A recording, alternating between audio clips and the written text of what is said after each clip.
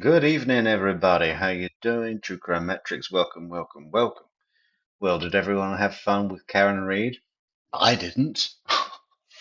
Man, I tried to get into it. I was listening. I was waiting. I was looking. I was looking at the comments. It was kind of nice to be there in the day with y'all. But man, what a case. What a boring case. I mean, it seems perfectly fucking obvious what happened. I don't even know why there is a trial. I don't even know why there's this fucking polarizing thing. I think some people just don't like her face. Seems perfectly fucking obvious what happened. You know, like, like really obvious. I mean, I don't know what's the matter with people. Anyway, we're done with that. I'm not going back. Fuck it. There's plenty of places to watch it. Sorry. Um, okay, but what are we doing today? Back to sanity, guys. Back to Adel sanity. Adel sanity. That's a good one. This is in Adel sanity. Adel insanity. Oh, I like it. Yeah. No. What are we doing? We've got some interesting jailhouse calls tonight. I've just exported some cool stuff. Now, they have been. It's nothing new released here, guys. But I just think it's handy sometimes. Because I was listening to some random ones yesterday when I had a little rest and then decided to have a whole night rest, which was needed. But I was listening to it. I was thinking, fucking hell, man, there's so much here that I'd forgotten. Of course, I listened to them all as they came out. We've listened to some of them together here on the show. And now we're going to do it again through fresh eyes, fresh Adelson eyes. Yeah, but there's a bunch of interesting stuff. And some of it some of it actually goes quite well into the conversation that we will be having around Harley D's discovery, of discussing and discovering on AA Legal Focus Judy's channel. We've still got to be putting that video out. I'm still trying to work out where I sit with it all. I think I know. And I may have some things that I agree with and some things I do not. And we'll discuss those here together. But not today. Well, a little bit today. We might edge around it. Let's go and see if we've got this video ready. Just finished exporting it, man. Can you wait until we get the Metrix beast in this studio? All of these problems, they're going to be a thing of the past. Thing of the past. It's just been crashing. It's hard work, this video, not for me. Well, a little bit for me, but more so for the computer. He doesn't know what he's doing. Or she. Could be a girl. It is pink, so yeah. The new one, it's black. Actually, I think it's called Midnight Steel. Ooh. How does that sound? Let's hear it again. Midnight Steel. Ooh. That's so much better than rose gold, motherfucker. No, it's done a good job. It's done a good job, this machine. But its day is done. We will put a goal up on tonight's show if you want to help support that dream. It's not our dream, it's your dream for better streams. Dream of better streams at Metrix. Let's just add this video. Local video. Because we're local. Where do we put it? We put it on the desktop.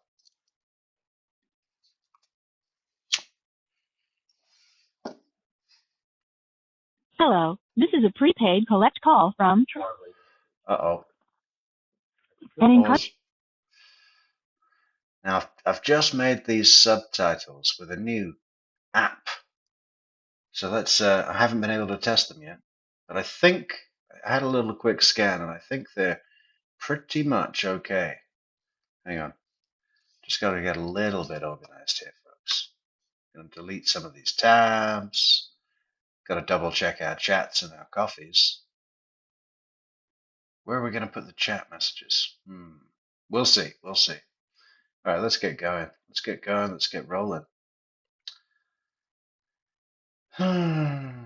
incarcerated individual at the Leon County Jail. This Audio. call is not private. It will be recorded and You may be have audio. monitored. I don't. If you believe this should be a private call, please hang up and follow facility instructions to register this number as a private number. To accept charges and consent to this recorded call, press 1. Thank you for using Securus. You may start the conversation now. Looking all good with those subtitles so far, hey? Hey, check that out, jury. If we got jury, talk, jury, what is it? Talk jury to me. Are you here? Let's go to the chat. We found a new subtitles app. I can't remember what you told me to get, but it's not that. Charlie. You got both of us. Yeah, got us both. All right. Yeah, no, I'm gonna be all right. I know you will, Charlie. I will, Charlie. I'm gonna be good. I'll be strong. I'll be fine. Yes, I know you will. This Sorry. is crappy where you are. This is going to be. It's going to get better as you get the hell out of that room. That Yeah. a little better. I'll feel a little better once I get to the other pod and I can move around a little bit. Right. Like, Right. I know. Right. You're stuck in here. I'm literally like in solitary hell. You did 5 months already. It's really hard to go back to that. Terrible. But at least then I can look outside my window. This is not like it doesn't feel like this place is filthy. I think you can't step on the floor. Piss on the floor. You stick to the floor, there's blood on the walls and shit on the ceiling. So, You know? as I told you, So hang on. There's piss on the floor, blood on the walls, and shit on the ceiling. Well, I think that's better than shit on the floor, blood on the ceiling, and piss on the walls, right? I'd definitely take piss on the floor, blood on the walls, and shit on the ceiling. At least at least the shit's the furthest thing away, right? I mean, how did the shit get on the ceiling? exactly at 12:05 when Dan texted me what he said. So he's trying, Charlie. Yeah, no, I know that. You guys want a little more volume on this? I can make it happen. Just let me know. This cheap Mac is like, yeah, it's cheap. We got on charge. He's supposed to come down and see me. Who's the one that he said he spoke to? He spoke to the other. He spoke to Whaley. Well, that's it. He spoke to her. Yeah. It's just, it is a lot. Yeah, it's a lot. More than a lot. Thank you to James Wilson, who became a supporter, I believe, even before we started the show. Welcome, James Wilson. It is, Charlie. It's unfathomable. It's unthinkable. It's more than a lot. I mean, it's right. I can't. It just kills me because I knew that this is what Tallahassee was going to be. I knew exactly, and it's like no matter what your case is, no matter who your lawyers are, no matter what jury consultants you get, you're still dealing with the 911 operators and coming out for your jury's trial. Dad actually doesn't know you. He told me the story before about one of the people. She was on the jury, right? No. We had to use an X to get rid of her. The judge wouldn't release her for cause. Just wouldn't release her for cause. The mother of the 911. No, Donna's like, the judge wouldn't release her for cause. The mother of the 911 operator. What has that got to do with anything? Why would she be biased? Nephew? The aunt, right? Her nephew took the 911 call when Dan was shot. He's the one that's heard on the call doing the dispatch. But Donna just leaps on any opportunity to say, oh, yeah, foul play. They knew we were from Miami. They hate Miami because we're better than they are. The mother of the 911 operator. I'm gonna miss Donna. I'm gonna miss Donna when we don't get to see or hear from her ever again. I am gonna miss her a little bit. So the aunt came out for jury selection, and we said to the judge, well, we're going to be, what if we're critical So her nephew was taking the call, and where there's some critique that we have, and that's his aunt, and she's on the jury, and she's listening to us critique her nephew's performance. And she said, well, I could be fair and treat him fair and give him a fair shot and follow the jury's instructions and pursue him to be innocent until proven guilty. And they go, okay, she can follow the rule of law. We can keep her. They can keep her in the pool. The only people who got kicked off for cause were that they said they can't follow the judge's instructions and they can't change their thoughts that they had on the case. Yeah. Like I had the mayor. You sure you guys don't want some more volume? Was with all these people for 8 hours. They were with the mayor of Tallahassee. He was the last one we brought in, and we asked him if he knew about the case. He said he knew about the case. He thought I was guilty, and he said there's nothing you can say that would make me change. The mayor of Tallahassee was supposed to be on the jury. And congratulations, Laura Lee, for being first place in chat today. Well done, Laura. There you go. Okay, you're struck for cause. That gets you struck for cause. But being the aunt of the 911 operator in the trial, you're good to go. You got it, Tay. More volume power coming up. We're going to push this baby all the way up to 180. Pow! I'm going to blow these speakers to pieces.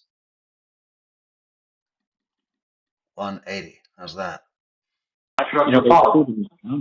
Right. So you had to use one of your strikes on her.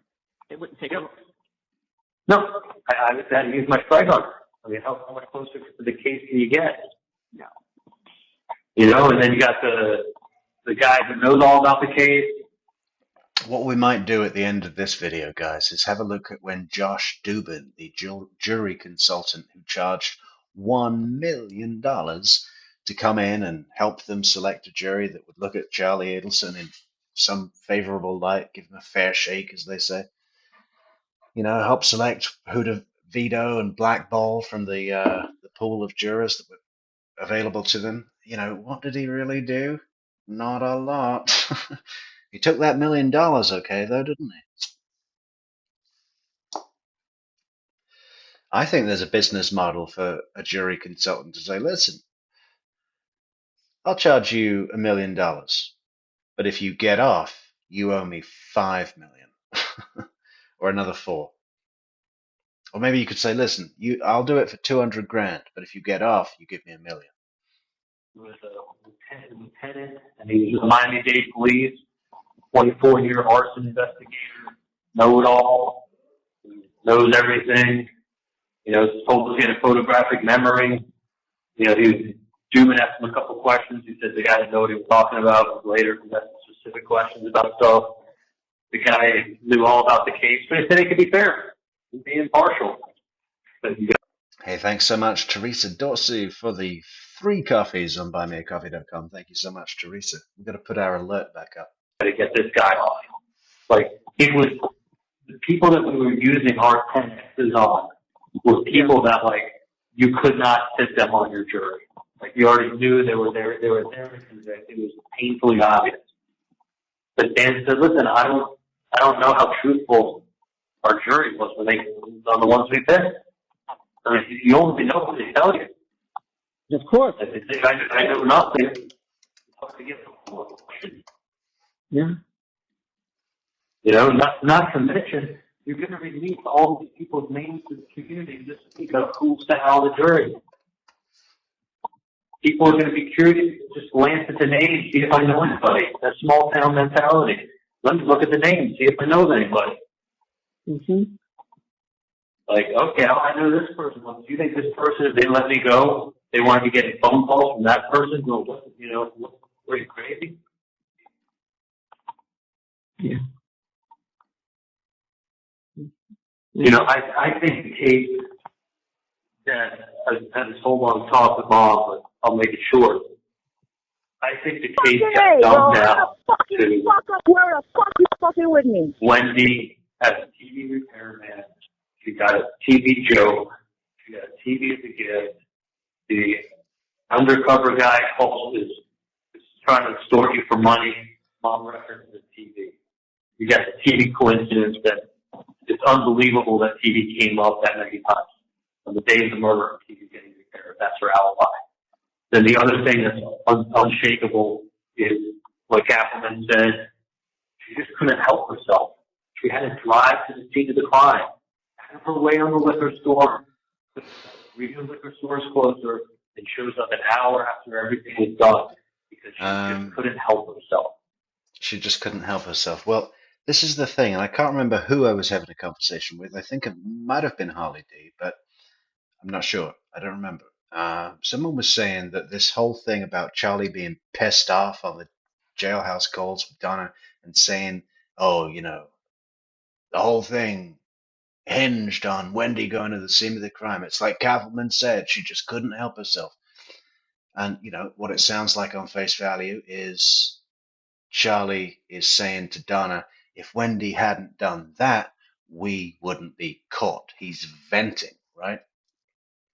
And that's important for Charlie for two reasons, okay? One, and primary, and it's in that position for a reason, is that, you know, Charlie can't say or acknowledge that him losing was his own fault. It's got to be someone else. And the second reason, I don't even know what the second reason is. That's the main reason. That's it. And then someone was saying to me that it's a red herring because I think it was because this charge card theory where Wendi was going to pay with a charge card and Donna would have been listed as a notification recipient on the account because it was a shared account. And if Wendi paid for a bourbon purchase, for example, with a charge card, that Donna would get a notification. And when she got that notification, she would know that the hit had been done, which would depend on, we're kind of getting off track here and going into the charge card video, but I don't think it's a red herring, right? I think it is a surprise that to the Adelsons that Wendi went down and drove down Trescott, and I think Charlie is pissed because that, as Kappelman said, exposed you all to some extent by her actions that day, didn't she, Doctor?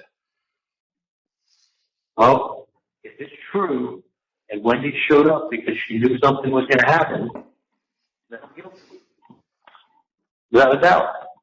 If you want to say it's a coincidence, then you can excuse that with the word coincidence. But like, if the things line up, they line up. So you can have an explanation, or you just say it's a coincidence. But you can't use the word coincidence too many. Sorry about that, Teresa. I'll do it one more time just for you and your coffees. Thank you so much, Teresa. Fucking A, bro. I'm gonna fucking fuck up whoever the fuck you fucking with me. Everybody loves that quote. And so do I. Times before someone says, "Oh, do you think I'm stupid?" Like, how often do you want to say the word coincidence before you tell me I'm stupid? Or think I'm stupid, take me for stupid. Then you got all these other people piling on who have motives. Every other person running their mouth has a fucking motive. They all have motives up there. Even I don't know if the emojis to the right of the channel help out the algorithm, but they certainly look pretty. my best friend Ryan Fitzpatrick said this. Okay, I didn't even know the guy at 14. Okay, I had 2 text messages with him. Doesn't matter. She said he's my best friend. He must be my best friend. So, like, you could boil the whole case down to what the fuck when you're doing in his house an hour after he gets shot. That's the whole case. Yeah. If it's a coincidence, I could be innocent. If it's not a coincidence, I have to be guilty. Well, not just you. If you're guilty, Wendy's guilty. Well, of course. Yeah. See that? No, and if you're guilty, then Wendy's guilty. I think there's already serious division, right? Donna's pissed off. Charlie's pissed off. I just don't know if they're ready or will ever be ready. I think Charlie will. I don't know if Donna's ever going to be able to face the fact that her daughter set her up to go down for this on purpose as a fuck you for meddling in my life. You're going to do all my dirty work, you're going to take the fall, and you'll suffer, and I'll get everything you own. And then you can call me the fucking weakling of the pack, Mom. His prior knowledge. That's what she was showing up. Right. I mean, she basically called her out on it. She couldn't help but go see it. Well, that's like saying that she was a part of it. She couldn't help herself. Wasn't that what happened? That's exactly what she said. So she's giving a logical, simple explanation to a simple act. She showed up because she knew something was going to happen. Why else would she? What else are the chances of Wendi leaving her house 7 miles away, looking to drive down any street on that date, at that time, an hour after everything happened, for one reason only, and it's to go buy a bottle of liquor? Well, there's no liquor stores close to her house. Yeah, they mapped out like 3 or 4 or 5 of them. Was that the most direct route to the liquor store? It was the route she knew how to go, but it wasn't the most direct route. So it's not the most direct route. It passes 3 other liquor stores that are way closer.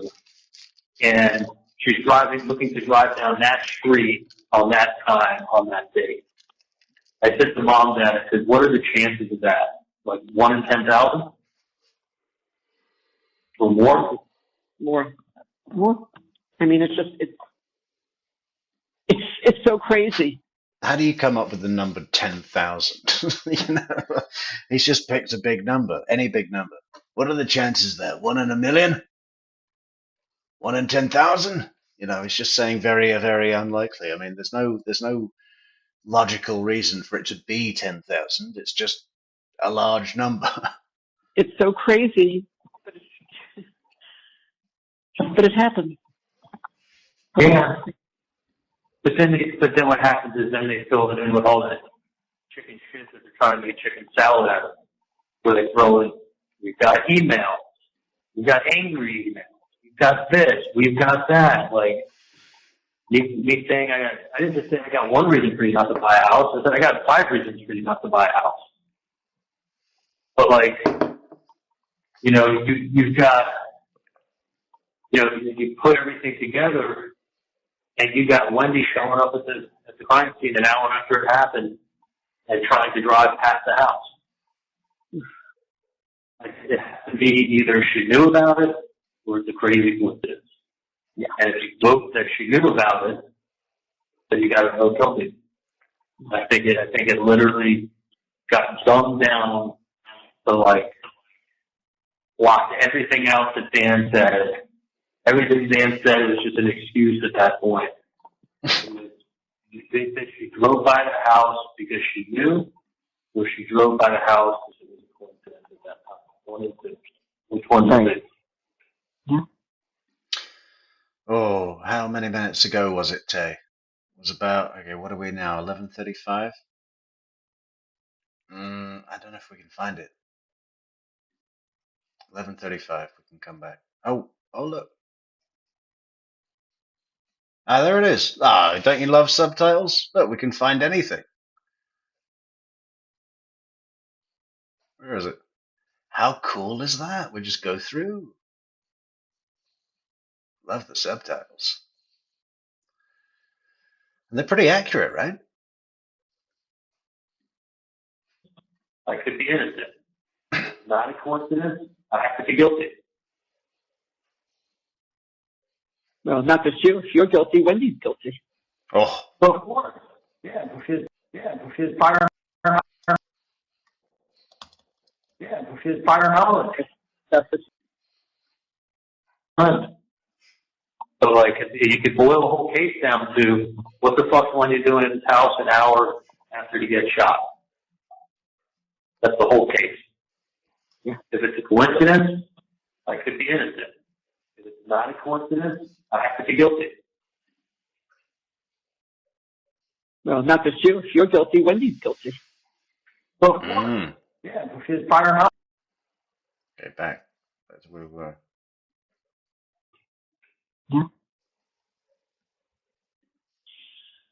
That day, that time, that location, with a very poor reason, to be honest with you. I mean, the logical reason is if you're going to a liquor store, there's three or four of them that are closer. If you're going to go to that liquor store, there's a more direct route to go to that liquor store. You went out of your way to go to that liquor store. So if you're going from A to B, why take a detour past his house on that date on that time? So I think the whole case, honestly, the whole case got dumped down. So I want to believe it's 1 to 10,000. I think you can honestly dumb it down to, do I want to believe there's a 1 in 10,000 chance, or she had prior knowledge? If you say she had to have had prior knowledge, is possibility. Yes, the reason she didn't want to go to the other liquor stores really never came out. The reason that she gave that she took a more out of the way route to that liquor store really never came out. The fact is, she was planning on traveling down this street on that date at that time. One of two reasons. Either knew or didn't know. And if you know, you got to put everything out the window and be like, I don't even listen to anything else. I'm guilty. Teresa Dorsey says, I do believe that Harvey knew the whole story. Yeah, obviously, so do I. I mean, they don't, this family, you know, that they, I think possibly he had a few more reservations, and that Charlie and Donna convinced him that they had this, right? They had this under wraps, man. We can take care of it. And maybe Harvey was a little bit concerned that it was a big step that could land them all in prison for the rest of their lives, right? Which would explain this kind of shady behavior, you know, where Donna's saying, "Oh, don't tell Dad. Delete this text." Da, da, da, da, da. You know, they do not want to let Harvey know that the bumps happened straight away. They want to get on top of things, right? Because possibly he had some reservations and said, "Listen, I don't know if we should. This is a big, big step, and you know, I mean, he strikes me in comparison with Charlie and Donna as someone with a little bit more ability to sit back and see a bigger picture, right? Someone with a tiny little bit more self-control. Obviously, no greater morals, but yeah, certainly knew the whole thing was going down. Look at Tamara Demko's statements. You know, when she went to the house, Wendy's house, when Harvey and Donna were there. Donna acted appropriately, she said. She seemed appropriately upset. Harvey wouldn't look at me. We exchanged one look, and then he wouldn't look at me, like he knew that I knew that he, you know. So yeah, of course he knew, absolutely. There's no doubt about that anymore. Anyone thinking, ooh, did maybe Harvey didn't know? Maybe Harvey didn't know. Fuck off. What are you watching? He knew something was going to happen. That's simple. And that's why such a big deal was made about Wendy's travel route that day. Yeah, that was a big piece of evidence.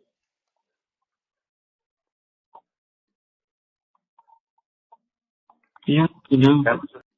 And then we've got, who is this? We've got, where was it? Oh, so many comments, guys. Great to have the comments. T-Talk says, was Harvey late to the party in knowing, however? No, I don't believe so at all. I think when things started to fuck up, he was late in knowing that they had fucked up.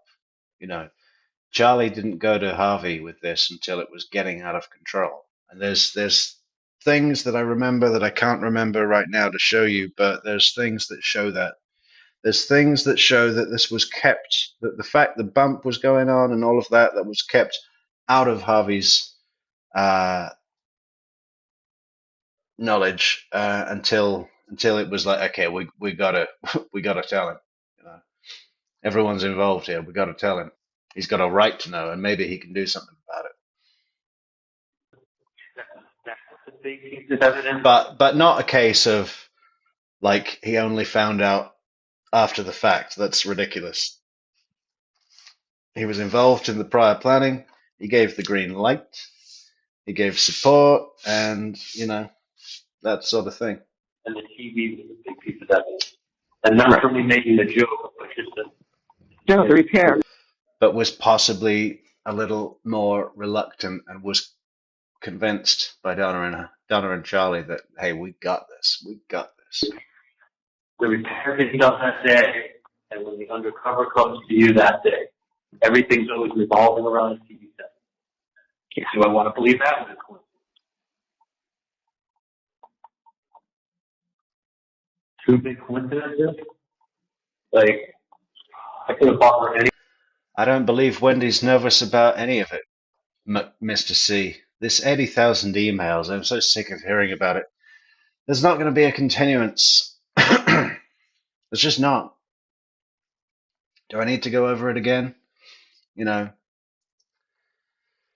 couple of the big channels got wind that there's 80,000 emails and that the fucking defense is motioning the court to grant a continuance. Well, that's just a perfect headline, isn't it?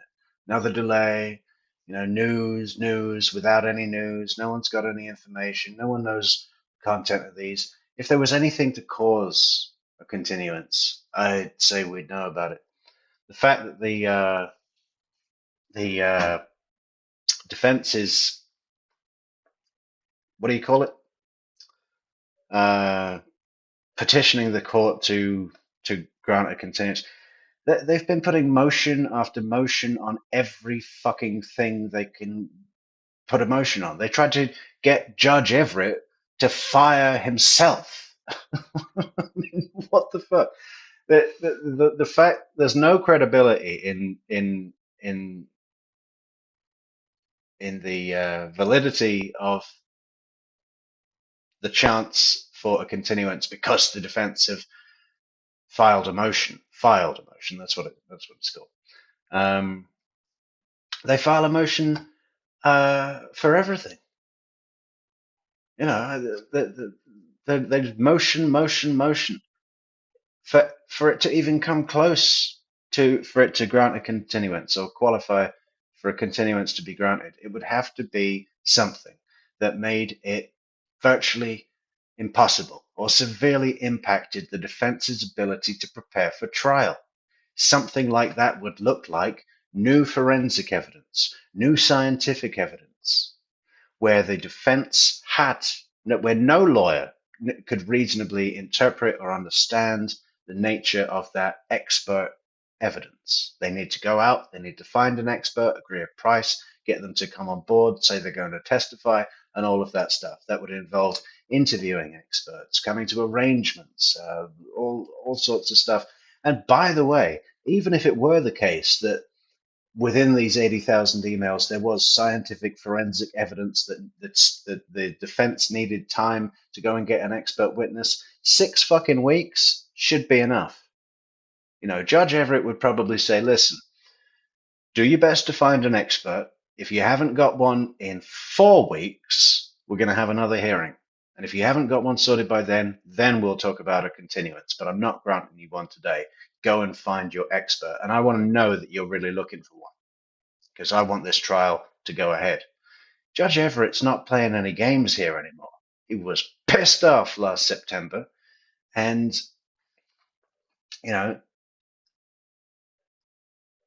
he's just not playing ball with this defense at all. He sees through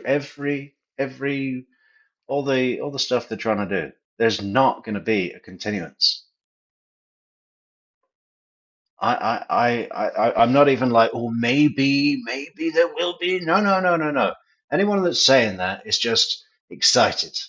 If they've got a channel, they're excited for those clicks. If they haven't got a channel, they're excited just to have a chit chat and go, "Ooh, do you think it could be? What would it be?" No, no, no, no, no, no. There's not going to be any continuance. 80,000 emails. Most of that's fucking junk mail. Groupon vouchers. We know how much Donna Adelson likes a good deal. She's on every single inform me of your next special offer newsletter under the sun, right? 80,000 emails. Yeah, I probably don't have that much in my junk mail, but I tend to delete the stuff, and I've still got thousands. I bet lots of people in this chat, if you went to your email right now, there's tens of thousands of shit, just shit emails in your inbox, right? It's not even that much.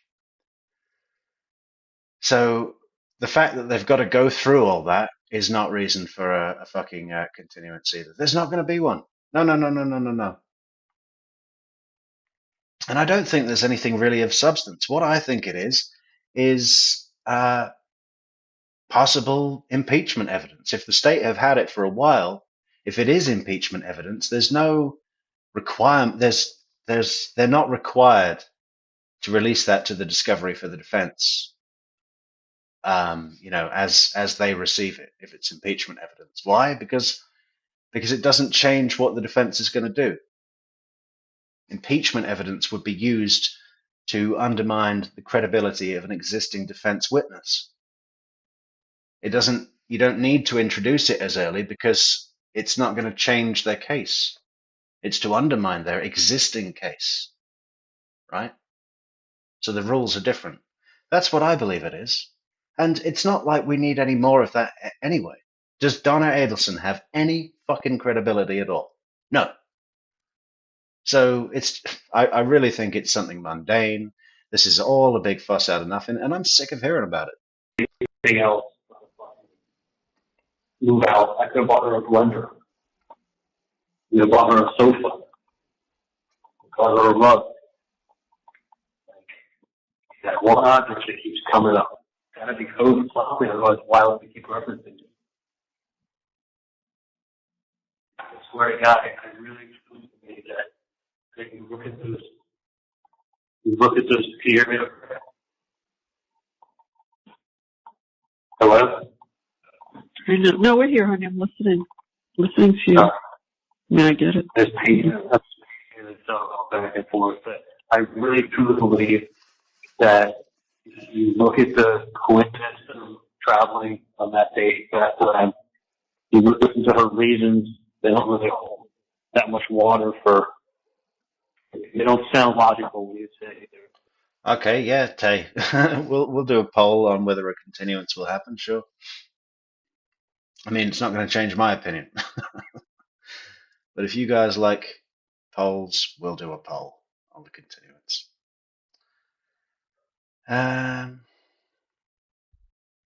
There's more liquor stores. You say that there's a more direct route to that. The reason I was a little soft. And then you add it up with the TV and how and when it came into conversations. And all of a sudden you're like, it's either both coincidences or she knows and that's why she's there. And he knows and that's why she's talking about TV. We solved the case. Like, I really do believe that's what it came down to. After that, I think they could block everything out of the house. They have her map, they have her days, they have her times, they have the TV code. And me, hearing that in the room over and over and over and over again. Like, that was in the opening and that was in the closing. Yeah. And the only way you can find something is two big coincidences. One big coincidence is hard to swallow. Two big coincidences surrounding the case starts making you say, like, how many coincidences are you allowed? Yeah. No, we talked about that before. It's like too many. How is it possible? Just impossible. Yeah, I mean, you're living 300 feet from the terminal. Yeah. It's just, I mean, certain things are like, Jesus, like. I don't think that was it. I think the thing, what they dummied it down to, because that's easy. Oh, You know? That's fucking A, bro. I'm gonna fucking fuck up whoever the fuck is fucking with me. Hey, thank you, First Ward Imp, for the coffees on buymeacoffee.com. Yeah, appreciate your perspective. I appreciate your coffees. Thank you so much, First Ward. Do you think, is there any way, like, what are the chances of her showing up? She showed up because she knew that it was all set up. What are the chances of her showing up randomly? I would say 1 in 10,000.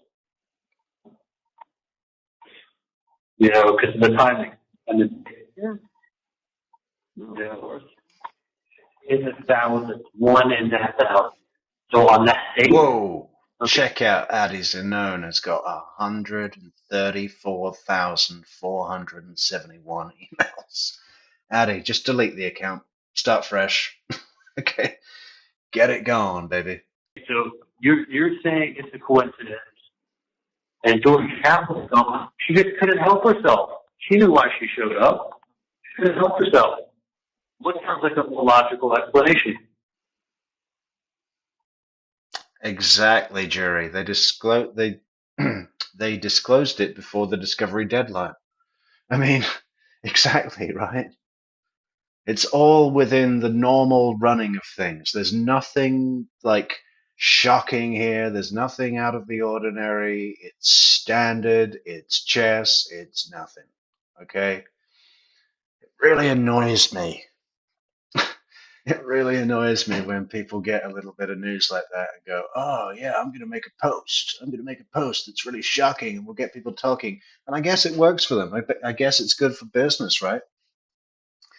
Or is it in the long run? I mean, for me, it just undermines the credibility of those creators. I don't want to do that. I just don't want to do that kind of shit. I try not to. Yeah.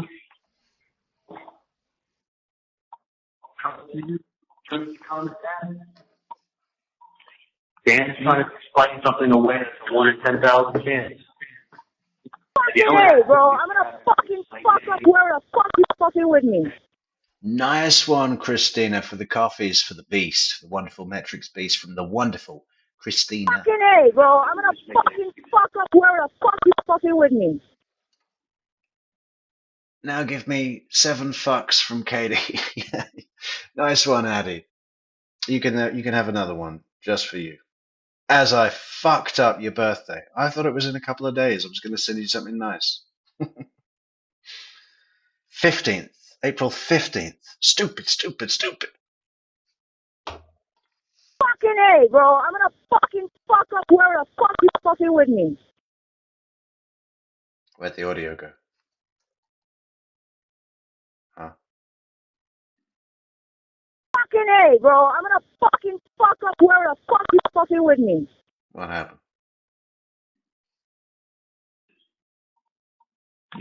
So instead of being able to explain the other stuff, which is the meat and potatoes of the case, we're having to fight. What the fuck is Wendi doing there on that day and that time? If she knew, you gotta fucking kill him. You use common sense. I really think it, honestly, I hate to say this, but I think it completely got, instead of being able to focus on meat and potatoes, it got the crazy coincidences, and then the batshit crazy, emails going back and forth. And then it just sets the stage for like them showing autopsy photos.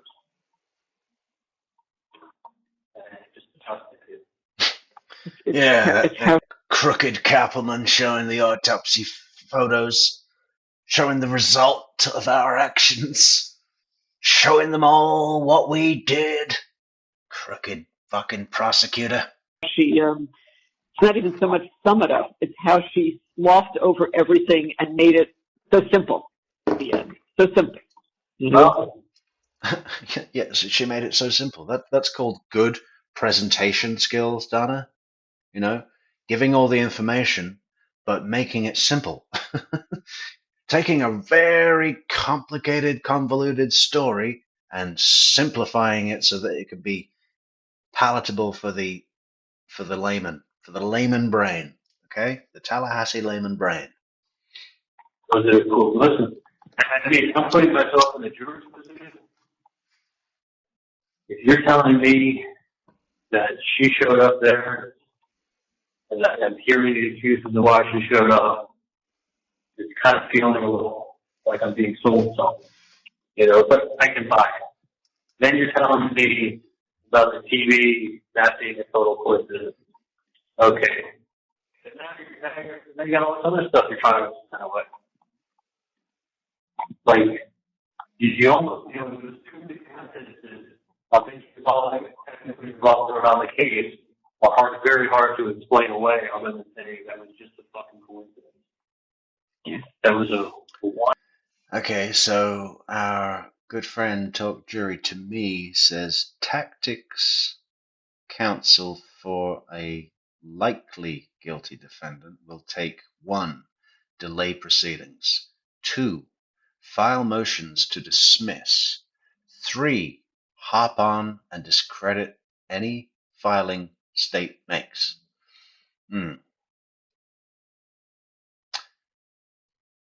Yeah, what is it Georgia Kappelman always says, which is standard law school logic?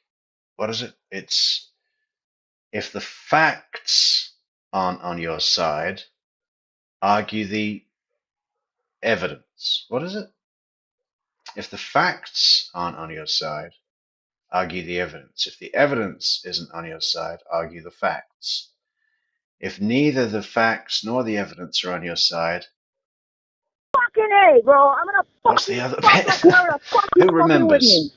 Oh, thanks, C. Malone. Drip coffee, black please, with a chubby tail on the side. Anything for you, C. Malone. What is it? Ah, I can't remember the final bit. Someone let me know in the comments. That was a one. And that, by the way, that's why people think well he's guilty. Y'all think What? guilty? Vote guilty. Hear that? That's why people think when he's guilty is what the fuck she's doing. Yeah. Mm-hmm. You understand? We do have a better call that I'm currently still trying to make these subtitles for, but it's all happening in the background. That's what we're going to play after this one. Yeah. And now that you're guilty, she's guilty. Well, if she showed up at that scene, it's because she had prior knowledge. If she had prior knowledge, then guilty and not guilty. Like,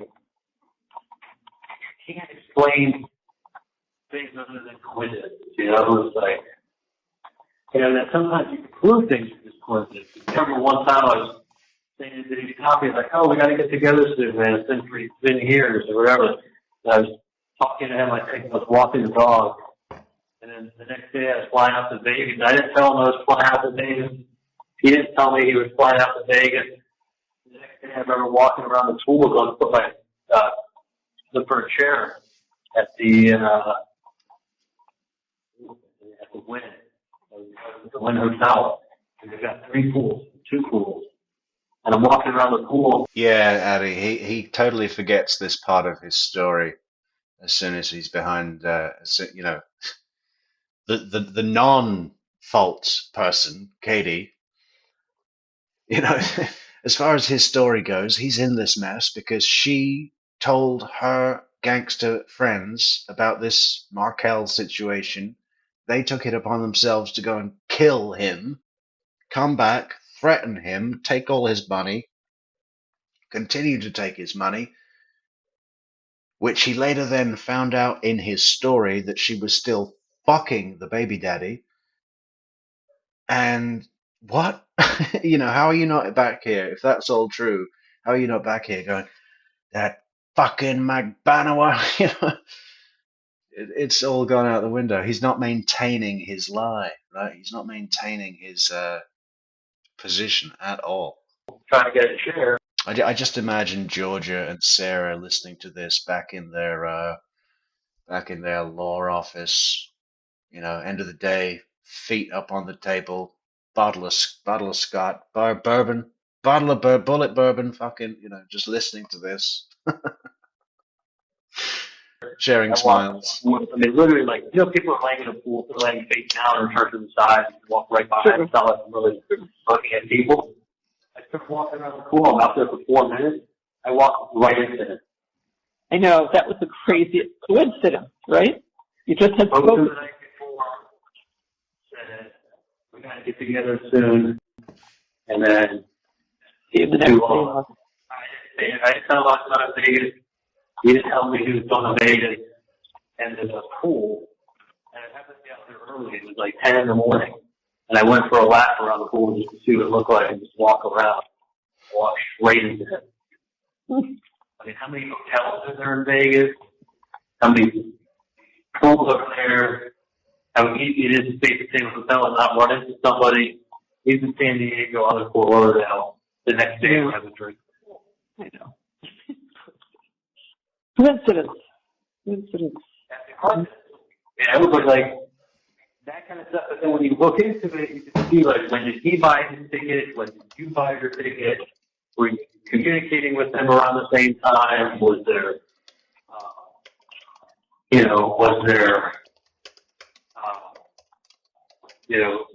who was he planning on going with? Or was I planning to go with? Do people know each other? Like, that's why they go into you calling Wendi and talking to her that morning about confirming her TV. What? Mm-hmm. Like, that's why there was so much time spent on it. I mean, I'm just replaying everything in my head, but, like, that wasn't for any other reason but to show, look, you're calling her and talking to her first thing in the morning. I'm talking to her. Like, I'm in the car for an hour and a half while I'm working Jupiter. Mm-hmm. Oh, my God. But by the way, whatever happened when that person looked at Tortue and they wrecked it? No. What's that? No, and he had another showing the other day. He asked if anyone read it. It's Tortugas. No. No. What did he say? It was too much? No, I think, I don't know that one. Oh, there was another one that wanted. No, there was another one. After that, he showed it a couple of times this week. Shannon says to me, she's like, oh, what's going on with Tortue? I see if you're taking off the market. You know, like, I have no idea. No, I don't know who. I don't know who said that. Who said that? Janet said it was taken off the market. No, it's not. Who said that? Janice. No, the sign is outside. I talk to him almost every other day. Absolutely not. It's not the case. Okay. I don't know why she. And, What? What is this? Maybe they didn't have it on the What was that about Janice?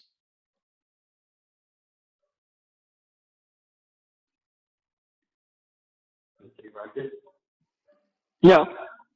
What's that? No, and he had another showing the other day. He asked if anyone read it. It's Tortugas. No. No. What did he say? It was too much? No, I think, I don't know that one. Oh, there was another one that wanted. No, there was another one. After that, he showed it a couple of times this week. Shannon says to me, she's like, oh, what's going on with Tortue? I see if you're taking off the market. You know, like, I have no idea. No, I don't know who. I don't know who said that. Who said that? Janet said it was taken off the market. No, it's not.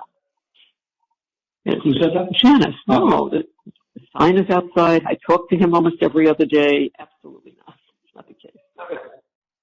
I don't know why she. And, there's realtor site. Maybe they didn't have it on the same realtor site, or maybe you should look at realty.com, or I don't know. Yeah. No. That's why, Dan, I keep thinking it's November. What's taking so long? I mean, we thought September, we thought October. I'm shocked, actually. So I'm not shocked when there's 8% interest rate. The house it costs more now than it did before. Yeah. I mean, I think that the people who aren't taking out loans are starting, like, those really expensive homes where people are taking out loans when they're billions and millions, like $5-6 million homes. I think they're not taking out loans, but I think the homes where people take out loans could affect it drastically when the 30-year mortgage is 8%. Yeah, no, I agree. I agree. Because people who buy an $800,000 home, you know, the people who put 300 down and take a loan out for 500. Put 200, you know, they put 200 down and take a loan out for 600. But and then it affects it. Right. Janice probably put the address in wrong when she was searching Tay. I mean, she does not sound like very bright. Plus, she had a real hope to keep on living there for as long as possible with those TVs, huh? You gotta give me some time. That's all I got is time. I mean, look, I would see what you can do about renting it, maybe. Like, but if you sell it, sell it. Yeah, that's For me, fine. it's more, I know. it's more of a manage. Yeah. Like that place was me. Like, I know it wasn't fancy. I know it was like, I walked in and it was like, it was home. And I think mentally for the last year and a half, like, I've been walking into that house in my head, like, envisioning coming home. Mm-hmm.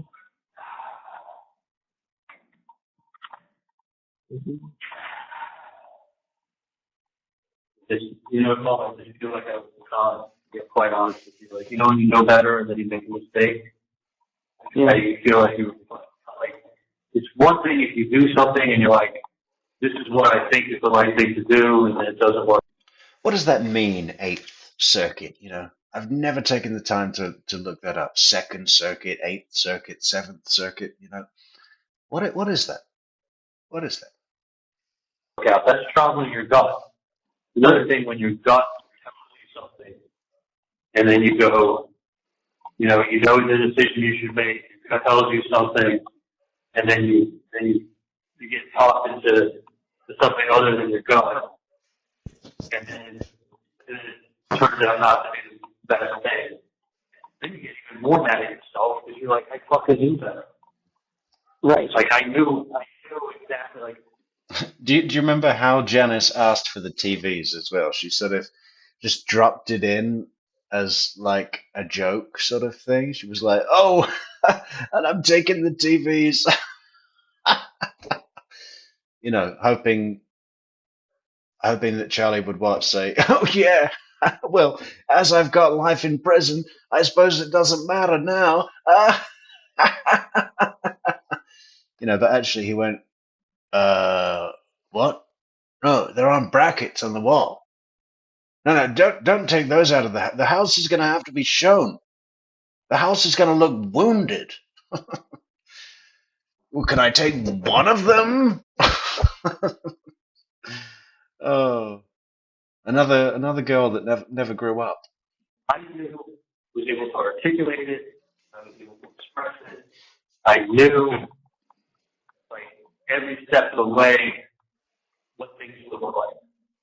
I literally, and you know I did because I told you. No, I know you told me. And I'm not talking about one thing in particular. I'm just saying lots of things. Right. I knew ahead of time. I knew I could see how things would turn out. I could see how Three would be moving to North Carolina. Like, I could see things. I felt things. Like, I could feel it in my bones. Like, I saw things, I felt things, I knew things. I made observations. I made comments about it. I spoke about it. And the next question is, okay, so what do you do with all that? Yeah, I thought that was it, because I know that Hillsborough County is the Second Circuit, I think. We've got to go over to Hillsborough sometime, guys. Real good case I want to cover out of Hillsborough County. Great gut feeling, Charlie. And then it's like, that's what it's spiraled. Hey, Jan Peterson from the Netherlands. Nice. let's guess where you're from. Eindhoven.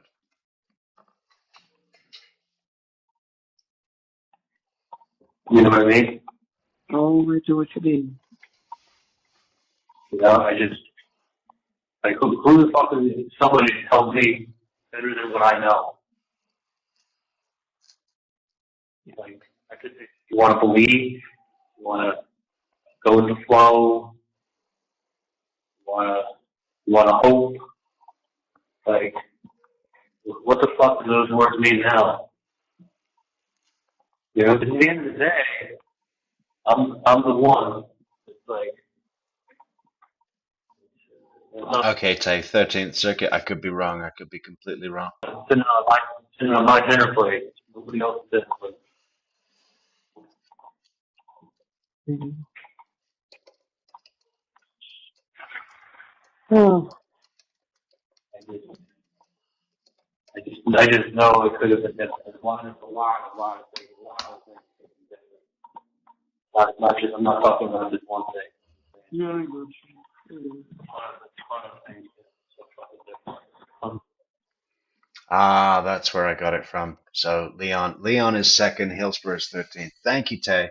No, but I just that was kind of my feeling without doing the research that it was jurisdiction, but I wasn't sure if it was like something else, like what do you call it? You know, like some hierarchy thing. But no, locations. Thank you. Really kind of like, you know, would things have been ideal? No. But they sure as fuck would have been different. Yeah, it would have been different. And by the way, I'm not just speaking about one thing in particular. So I know. anybody listening, talking about multiple. Yeah. Just one thing, not just two things, not just three things. But I just like I'm just too smart, and I have too good of a gut. Same shit with my. Sid Mountaineer says, well, Charlie, your sister did the same thing to you that you did to that Korean girl you went to the wedding with. Fucked him in the ass. Enzo, he was the same shit. Me knowing better and me casting it away to somebody else's hands that knows better. Like, that has a vested interest. You know, that has a benefit to them. But don't make no mistake about it. Like, there's a benefit to that. There's a benefit to other people along the way that have given me advice. I know they meant well, but I also know, like, that advice was also beneficial to them. You know what I mean? I do. You know, when someone's advice to you is with an opportunity for them, you got to take it with a grain of salt. True. There is, even though they care about you, and even though they're, you know, even though they really are good people, they really do care about you, whatever you want to say. Right. However they want to dress it up, like, there is a benefit to them, but that can't be denied. Huge benefit. No. Do you think Donna's trying to find for a way to get off the phone politely? I mean, I think Charlie is almost delusional on this. I mean, he is anyway, right? But he's almost like in a delirium on this call. It's been a while since I heard anything like that means anything. You know, whether it's financial or whether it's,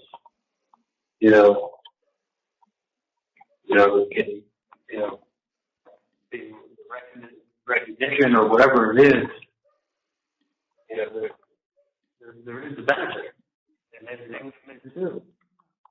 So that you can't say there was no benefit. It's like if you feel something in your gut, and you know something, and you're so sure on it, and you're articulate on it, just move on. Yeah. You know? Come on. Okay. You've always said that. Go with your gut. Yeah. Go with your gut. Move on. Like, don't be impulsive.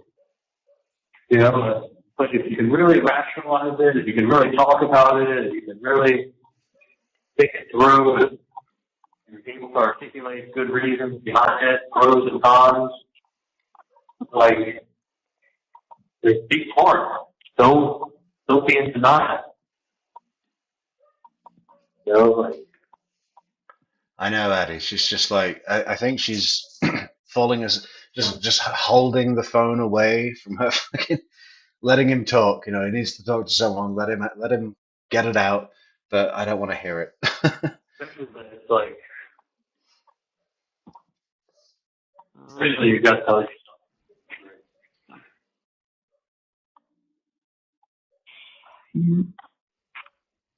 I don't know how to say it. Like, I mean, I know what you're saying. You know exactly. You don't have to say it. I know what you're saying. yeah. I just sit here and like, I don't know.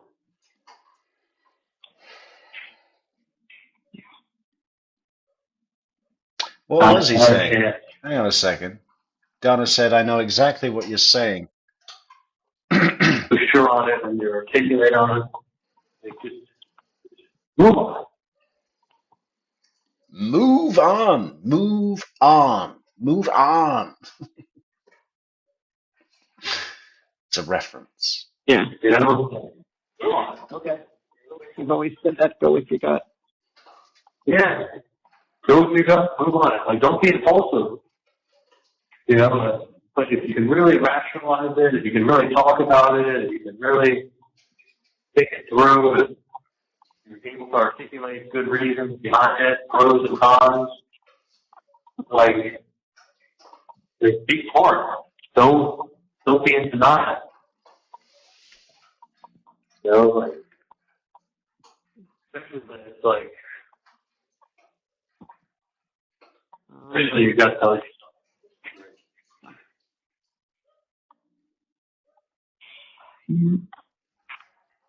I don't know how to say it. Like, I mean, Christina says, excuse me. Christina says, I think Donna always wants to validate Charlie no matter what. Well, in some ways, they're two elements of the same person. They're so codependent on each other to support their self-image. It's like Charlie sees himself through Donna's eyes, and Donna doesn't see herself through Charlie's eyes, but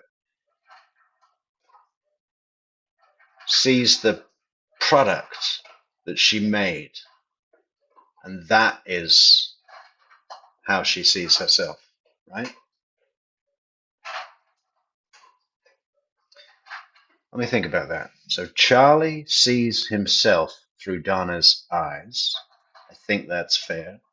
And Donna doesn't see herself through Charlie's eyes, but sees her, her sense of self is, I created this. So they both have this thing where they need to support the other for their own sense of self. And that they're so dependent on that thing that all other things are peripheral. That's what it is. I know what you're saying. You know exactly. You don't have to say it. I know what you're saying. yeah. I just sit here and I don't know.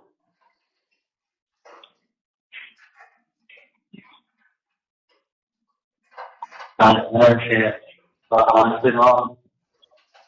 You could bring John Subin down next week. You could bring Dan out here next week. And I mean, you didn't have one. This wasn't a hung jury. You didn't have fucking one. One would have gotten us a hung jury. a fiery debate in the back would at least had us waiting longer. That's a good point, Addy. Do they have Al-Anon in the in jail? I mean, they have AA, but would they have Al-Anon? There wasn't one. Not one. That means there wasn't one. Like, Hey, don't forget, guys, to hit that like button. Hit that big thumb. Get your big thumb and smash it down on the big thumb button thumb. Okay? Because we like big thumbs. We like Metrix. We like Adelsons. Well, no. We like to listen to them and watch them be. But we also like big, big thumbs. Your thumb, my thumb, together. Clicking thumbs, like button, like that button, like the video button, click that like button, thumb. you know, it's not a case where it's like they got it wrong. I wasn't there. I could prove, that I was in LA when they said I was here, and there's a big mix-up, and they come back on appeal. This is the evidence when they showing up. This is the evidence of the TV show. This is the evidence of the emails. The text messages where they're saying I'm dating someone 4 months after I'm dating them. I'm not. Like, this was all thrown into a Tallahassee courtroom. There was no way that you were going to get 12 unanimous for you. You couldn't get one for you. It was in the ground. Not one. And that's with Dan hitting up the homeowner. That's with my testimony being flawless. Yeah. That's with witness after witness and getting more than he thought he'd get out of it. You got to wait for Barrett to admit that it could have been an extortion. But that right there should have been like, Maria Gabriel, welcome back. We thought you'd been eaten by the moose. Welcome back, Maria Gabriel. Glad you're safe and moose free. Yeah. you may not even have to testify. That's reasonable doubt right there. Right there. I know. That's enough. But it got dumbed down to Wendi couldn't help herself to show up. And if that is true, then I have to be guilty. And if I was sitting on a jury and someone praised it to me like that and they gave the reasons of The whole point of this entire call, as far as Charlie's concerned, is I would have won. I would have won. Dan Rushbaum said it was a sure thing. He said I was a genius. I was so likable on the stand. I was so personable. I related to those fucking Tallahassee hicks. But Wendi drove down. And if she drove down, vote guilty. Again, because his self-view is dependent on what Donna thinks of him. And he cannot allow her to see his fault.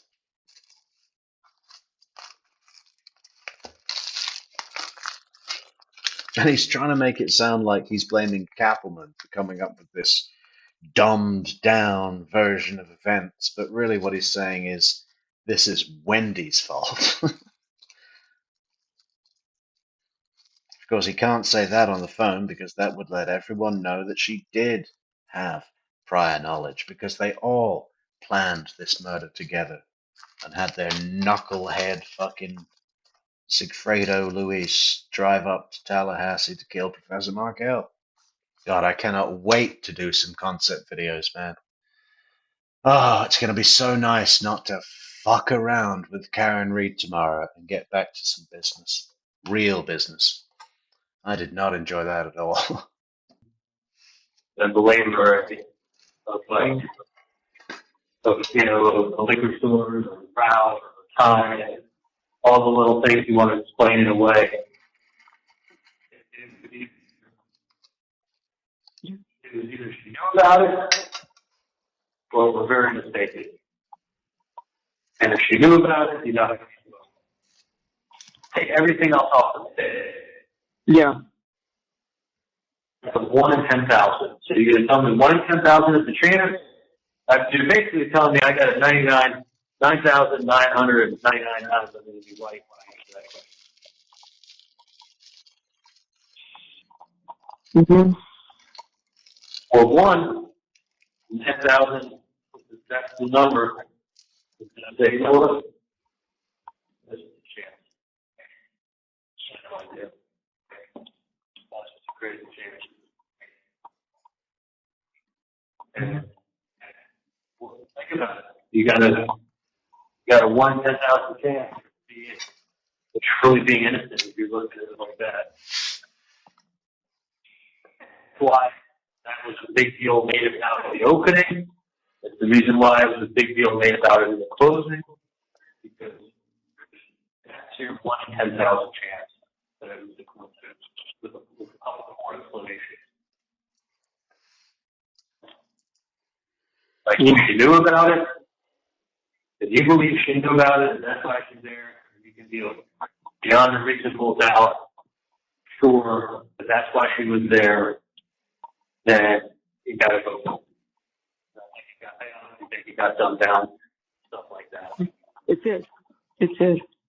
It is. I mean, you're right.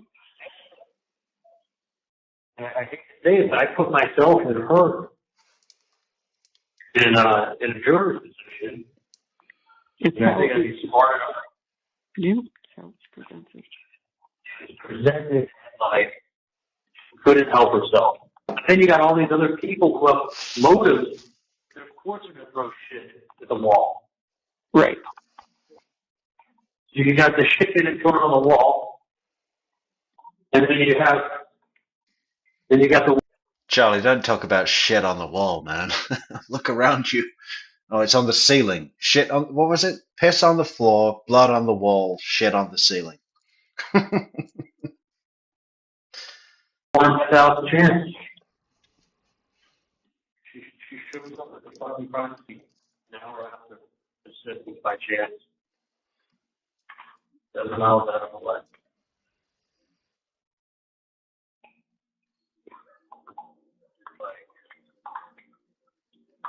Oh, thank you, Christina. I'm so glad when other people express this opinion because, I don't really hear it on any other channels. Christina says he hasn't fully processed that Wendi deliberately set him up. He has to say it out loud over and over to externalize his struggle. Deliberately set him up from the beginning, right? And Donna, as a fuck you, mother and brother, for being your little meddle in my life, motherfucker. Yeah. It's, I heard on another channel yesterday, I think, about how Wendi would be going through a hard time on her birthday. I don't think so. I think she loves every minute of this.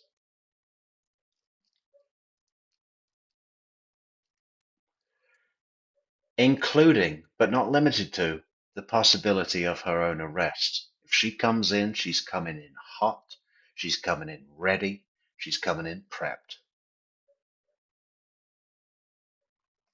And that would be the greatest prize to her of all.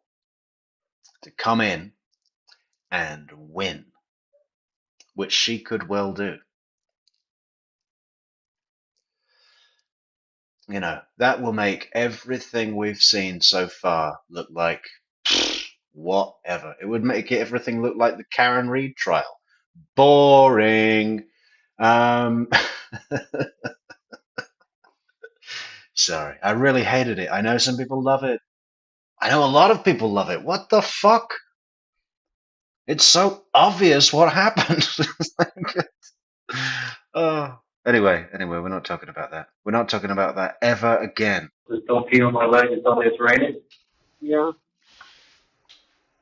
Oh, 5 fabulous True Crime memberships. True Crime Metrix memberships. Who have we got?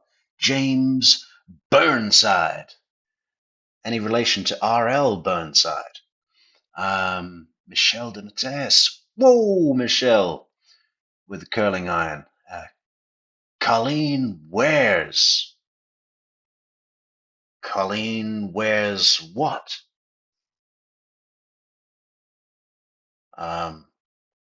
Jeggings,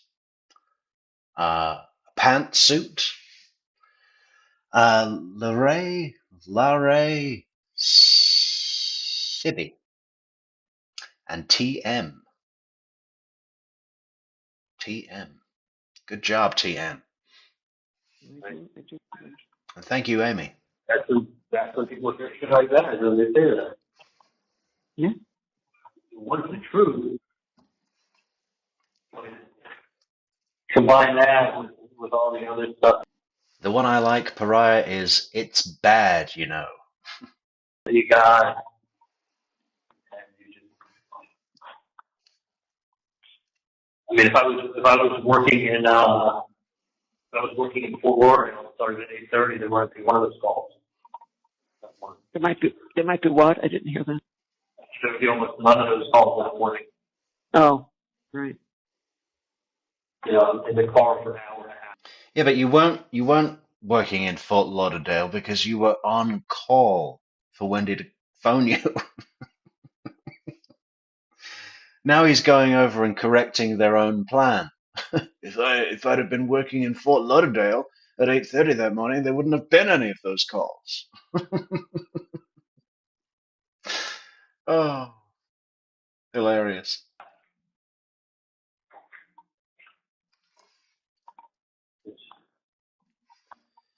I mean, if they had a text message of me and Katie fighting where I called her apologizing for calling her a bitch the day before. You know, like, so that just means that we were fighting. That's all it means. Wendy's showing up at the crime scene an hour after it happens by chance. After she talks to her mom and her brother that morning.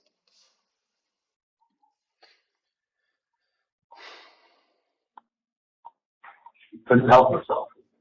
Kaplan gave the facts and gave a logical explanation. I guess 99 out of 100 times you'd have to say that would have to be the case. I don't buy Wendy's answer of going to a liquor after 4 closer liquor stores. Why didn't you just take a more direct route? She passes 4 liquor stores and takes an indirect route to go to a liquor store further away so she could drive out of the house an hour after that. She totally went rogue. I mean, they're almost hovering around the idea that she went rogue and that she was out for herself, and that, you know, they're getting ever closer to that idea that Wendi did this on purpose. Because the thing that insulates Wendi the most is not them all getting away with it. That looks like a bunch of co-conspirators got away with it, right? The thing that insulates Wendi the most is them going down and her having suggested it, which is exactly what fucking happened. But I don't believe that it was simply to insulate herself further in the maximum way possible. It was actually a fuck you to mother and brother. I mean, it's 1 in 10,000. 1 in 10,000 she's telling the truth. And you can, you know, when they say, like, beyond a reasonable doubt, Yeah. if she showed up on purpose at that place, at that time, then he's guilty. They don't have YouTube, Talk Jury. They have tablets, but it's very limited internet. Donna reads the what is it called? It's called the Associated Press. They get the Associated Press app and some video streaming thing, but like the prison version. That's almost like corroborating evidence.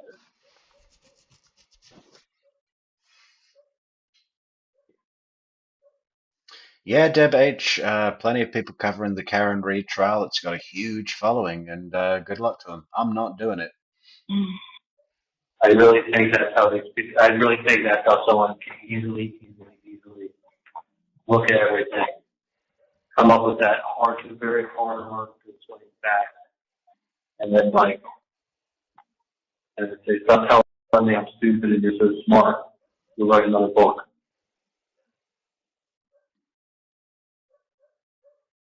By the way, every time you tell someone it's a coincidence, you get them shitty. Look at this here, guys. T-Talk says, when I'm in line at the grocery store and the person in front of me is buying bullet bourbon, I tell them that it was used as someone's alibi in Florida for a murder case. I might just start doing that in general, even if it's not bullet bourbon. Like someone in front of me in the grocery store is buying a broccoli, and I'll nudge them and say, hey, do you know that was used as an alibi for a murder case? Just pick any item. Watch them all slowly move backwards away from you. Be careful, T-Talk. You never know who's listening. People always feel like you're. Dad should say 2008. I know. What? What? She didn't say 2000. No, she didn't say 2008. I know. But So the book. yeah. No, that's because she's okay, here's your answer. Because she said she's wanted to believe there since she got there. She never liked it there. Yeah. They were She felt that way. I mean, look, that's even more reason. She's been playing against forever. She's always wanted to leave since 2008. The story's modeled after her and her family. And the professor teaches at University of North Florida. University of North Florida State. She put the word North in front of Florida State. University. What does the husband do? He's a professor. So the husband's a professor at North Florida State. Woman does immigration work. You got two boys, and the town is an imaginary town. The town's almost fucking identical to Tallahassee. Good job, Lily. You were fortunate. Are you a former prisoner, Metrix? No judgment. No. I've never been in prison. I mean, a small stop on the way to civilization. It's a place that you never planned on living. That you thought you were a fellow. Like showing up at the scene of the crime. Yeah. That's why it was open with that and it was closed with that. Because you got to have a real good explanation for that. Yeah. And her explanation is weak.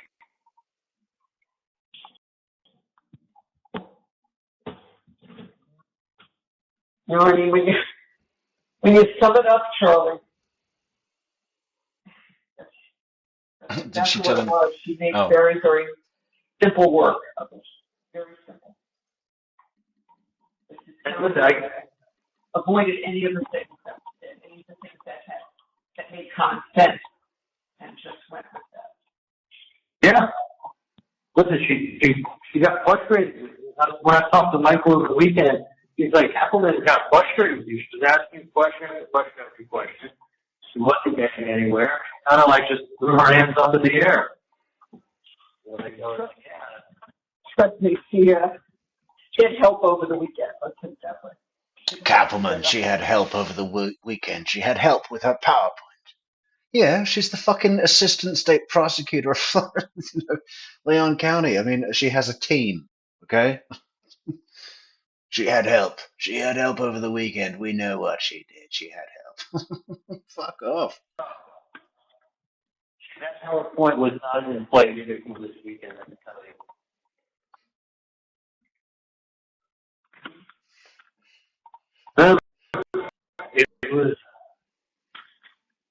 He went through all the monsters that they had in the case.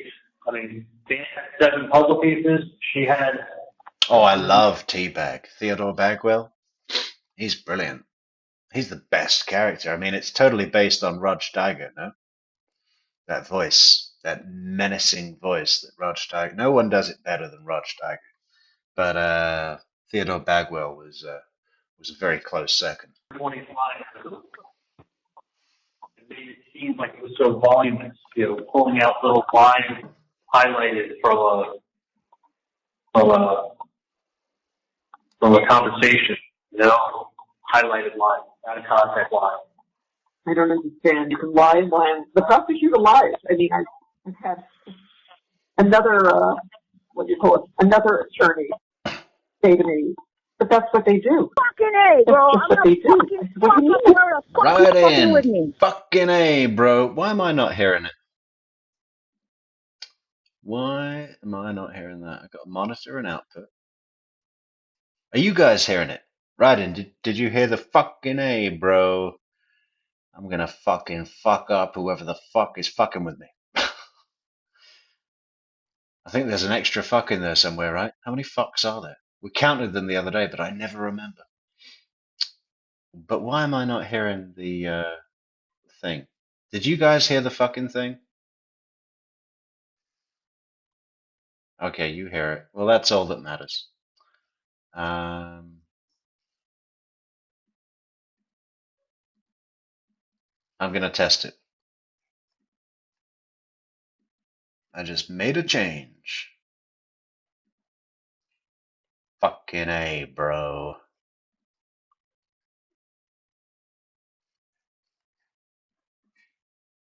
Fucking A, bro. I'm gonna fucking fuck up whoever the fuck is fucking with me. I'm gonna fucking fuck up whoever the fuck is fucking with me. Yeah. But they do. They're prosecutors and lies. That's what they do. So they get their point across, and nobody knows the difference unless you really know the difference. Yeah. If you don't know the case, you don't know. You got to know the case. That's right. But you got to listen to presented the case. Don't take anything the prosecutor says as evidence of the closing. Because Jesus, she goes through 2 hours with you, and she really cares. And she's putting up slide after slide after slide, and being like, guys, come on. Wendi can't help herself. She shows up at the crime scene. Like, Yeah, it really is. The way she did it. Couldn't help herself. Yeah, couldn't help us. And that's what they heard. That's just what they heard. Yeah. and that Wendi didn't say she couldn't help herself. Yeah. I didn't say she was right. I didn't say anything that made me arrogant or that I was untouchable. Those were other adjectives that people like to throw around that, like, once they describe you, who you are. Listen, they heard you testify there was nothing unlikable or arrogant. It didn't matter if she said you were. Yeah. Yeah. You feel like you're untouchable. You feel like you're arrogant. You're arrogant. You're untouchable. People say that. Ryan said that you said this. Like, she had a mound of bullshit is what she had. She couldn't debate any facts. So boil it all down to when you show up at the scene of the crime and you don't have a real good reason, and you just drove 10 miles, you look guilty. Especially after you spoke to your mom and your brother that morning. Yeah. After done with your TV repair appointment. Like, it just got dulled down to the point that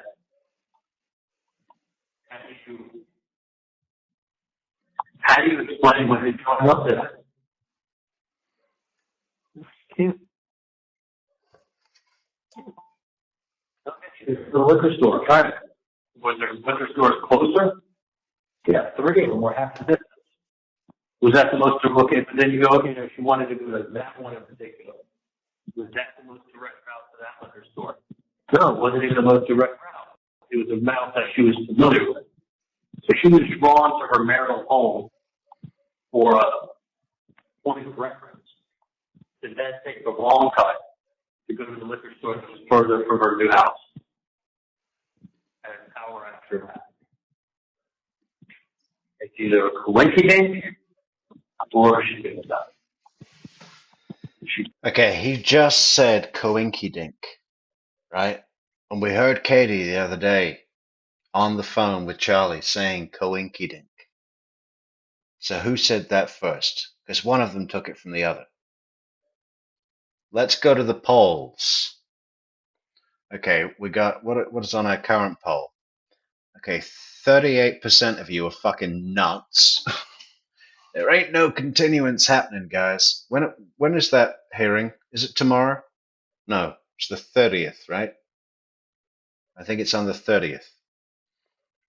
There ain't no fucking continuance. 38% say yes, there will be a continuance. 38% are wrong. Spread the love. Spread the love. What was I just going to do? Another poll. What was the poll? Coinkydink. This is going to be interesting, guys. Who said coinkydink first?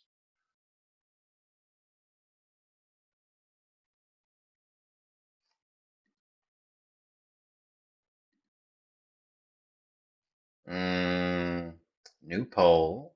Start a poll. Who said... Okay, how the fuck do I spell this? Coinkydink.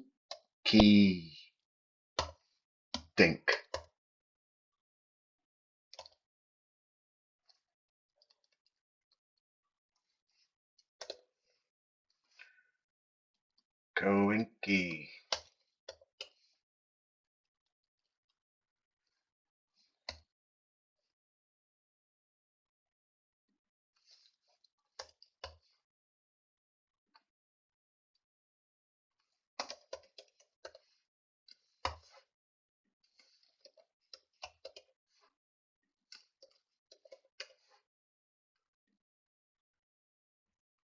But then help yourself.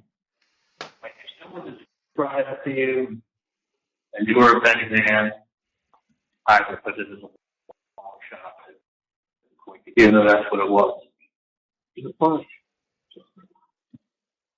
And I wish the guy that really, if I would have appreciated what they could say and then what they would do up here. Sometimes I sit back and rewatch Wendy's police interview. Is that weird? Such a loser, as Jill Albert would say. That's not weird at all. What the fuck do you think we all do? Like, multiple times a week. Man, I try to avoid it now because I'm so sick of it, but we've covered it. We've covered the whole thing. What is it, 3 or 4 times on this channel already?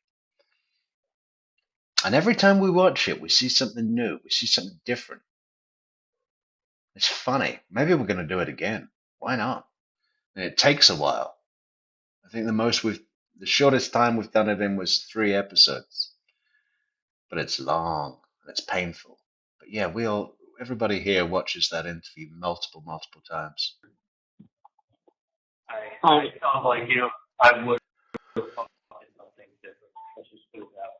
I know you. If I knew what they were going to say and what they were going to, attorneys knew what they were going to say and do. I don't know what they're smoking that they think that they were going to say and do what they did. But my attorneys knew what the fucking evidence was. The attorneys knew what the evidence was a lot more than I did.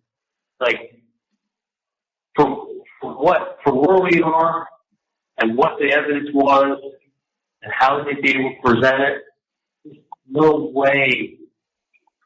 no way, unless they had 12 jurors like number 15, that it could have been anything but a hung jury. Well, it would have been hung. It would have been hung with him or another one of the alternates. Supposedly, I think there were 2 of them. 2 of them. Like that. 2 of them. Yeah. They are the alternates. What do you own? What are you going to own, Tay? How long they would have held out with the other 11. He might have just said, so this deal's in, and I just report a hung jury. But those were smart people. Coinkydink. Is that what you're going to own? Do you say that, Tay? Did they get it from you? These are people who said, listen, she should have, Okay. I don't buy her reasoning. Her mom and brother are calling her. And this is just way too much of a coincidence for it to be a coincidence. Metrix? That's what you had on the jury. It didn't matter what I did on the stand. It didn't matter what Dan said. Like, one of the guards who was downstairs when I was in the jail cell at the courthouse. Yeah. You know, That'd be a good breakout scene for the movie Jury, where there's just a a tangential cut to the liquor store clerk watching the testimony or Wendy's interview, and she turns to her husband who's been working at the liquor store all day and says, "You've been fucking hitting on women. You've been hitting on customers again. After what we discussed last time about you harassing customers." Hits him with her purse. he said to me, he's like, Wow, your eyes, they're really blue. They're so blue, your eyes, they're blue. anyway, but while I was sitting downstairs before the guards, he stopped by himself and talked to his bar. He's like, look, he's like, the only way you get out of here is if all 12 people want to say you're innocent. It's got to be unanimous. Otherwise, it's going to be a hung jury. And if it's a hung jury, you got to come back and do it again. And again. And again. Like, you're only getting out when all 12 say you're innocent. That's the only way You have one of those brains too, Jury. Maybe you and I should act it out, the whole thing. We can take turns as Wendi. We can switch between Wendi and Isom, you and me. out. You know, it's like, if I would know that they would, like, I didn't know all the evidence that everybody else was full of bullshit evidence. I kind of knew what they thought, but I didn't know all the bullshit evidence. It was really going to be bullshit evidence existed since day one. They knew the route that, but it's like, I would have known that not like how it was going to be looked at and what the prosecutor was going to be doing and saying. Like, I would have done things differently. I did. I got talked out of it by people that I thought that my what knowledge and that interest or going to my ass and just taken positively or very hopeful or you don't have to. Jury, have you ever heard my final scene for the movie? I mean, a lot of I've had great feedback on it. I've talked about it a few times on the show. I'm not going to do it right now, but I should find what episode I went into detail about it because it was fucking brilliant. I just see it all completely. The final scene, the last, just before the credits roll, right? And it's dynamite. I mean, I just if all I ever do is make the final scene on a very, very tight budget, I'll be happy with that. I'll be happy with that. It's got to be done. That's my life purpose now. I need to make the final scene of the Adelson movie. It's just so good.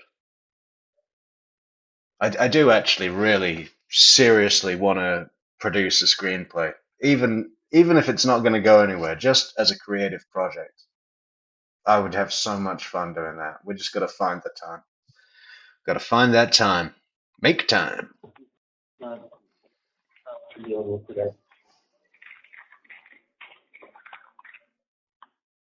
Yeah. So it's like, yeah, you can get all this straight advice.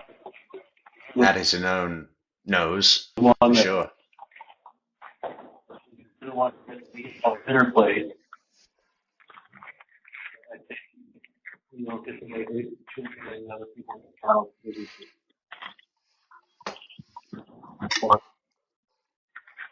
Might want to eating on the dinner plate. And tell you, I know for a fact that if I would have thought to get as rationally as I am now, like, kind of looking at both sides. Hey, this is a good idea, actually. Mona Lisa AZ says,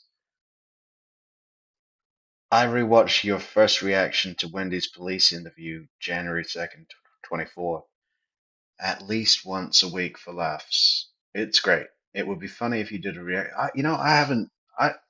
I may have never watched it, or maybe I did when it first came out, just to see. That was because the channel was brand new then. But I definitely haven't watched it in over a year, if at all. I should go and watch that. Yeah, maybe we should do a comment on the comments. Maybe. Well, if you happy look like that, are going to be looking at me. I would know how right I was.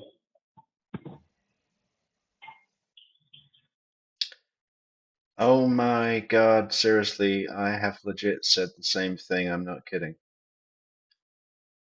Of what? Uh,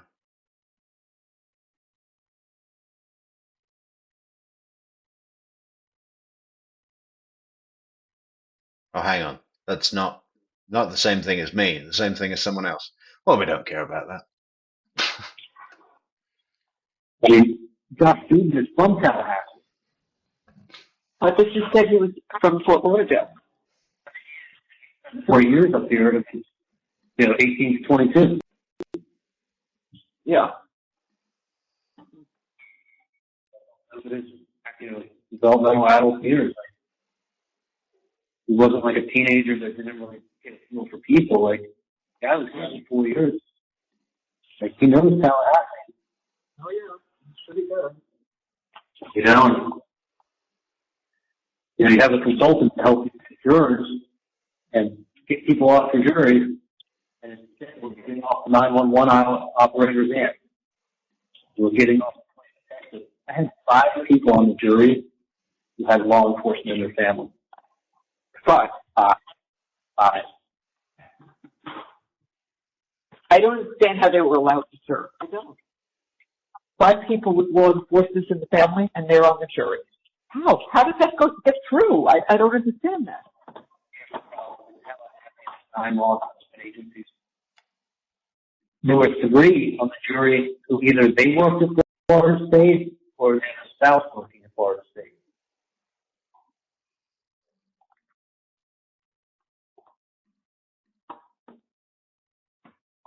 And I was wondering if you work at Florida State and you vote me innocent, how secure is your job?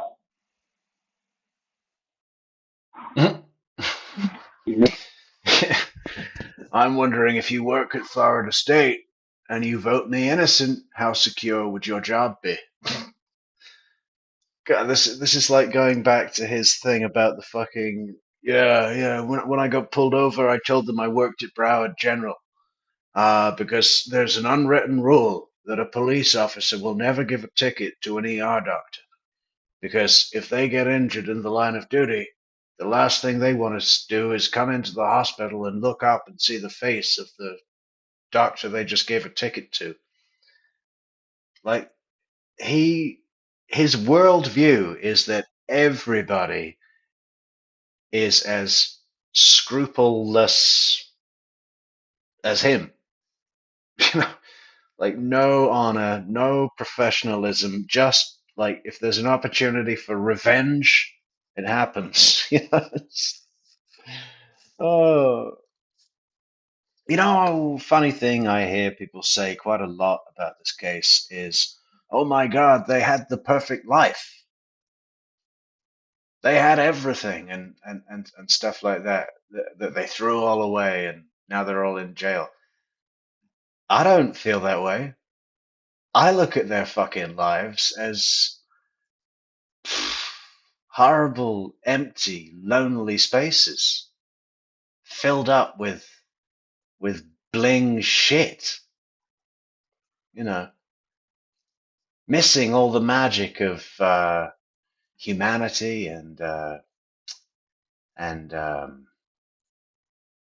you know, actually being alive, the value of things, missing all of those things so much that they have to fill up that empty fucking space with jet skis and go-karts, you know, and zip wire trips. Oh, get the spa and dinner package. Get the spa and dinner package. You're gonna love it. You get a massage at 6:30, then dinner at 8. You massage and then dinner at 8. You know, I don't look at these people and think, wow, they had everything, they had it all. I see their lives as very lacking. You know, very lacking. Just because they've got this fucking cash and this exclusive luxury style sort of thing, that's none of that shit matters. You know, none of that shit makes you happy. None of that shit matters. Their lives were fucked anyway, just with jet skis. He's going to be released, and everyone in Florida State's going to know that you are on my jury. I mean, the guy that works for Florida State. Right. The 30-year-old fat guy that looked like he was an inbred that was working at a bookstore at Florida State. He told him,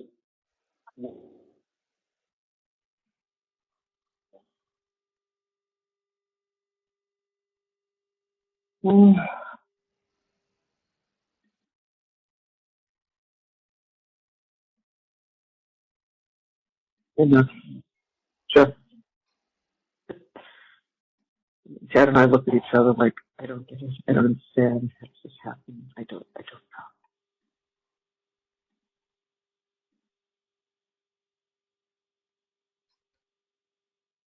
know. You there, honey?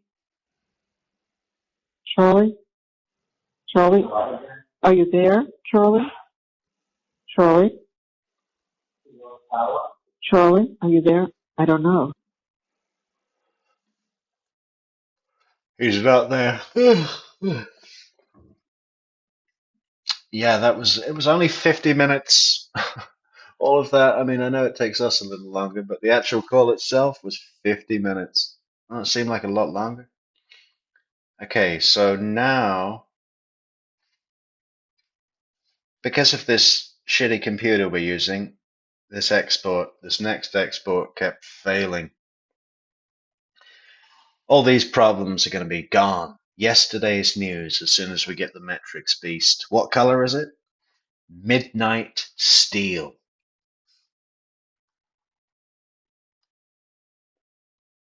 Midnight Steel. That's the color of power. Rose gold. What the fuck? No, it's been good to us. It's been good to us, but it's dead. It's dying. What do we need to do now? So we haven't got the next video ready. So we could go to some pre-arrest wiretaps while I'm trying to export this puppy.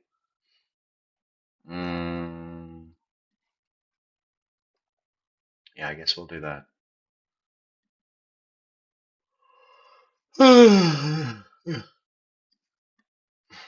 Excuse me.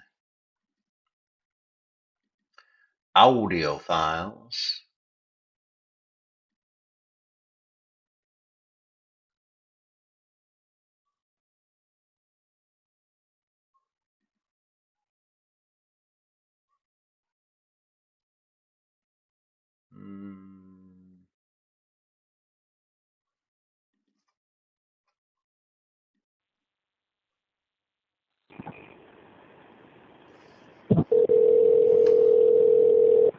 Yeah.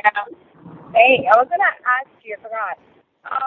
When you applied for Heidi's whatever kid, what is it? Florida Kid Care? Yes. How much do you have to pay? 15. How come they're charging? They didn't even ask me. They didn't even ask me for paperwork. For income or nothing? No, they didn't ask me for anything.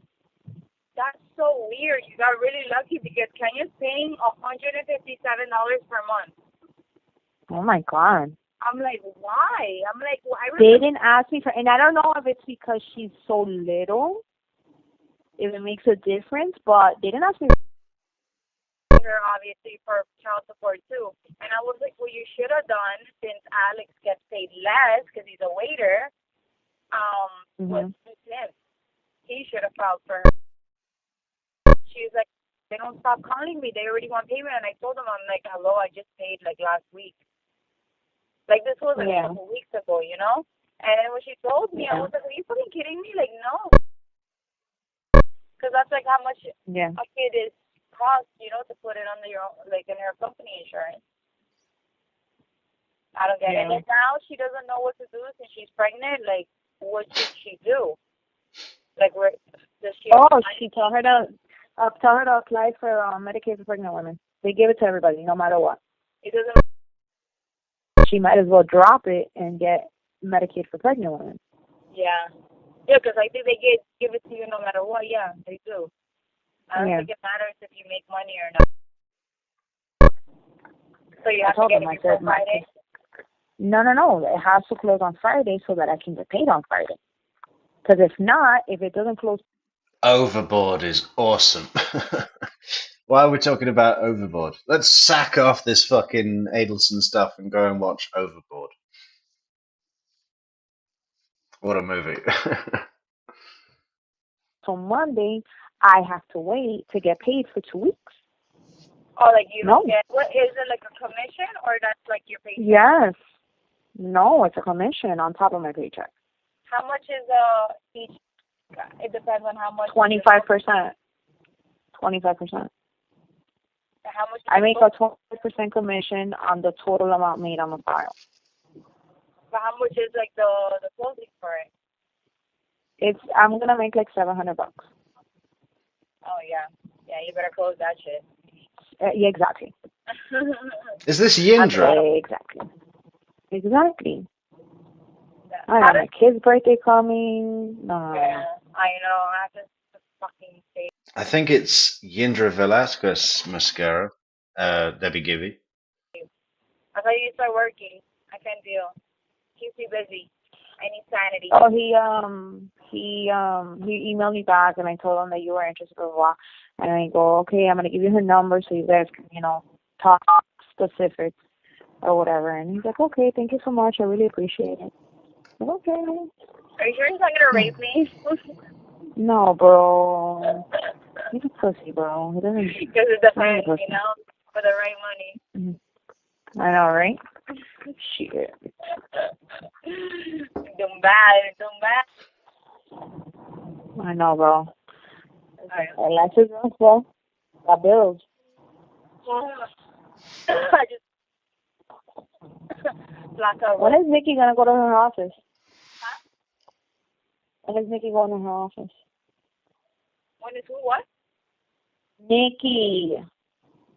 Nikki. When is Nikki going to her office? She's Christ, woman. Oh, Nikki. Oh, I thought. Why? He got fired.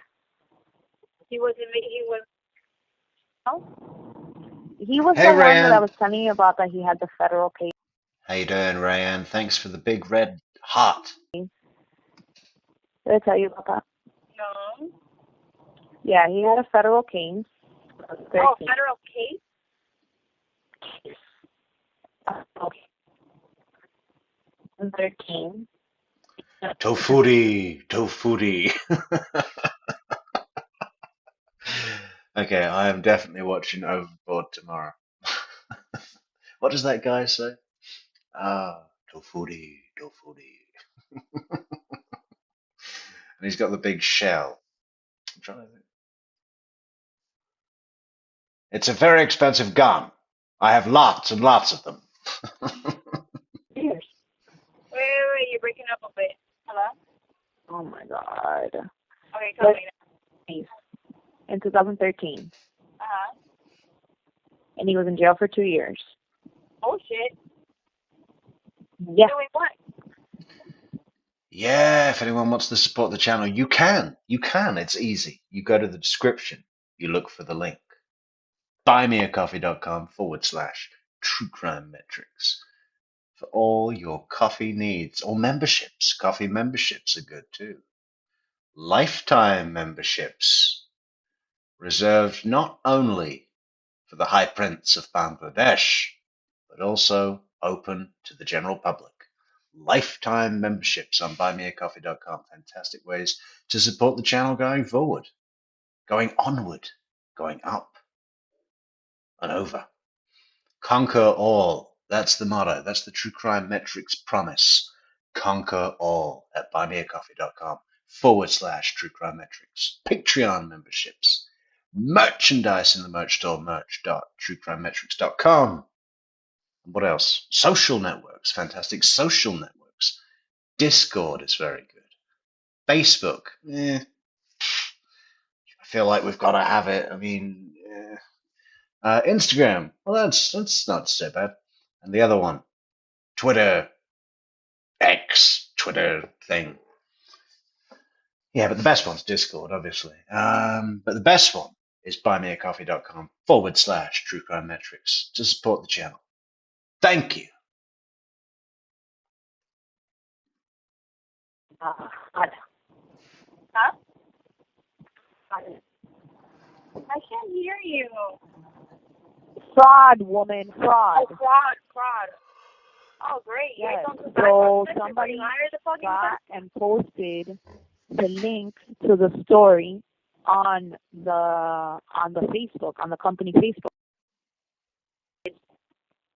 We don't know. It's a fake Facebook posted the link to the story on the business Facebook.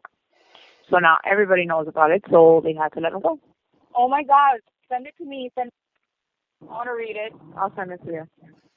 That is fucking crazy. That's fucked up, though. Somebody's actually trying to make a living, you know? Yep. And then, he anonymous, somebody didn't like him. Yep. Yeah, okay. We have a lot of haters. Send it to me. I want to read it. All right. All right, girl. Oh, my hair. When she falls overboard. Oh, my hair. Oh, such a great film. Anyway, this isn't Kurt Russell TV. Bye. Awesome, Lisa.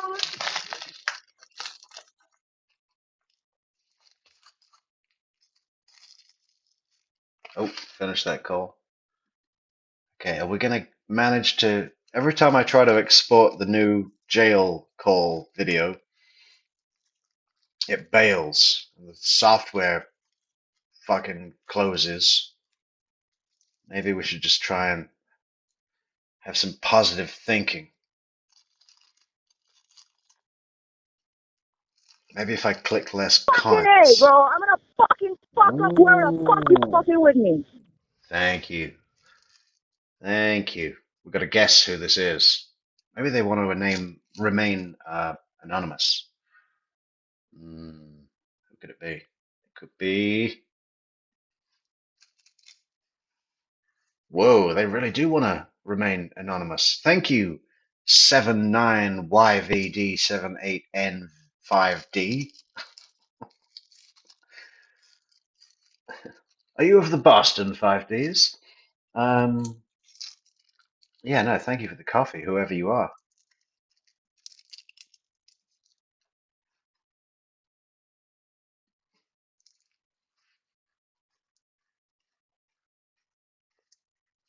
Man, almost in mosquito season. Ow, what is that? What about this one? Let's try this one. When is this? 4/12, April 12th, 2016. Hi, thanks for calling your 24-hour Walgreens. Well, thank you, Tay, for the coffee. Para continuar en español, oprima 9.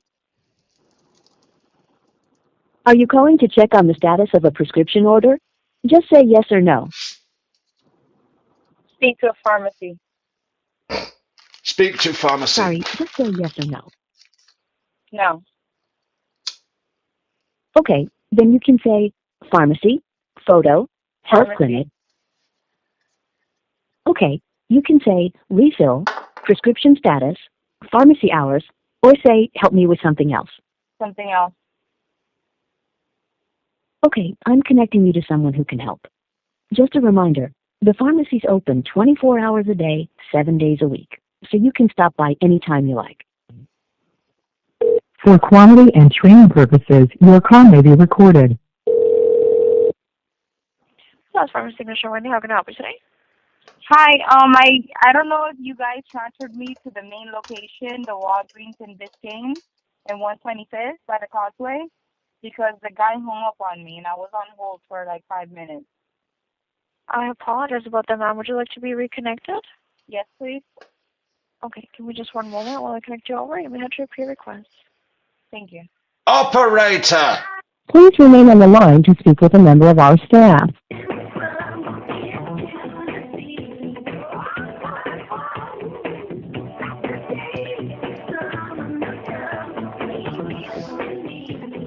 You could have worse waiting music.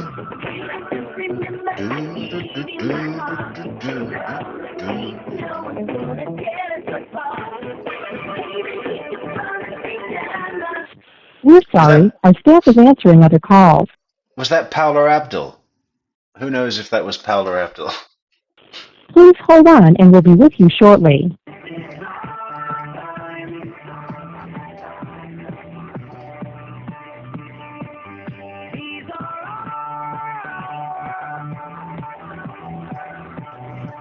Was it Jerry? I like a bit of Paula. Let's go back. We're gonna get demonetized. It's a Paula Abdul radio station.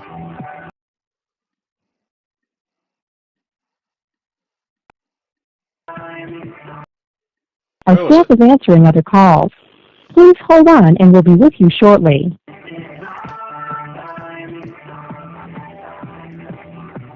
It's not this one.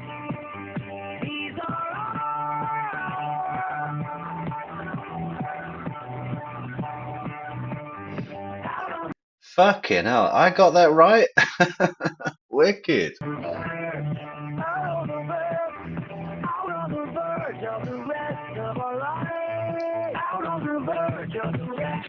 We're sorry, our staff is answering other calls. Please hold on and we'll be with you shortly.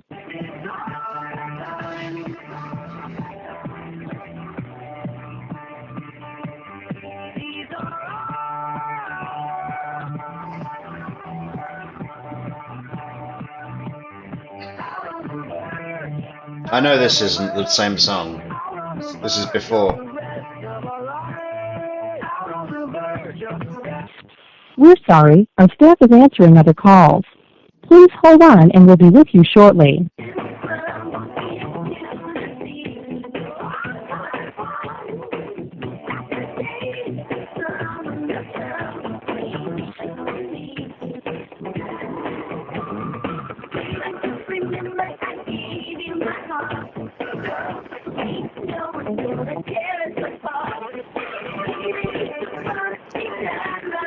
We're sorry, our staff is answering. Hey. Metrix has always been able to identify an artist from the call wording music.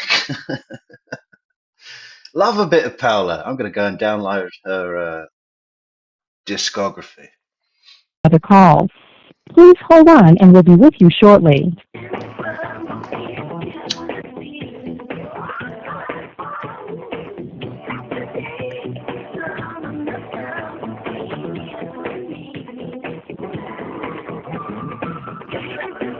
Wendi Pharmacy? Hi, I was on hold, so please don't hang up on me. I was on hold for like 5 minutes and the guy just hung up on me. Fucking A, bro. Sorry about that. How may I help you? I needed to know the stats.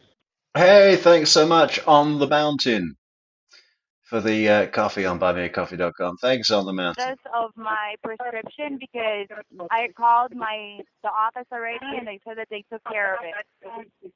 Let me see the patient last name. Magbanua. It's Madeanua. Give me the patient birthday. 12/22/84, 1984.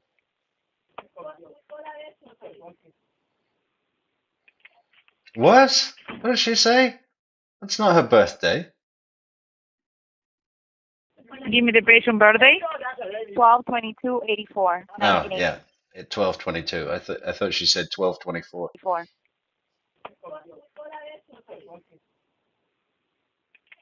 Sagittarius.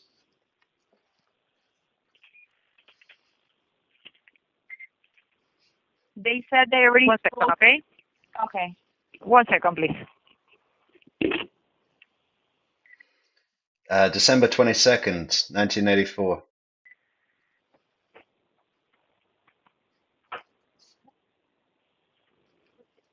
The grass is always greener on the other side, said the centaur. What is the problem?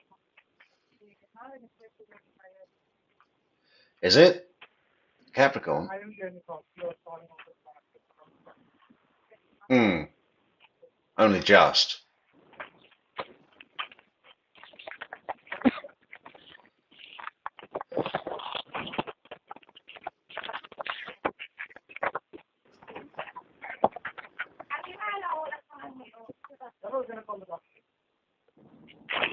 Mildred, no te vas a ir.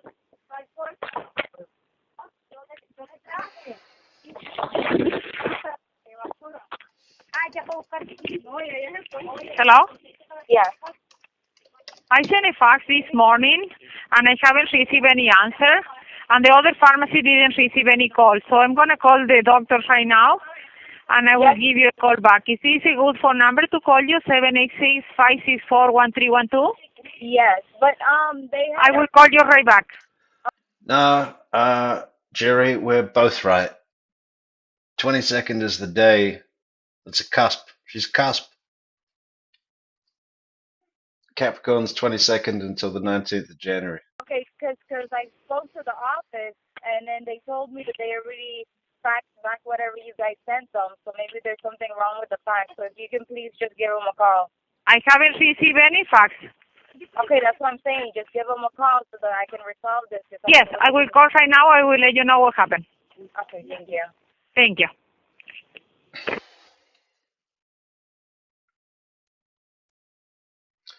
Okay, what I'm going to do, guys, is I'm going to cut the video in half and try and do it in 2 halves. It's not my fault. It's the processor power. Ay. Let's find a longer one here, and then we can fuck about this one. April 22nd. Hello. Hey, where you at? Hey, no, I'm not gonna be able to make it because I just got off, and like the traffic is gonna be like crazy. Yeah, I agree. Do you want me to leave something outside of my house tomorrow for you? No, I'm fine. I was gonna tell you that I had to renew, so I don't know why it had like the office number because I always put it on yours. It's easier to contact you because I know the office is closed sometimes. Just to let you know, like I had to renew for everything for their benefits and stuff. Yeah. Okay. So, all right, I've just been driving around with a big bag of goodies. Oh, God, I'm exhausted. I haven't had any sleep. Really? No sleep at all. You need sleep. Yep.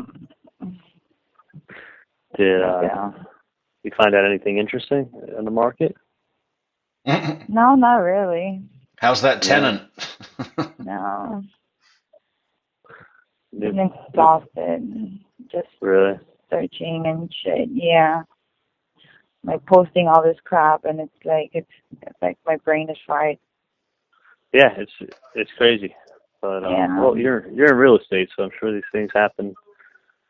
Good properties come up all the time. Tell the people you work for I'm very interested. Okay, I will. We definitely need the business. OptiMax is the way of the future. Optimal Max. I love it.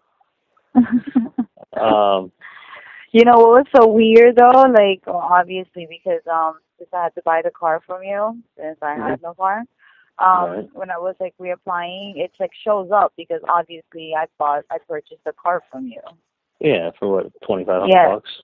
No, but it's like weird. It's like for security reasons or whatever. When I had to reapply, it always does that. Like it'll ask me about like my last addresses. Like there was even one like, what car did you have in this address? Like what the fuck? I don't remember. I had so many cars under my name. It's not even funny. Yeah. Yeah, you're right, Acapella. You're still at work? Skip it. Yeah, and I got that stuff, but you can.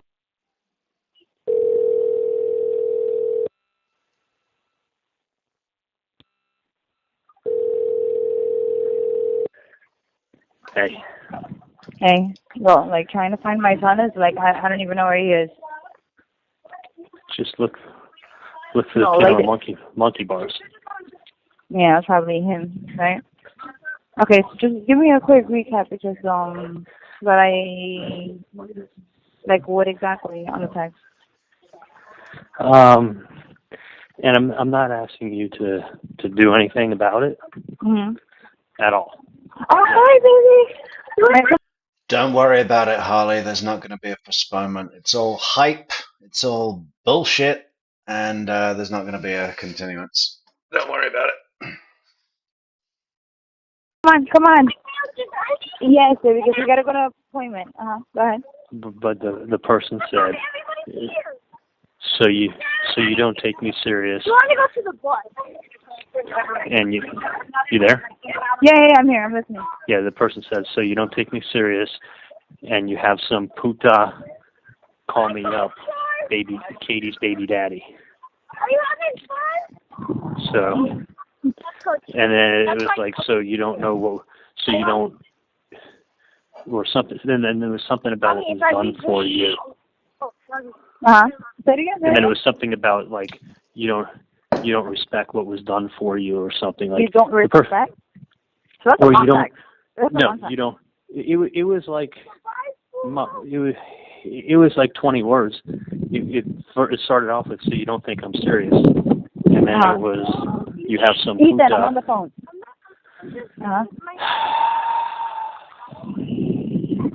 Katie. Go, tell me. Yeah, I'm listening. So you don't take me serious, and you have some puta call me up, Katie's baby daddy. You don't appreciate what was done for you or something like that. All right. And then that was it. It just ended. All right. But it came from that same number. The person didn't block the number they're texting from. Yeah. No, we already got to that. We got to that point already. All right, got you. So don't do anything. And I have a feeling, it's one of two things.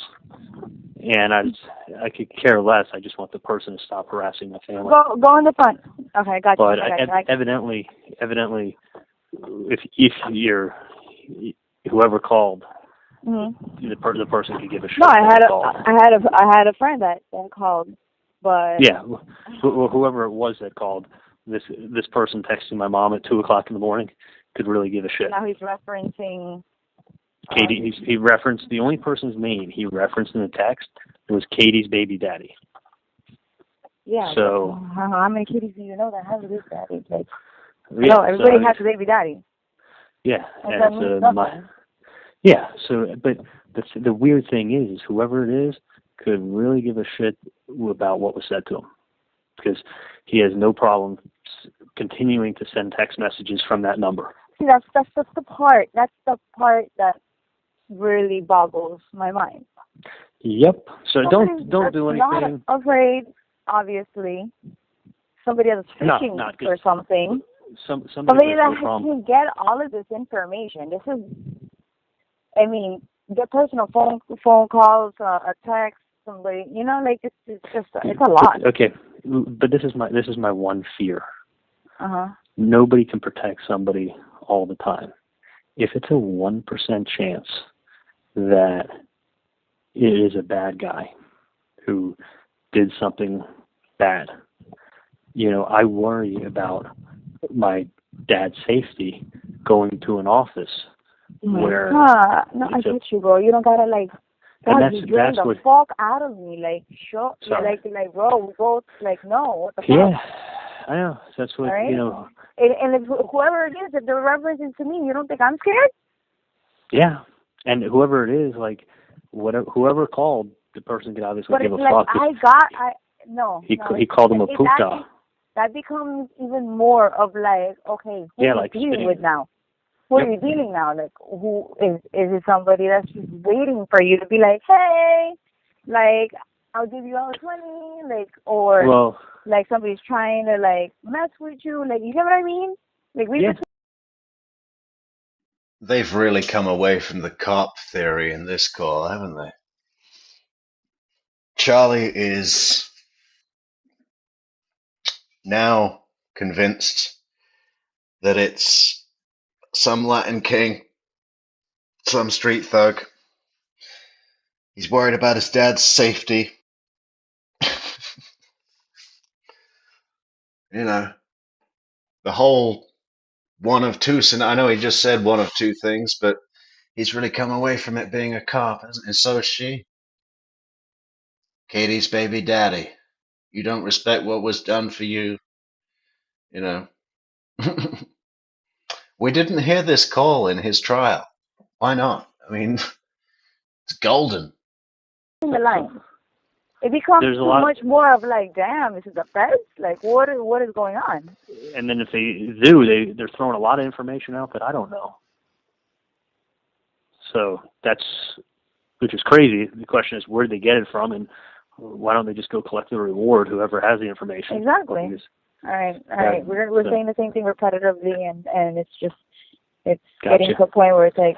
So don't do anything. I just don't. It's just aggravation. That's all. I just want my family left alone. You know. Yeah. All right. So that's my day. Luckily, I had a day off, so I got to hang out with everybody and deal with nonsense. Right. So.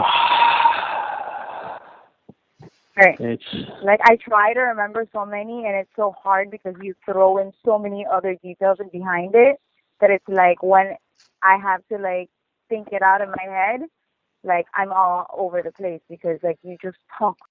Wow, Laura Lee is 5'10" ¾ That's impressive.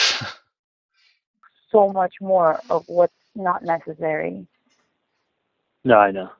I always do that. I always go off on tangents and shit. I just listen. You're just my friend. That's the only reason why I'm going to you.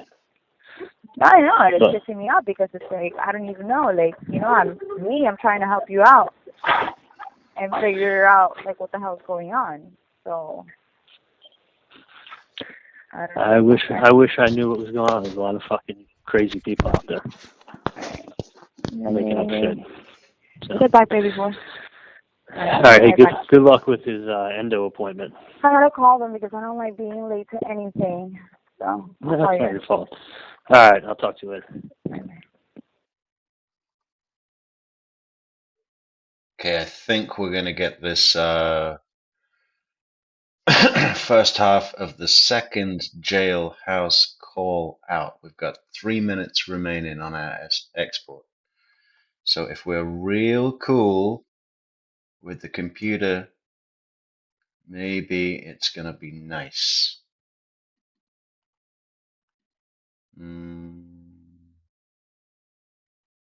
Just need some short call. This one. What created a monster? Charlie is 6'2". Good morning. Hi, good morning. Returning a phone call regarding a post, the listing you were interested in Aventura. Yes, how are you doing today? Very good. How are you? Good, thanks. Can you tell me a little bit about it, the Villa Dorado?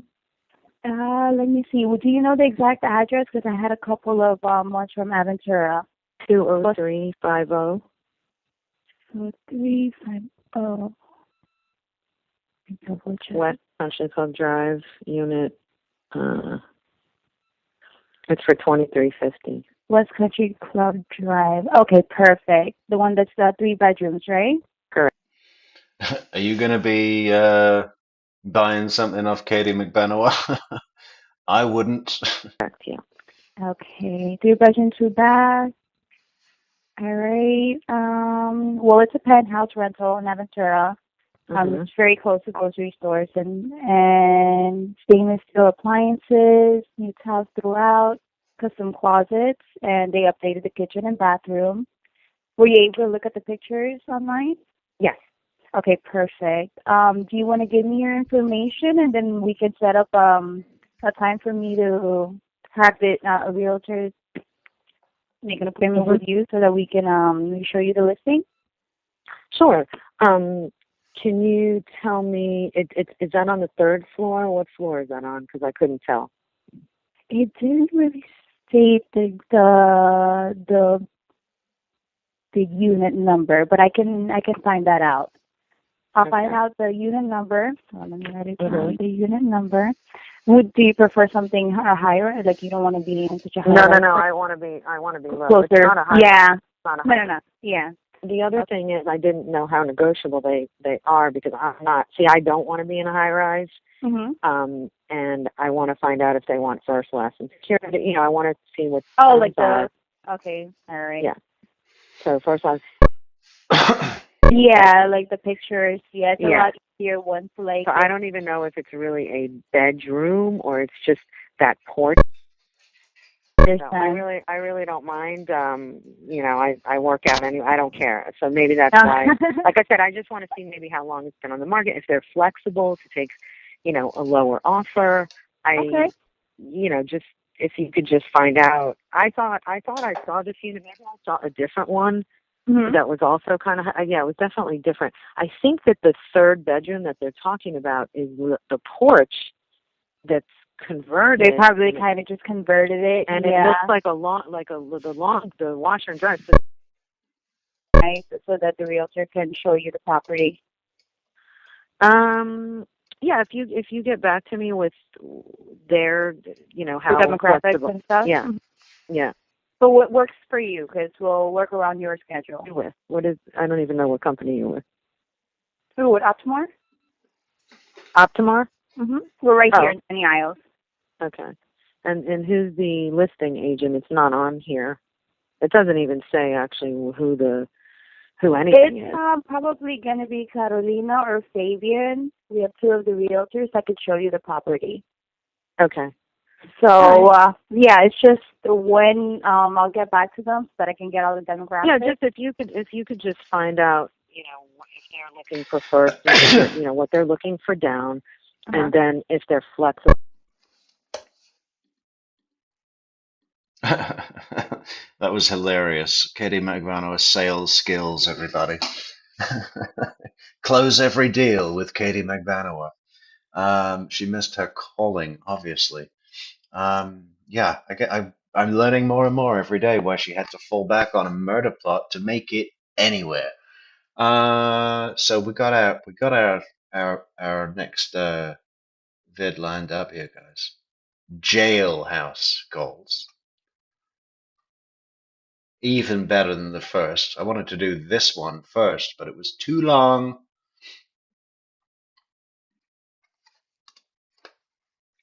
Hello, this is a prepaid collect call from Charlie. An incarcerated individual at the Leon County Jail. This call is not private. It will be recorded and may be monitored. If you believe this should be a private call, please hang up and follow facility instructions to register this number as a private number. To accept charges and consent to this recorded call, press 1. To refuse, thank you for using Securus. You may start the conversation now. Hi, honey. Hi, Charlie. You know, Hey, guys. it's so weird. I saw you try twice. All it did is come up voicemail. It never rang. It never did anything. It just kept. I think you had that with Blue one time. Just a voicemail. So look, try again. I figured you try again this, so you would try Dad's phone. But I figured eventually you'll get it. So never think badly of. Yeah, sorry. No. I talked to Mike yesterday. Mike Ferrari. Oh, Mike Ferrari. Okay. Yeah. About the boat? Yeah. So I told him I told him that, you know, you don't need to, it's not like you got to go do it tomorrow or anything. Right. But, does he have it now, or is it at the house? no, the house waiting for me to come home. It's at the house. So you told him I told him to call Janice. Yeah, I told him to call Janice. And, told him to call Janice, like, when he gets, like, there's no rush. I mean, obviously the guy's working, he's got a business, he's got a life. So I'm like, you know, in the next week or two, just call her and make arrangements. And pick it up. And he's like, well, you want me to sell it to you? What do you want to do? I was like, he's like, I'll keep it in the warehouse for you. And I said, well, I don't see myself using it anytime soon. And he's like, come on, you gotta think positive. I'm like, well, if you need a space or something, like, let's sell it. But if it's not, he's like, I'll keep it there for you. If I need the space, I'll let you know, but if I don't need the space, okay. Keep it in the warehouse. Okay. So I'm like, all right. Yeah, the subtitles have been alright, haven't they, Jerry? They're pretty accurate. And I didn't have to fuck around with them or adjust them. But I don't have that thing where it, you know, the sing-along thing, like on karaoke. How do I do that? That's what all the pros have. Maybe that's like mentally that'll feel good. Yeah, actually, I like that he's going to do that. That's good. Thank you, Patricia. So he's like, no, he's like, if you want, I'll sell it. But he's like, I don't mind. You guys will turn it on for you on a charger. Yeah. Good. Okay. I think that's good. I think that's nice that he's doing that, and I think it's good. So. Okay. So at least I know what's happening with that. Okay. Yeah. Oh, you don't like the sing-along thing, Jerry? Okay, well, I don't like it either now. The dad took all the handies out of the house a long time ago, right? Almost all. We have to go back. We have to open the safe again. Yeah. Almost. Yeah, fuck that bouncing ball. It reeks of insecurity, doesn't it? Almost all, honey. Everything that you were worried about. We have. I mean, like some stuff I want to go to Romans, but honestly, you know, stuff now. Right. And we know, and Wendi knows exactly who it should go to. And we've already discussed that with her. Actually, Dad did that with her today. So. Did you hear that little chuckle of ironic disbelief there? We know, and Wendi knows. Yeah, I'm sure we can all trust Wendi, right? To handle everything for us the way we want when we're in prison. Yeah, she's in charge of the estate. But don't worry, she's going to distribute funds as and when they're required to the individual in need. Well, we have to go back. We have to open the safe again. Yeah. Almost all, honey. Everything that you were worried about. We have. I mean, like some stuff I want to go to Romans, but honestly, you know, stuff now. Right. And we know, and Wendi knows exactly who it should go to. And we've already discussed that with her. Actually, Dad did that with her today. So she saw it, she knows. So, yes, it's for Roman. Yeah. I want to put stuff in there like you have to go to college before you get started things, and like that's what I have to do something. All right, listen to me, Charlie. I know about the trust. Susan was here. Yes, was it yesterday? I lost track of the day.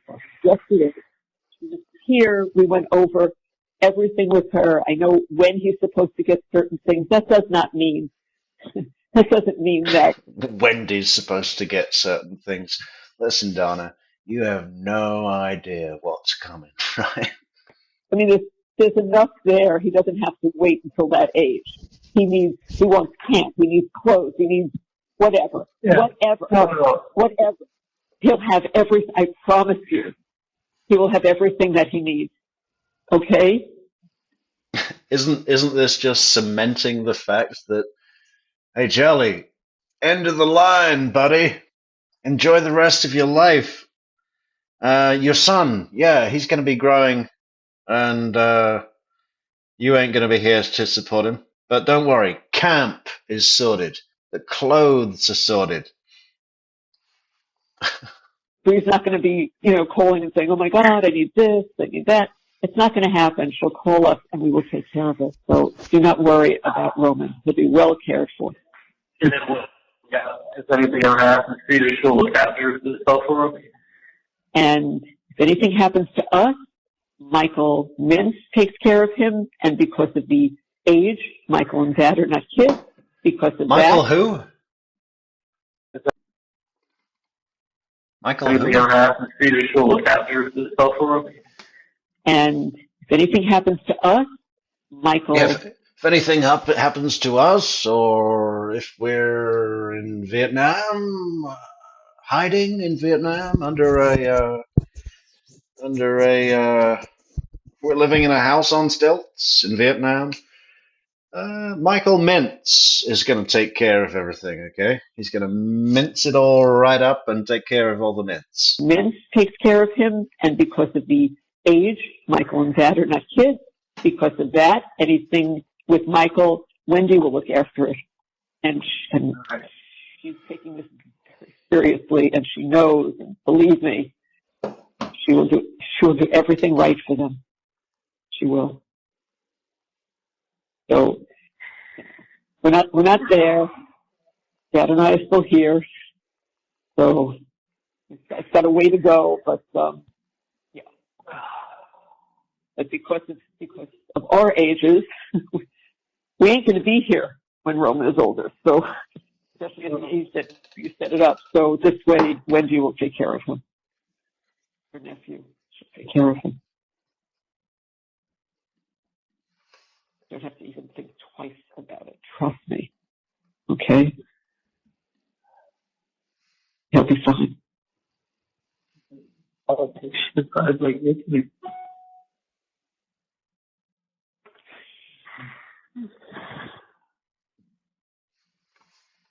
That's good that Mike is taking care of the post. Yeah, that's nice that he's doing that. Yeah, really. it's good.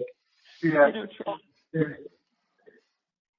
every day, this is just what you said. You're in shock. We all are. This is unexpected. And it's terrible, and you're in a shitty place. Unexpected. Did you see Daniel Rashbaum's performance? Don't take my word for it. Go to the wiretaps. 3 minutes and 31 seconds. Exhibit S. The state doesn't know. They're about to find out, like all of you. You heard it.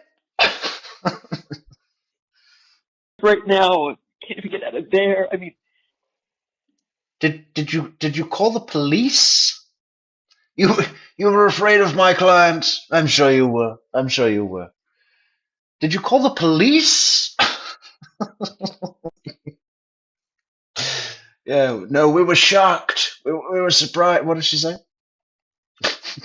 Little by little, I don't know if it's going to be today or tomorrow. Dan said, I told you what he said. It could be 48 hours, it could be another day. I mean, he's trying, but he has no control. He could just talk to them and, make that effort. He can't do anything else. So, yeah, just you heard it. Get out of here. Well, I'm going to go and make a coffee now, guys. You heard it. You heard it. What's that thing he does in closing argument, where he's keep going?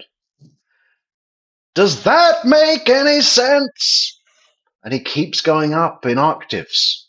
It's like, and he's squealing like a pig at the end. It's like, does that make any sense? It's crazy. It was the definition of going through the motions at the minimal fucking level to get your pay. Today or I'll be back in 3 minutes. tomorrow when things will move a little bit. Move the needle a little bit. Every day just a little bit. Yeah. So, Okay. what happened? You have been What are good. we? Yes. Yes. Have you been good? Charlie, Mr. Yeah. Let's put you on his list. He did. Well, that's fantastic, sir. And what would you like, sir, for happy birthday, baby When he Jesus? was making his will on his kids, like 2 more You years. would like a new doll and a kitchen. This is like,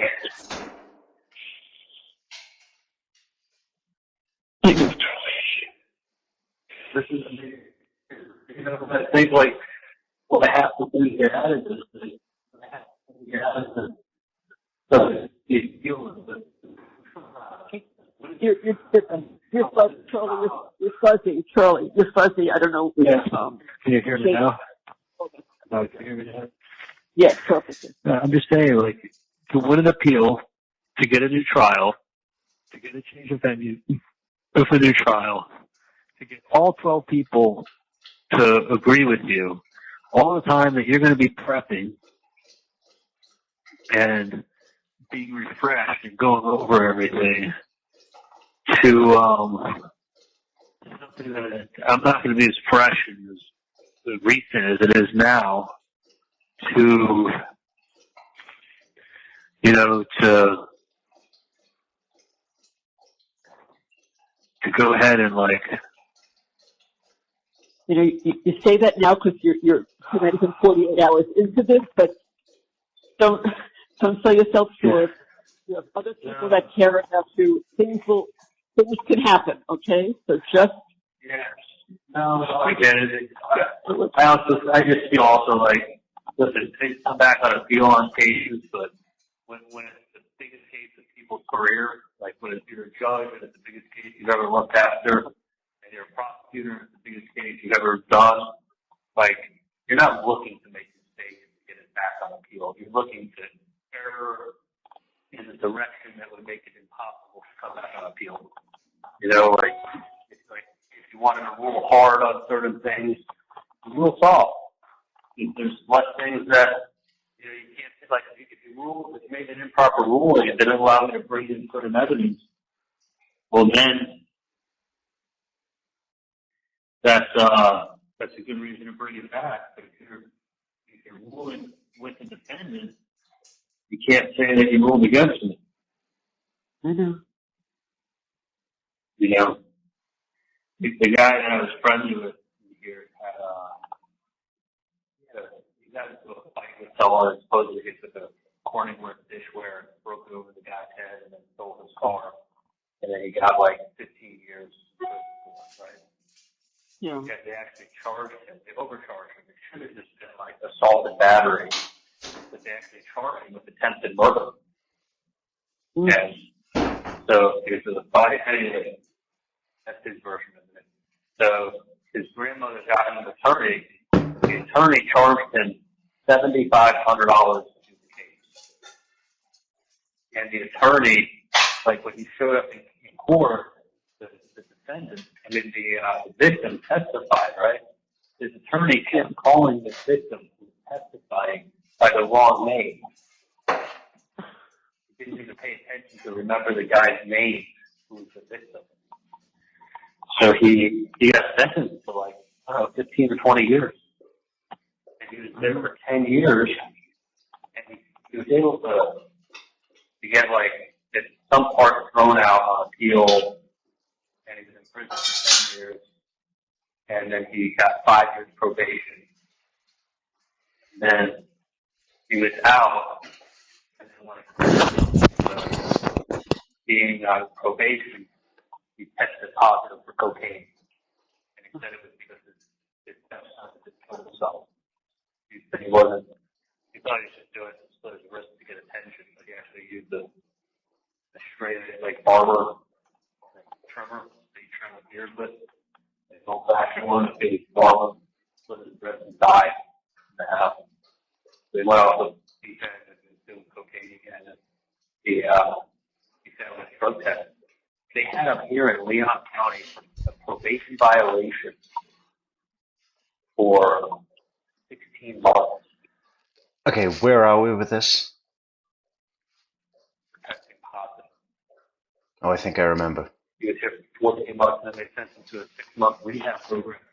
But I think what it was that they suspended the sentence for 15 years. So by that one probation violation, the prosecutor who was here before wanted to send him back to prison for 15 years for a probation violation. Because once you violate, I had learned a lot about the law here. Once you violate your probation, they could send you back to the full amount of the sentence that was suspended. So he's out on probation, but he has that basically 15 years hanging over his head if he violates. If he violates, the guy was going to send him back for 15 years. It doesn't even go to the judge. It's already signed up with the court.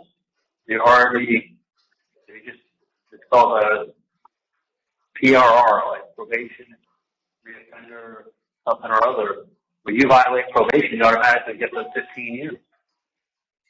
So that prosecutor left town after being here for 10 years. He got a new person on, and he was able to delay it long enough that they gave him just six months of drug rehab. So he got very, very lucky because the other prosecutor was the one who sent him away for like 20 years, and he came back on appeal for ineffective counsel, and he was able to show that for an attempted murder case, a private attorney should be he's like an attempted murder case, a private attorney should be anywhere from like $50,000 to $75,000 to do a case like that. The amount of time that's involved, right? This guy charged him $7,500 total for the whole case. He's like, this guy didn't read anything in the file. I mean, that's including everything he had to do in the case, showing up, taking the case to court, taking the case to trial, $7,500. So he was able to show the court, like, look, the guy didn't do anything. Like, not only, he was able to show the court that he affected counsel. Like, there's no way that you could do this case for $7,500. What he did was he took my money, he didn't learn about the case, he probably spent 3 hours reading it, and then showed up to court, and he was calling the victim the wrong name all the time.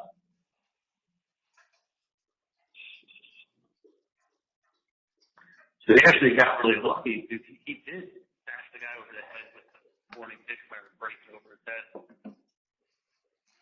And he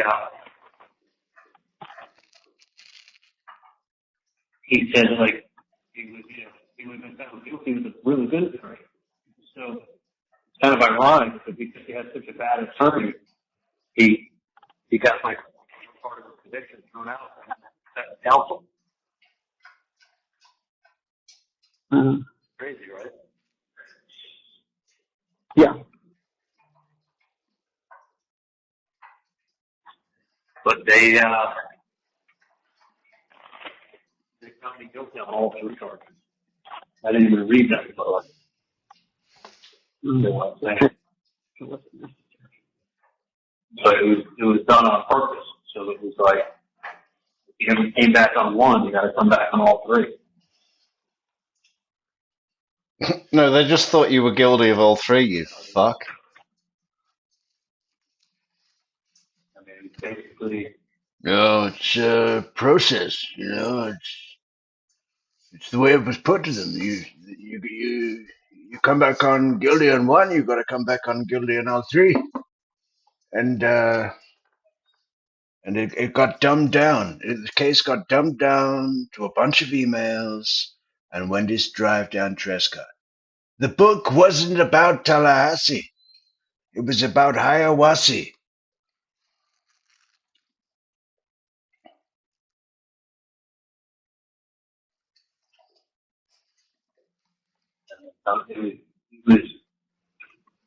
And you know, when I used to talk on the phone, you'd be like, I see you coming home in the car with me. Like, I picture myself driving you home from Tallahassee. You know what? Even though he say it, he believes it. You know, I tell you like what I felt in my gut. I never felt it. I was thought, man, that would be amazing. Play along with them, it'd be amazing. I never like. Do you know how many times I said, oh, we're going to meet you here, we're going to meet you there? He said, Oh, and I'm walking out of that courthouse. I'm driving home. I want to do it. Whatever you say. It wasn't something he said. He meant it. Yeah. No, he knew. He said, look. He wanted to do some shopping on the way back to Miami. We're going to have an answer. I'm driving him out of that courthouse. I'm going to drive him the whole way back myself. After we set your boy free, I'm going to drive him back myself to Miami. We're not sitting on a plane. No. We're gonna drive all the way to Fort Lauderdale, stopping at every lobster, sushi, steakhouse, skyline chili restaurant that we come across. We're gonna feed him all the way back to Fort Lauderdale. We're not going into an airport. He's had enough of standing in line. Because you're innocent. You're going to have a logical answer. If you don't, you can't have a logical answer. Why are you showing up at the scene of the crime?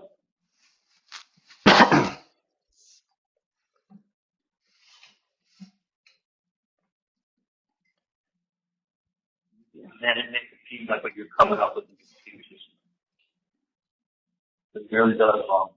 When I told someone that was she really there, I was like, yeah, that's really true.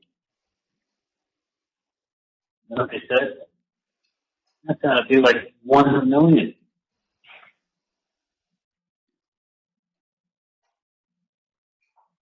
I think it was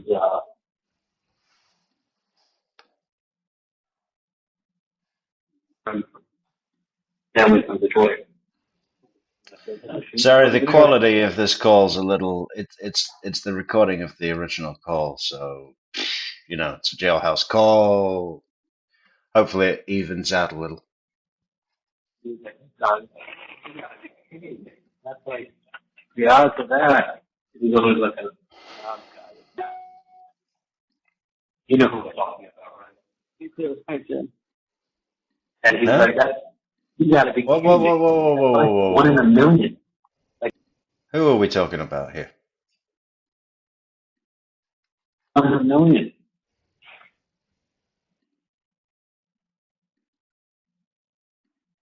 I think it was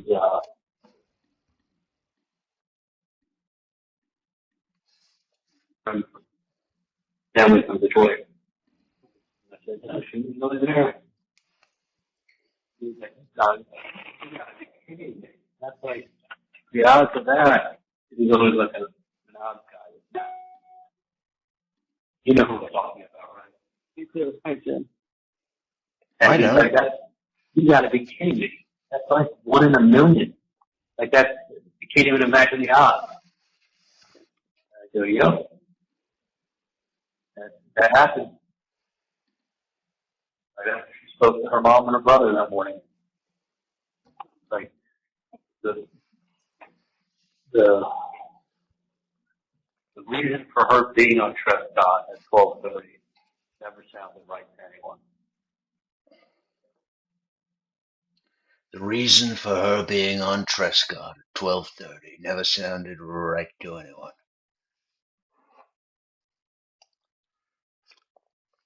This ridiculous. Sorry, Jane. This ridiculous theory that surfaced the other day from Saint Germain. Saint Germain, please reach out. We need to fix Your mind.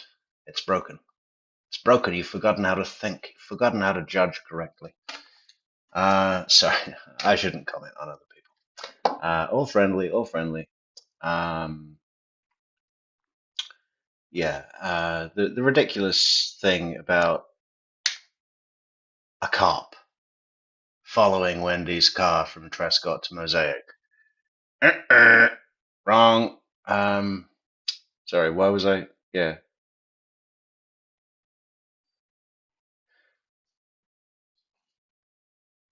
But it's surprising to me that Isom didn't. Isom failed. Isom failed completely, very quickly. His scrutiny lasted about 2.5 minutes in front of Wendi Adelson after the reveal. If that, he maintained a critical eye, and then something just switched in him. He became Papa Uncle Isom, Big Papa. But the drive to Trescott never did sit right with anyone. You're right, and it didn't sit right with Officer Brannon, who was told to watch out for her vehicle. He noted it. He noticed how it was different. He noticed her arrive. He noticed everyone else arrive before her. I mean, the road was blocked. Other cars had to turn back. All of them, every single one. And you would do the same. Anyone would do the same, because it's just how people drive, right? You encounter a roadblock, you pull up, you stop because there's official police business going on, and you look, you take it in. You don't react immediately like Wendi did. Just immediately turn around. Unless you know what's going on, right? And not just out of nosiness, but out of self-preservation as well. If there's a shitload of cops, I mean, it could be anything. There could be a fucking a loose shooter. There could be a bomb scare. There could be whatever it is. If there's that much police focus, your need to check your own safety is as important as, not interfering with whatever's going on, unless you know what's going on. The behavior was noted. And I wonder if Officer Brannon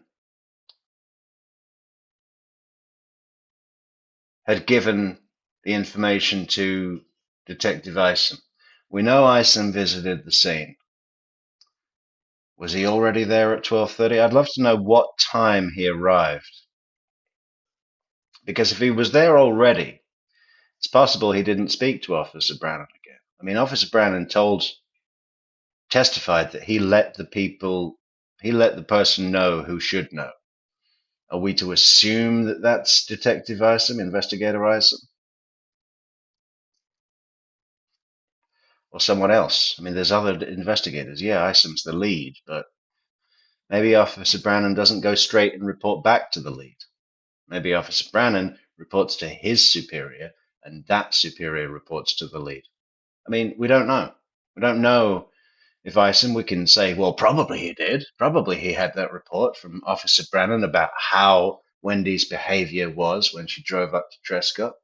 But it didn't get brought up in the interview at all.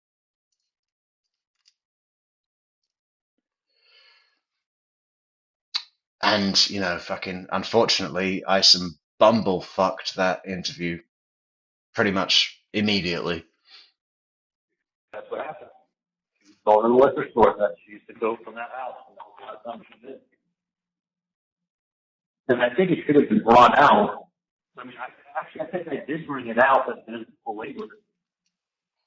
When I went to dinner with her, they sat us at the bar.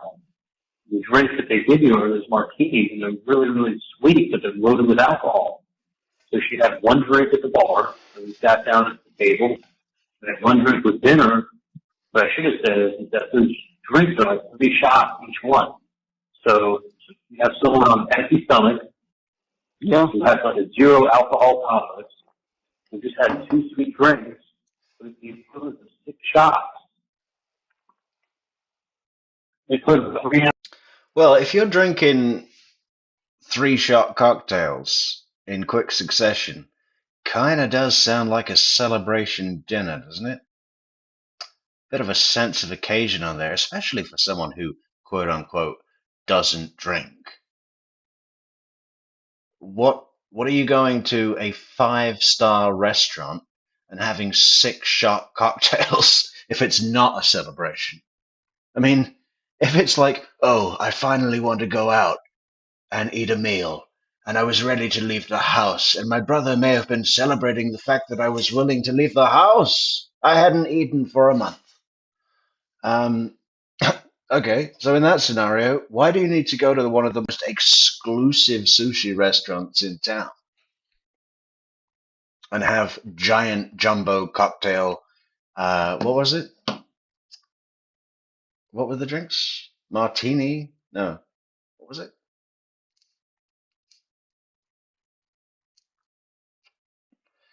Whatever it was. And I mean, aside from that, my opinion is that 2 cocktails, 3 shots or whatever, doesn't make a 35-year-old woman projectile vomit spontaneously, whether she drinks or not. I mean, you know, your body should be able to handle that.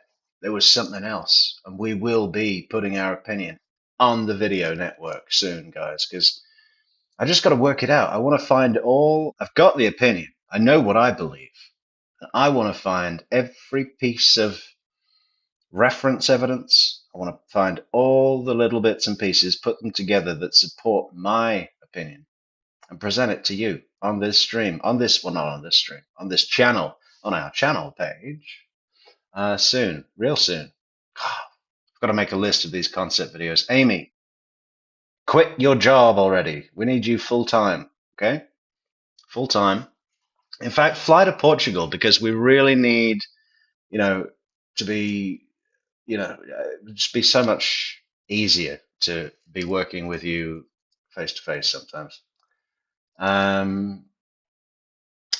Yeah, well, it's coming out soon. I don't know when. Don't ask. I'm a mess. Almost 3 ounces of alcohol. You need protein. Second, you're still going to have 6 glasses of wine.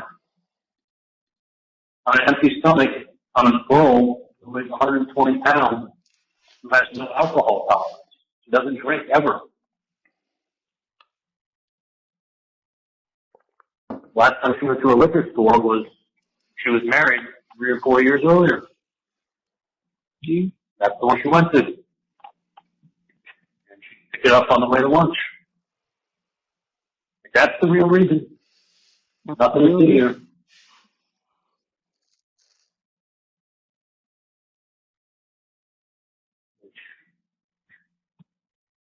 The one time she left that house, she drove by at 12:30. I'm pretty confident that I've got it, Jerry. I'm very comfortable with my theory. Obviously, it is speculation, but it's a speculation that really reshaped wider parts of this case. And when it reshaped wider parts of the case, I started to see how those parts that had been reshapen fit even better into their own pockets of the story, right? It's good. I think it's good. And if it's false and it's just my imagination, I think it's going to be a good presentation anyway. It's going to be a good lens to look through, the Metrix lens that we're going to look through, starting with the Uvia dinner, but then looking at the things that it reshapes in other areas of the story, right? It's going to be a good video. Keep an eye out for it. The thumbnail is going to be Wendi throwing up somehow. Make sure you subscribe to the channel. Keep an eye out for that video. It's going to be big. It's going to be good. Without having a reason to be at the house. Like, how many miles away is she? How many different ways to get there? All needs to trust on. You've done that down. You have to probably have jurors sitting back there discussing this thing. So we believe that she just happened to be answered by there at 12:30 on the 18th. On her own. Do we believe her? And if you don't believe her, it wasn't shots in addition to cocktails, Christina. He was saying that the drinks, the cocktails, had 3 shots in them. They were strong cocktails, is what he's saying. But, then you've got mixer. So it's not like, neat alcohol hitting your virgin stomach lining. It's fruit juice, ice, a cherry, whatever. I mean, they're not, it's just, there's no way. I'm saying that there's no way the 35-year-old woman had a fucking couple of cocktails, strong or whatever, which made her projectile vomit. Anyway, we don't want to get into that too heavily today. We're going to be doing a separate video, theory video, soon. you really don't need to listen to both of these. You don't need to listen to anything else. You just go, well, what happened that day got her to where she wanted to be. So, I don't even think it's one reason that she even has vested interest in driving by that house. She couldn't help herself. Sounds good. The way she worded it. She couldn't help herself. I mean, I feel like Dan was being a straight shooter and being honest and breaking it down and explaining the case to people and doing being a lawyer. She was she became like the guy on the radio said, Ms. Kappelman made it all seem like a movie and made it real. It was like a 2-hour movie on the case. He's right. He's right. And that's true. I mean, Jane, I disagree. What are you basing that on? I mean, Wendi had no feeling for Dan at all, whatsoever. Couldn't give a fuck. And she knew where he'd been shot and the nature of his injuries. It's much, much deeper than that. And I've got it. Just stay tuned, Jane. You're going to love it. You, especially Jane, are going to love this one. Coming out soon on True Crime Metrix. She put a 2-hour movie together with autopsy photos 2 or 3 times. And it was basically, do you believe Wendi? Do you think she had a motive? Do you think that she wanted to move to South Florida? Here's the family's emails. Relocation is #1 priority. As soon as she drove down Prescott and she saw what happened, her #1 priority, #1 family's priority, you see it in her writing. What a coincidence.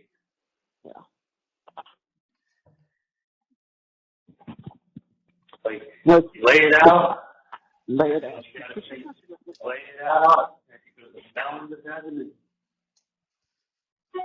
If Wendi fought her on the relocation thing, she would seem like a liar, and it wasn't that important. So then Wendi really, at that point, when he realized she was going to be in Tallahassee a long time, and it wasn't that big of a deal. It wasn't. So Wendi kind of they made it seem like Wendi didn't care that much. Well, she wants you to believe that she doesn't care about staying in Tallahassee. Well, that's why you're writing a book and you're talking about your motive. Believe it. You had no intention of wanting to stay there. You felt trapped. You know, the email says relocation. Know your order. #1 priority. Put the kids in that. once she took no Prescott that day, she knew she was out of there. And 2 days later, she was out of there. But she changed his name, and she, that she, didn't let the grandparents see the kids. I mean, they make all those facts get spun, not reality, evil. They make you sound sick and evil. And then once they make you sound sick and evil, you can't sound like somebody that's like, oh, I didn't really care if I was making a living for myself in Tallahassee. No, that'll make you want it. That'll make you go. Once you could just have faith and no one's stopping you, and you left within 48 hours, did you? Yeah. Sometimes I think, Charlie, that I was just going to say it's off topic, but not. Sometimes I think it's like EST. So, I don't know, 15 minutes ago, you said something to us about U.S. Legal and Ramsey. And right. So at 3:05, what time is it? 3:10. So five minutes ago, I see an email from Alex. Oh, nice. It seems that, because Dad has been digging into this since last year, and then we finally found out that the check was mailed, even though we had moved. It was mailed to the Icon, and remember Gene at the front desk? Right. He signed for it. We found that. I mean, we were literally like little investigators here. So we got that information, and then it took. Dad went to Wells Fargo. He went to different people there. Then it finally had to go to the legal department. A whole to-do, and then the end result is that the only person at that point who could pick it up was Alex or you. Yeah, what it is, I had a power of attorney that they would not accept. They wouldn't accept it. So in any case, Alex he just took a picture of it. He said, I got it. Let me know the address to send it. So, that was a $5,000 check. Yeah. Yep, a little over 5. Yeah. That was what we were going to read on. The two big things for Ryan are going to be he was writing checks to people that don't exist in real life. So I was writing checks to like Kyle Kalinowski and Nicholas Milano. And then he told me I was funding cases that were deferments of Nicholas Milano. Except he was taking those checks and he had someone on the inside of the bank or go to a check cashing store and then cashing it. And then when I closed the company and I wanted to find out what's going on with Nicholas Milano's case, he said, client is in jail. He sent me back, the client was in jail. Kendrick Jones, the client is incarcerated. But what he was doing was I was lending to people that don't exist in the real world. And then he was able to cash those checks somehow. And then he was just going to lie to me and tell me the cases went belly up. And he was telling me that there were cases with the burners. That was the institution. That was the fraud. Well, this is an interesting point, Jane. Jane says, why is Wendi so giddy when she talks on camera about human trafficking? Well, I have to assume that she is a bona fide psychopath, pulls the legs of spiders and hurts small birds, breaks the wings of small birds just to watch them struggle. And her having anything to do with some of the most vulnerable people in society is terrifying to me. I mean, she's a sick fuck, and she is giddy about trafficking, and I think that's twofold. One is that they are victims. That turns her on. And the other thing is the sex worker, sexual slavery. I mean, she's hypersexual and gets a kick and a rush out of seeing people that are suffering. You know, I think it's that simple. Mm-hmm. Then the embezzlement was when I was lending to good cases, he was having the person write the check to him personally. So if I lent $5,000 and the case settled for a lot of money, go back $14,000, right? What he was doing was he had the Bermans writing the check for $1,000. So I'm lending 5, I'm due back 14, case settles, write a check to Ryan for 1. And the Bermans sold the rest. What? And the Bermans sold the rest. Well, and their client, because they were able to get their client. Wouldn't it be great if you could get a $5,000 loan and then 3 years later pay back $1,000? That's got to be like the best loan business That's in the a world. really good loan, right? So really, why would the Bermans think that I'm taking back less? So I'm. Oh, look at that fantastic link right in Shotgun. Thank you for posting that. If you would like to support the show, you can buy a coffee at buymeacoffee.com/True Crime Metrix. How easy is that? Buy a coffee. Hear Katie swear. Yeah, the fucking thing. I mean, do people really do it for that, or do they do it to support the channel?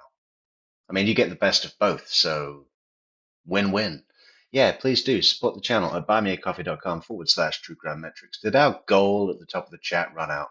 I bet it did, didn't it? Goal ends in. Oh, I can't see the clock. Well, it ends shortly, so rush, rush, rush. And support the channel on buymeacoffee.com/True Crime Metrix. They're signing contracts where they screwed up themselves. They signed a contract with U.S. legal funding, telling U.S. legal funding that we had a lien on the case. So when the case settles and the funds are distributed, I have to get paid back. So I put $5,000 down, I get 14 back. Okay. Well, the case settles. They pay $1,000 to Ryan Fitzpatrick. And then when I ask him what's going on with the case, he tells me it's still in litigation. I go, okay, still litigation. No, the case has been settled and Ryan has been paid. So what the Bermans did was over 13 checks, they taken $63,000. But the total, so they paid Ryan personally $63,000 over 13 checks. Wow, thank you so much, Laura Lee, for the super chat or super sticker. You are amazing. You are amazing, Laura. Thank you so much.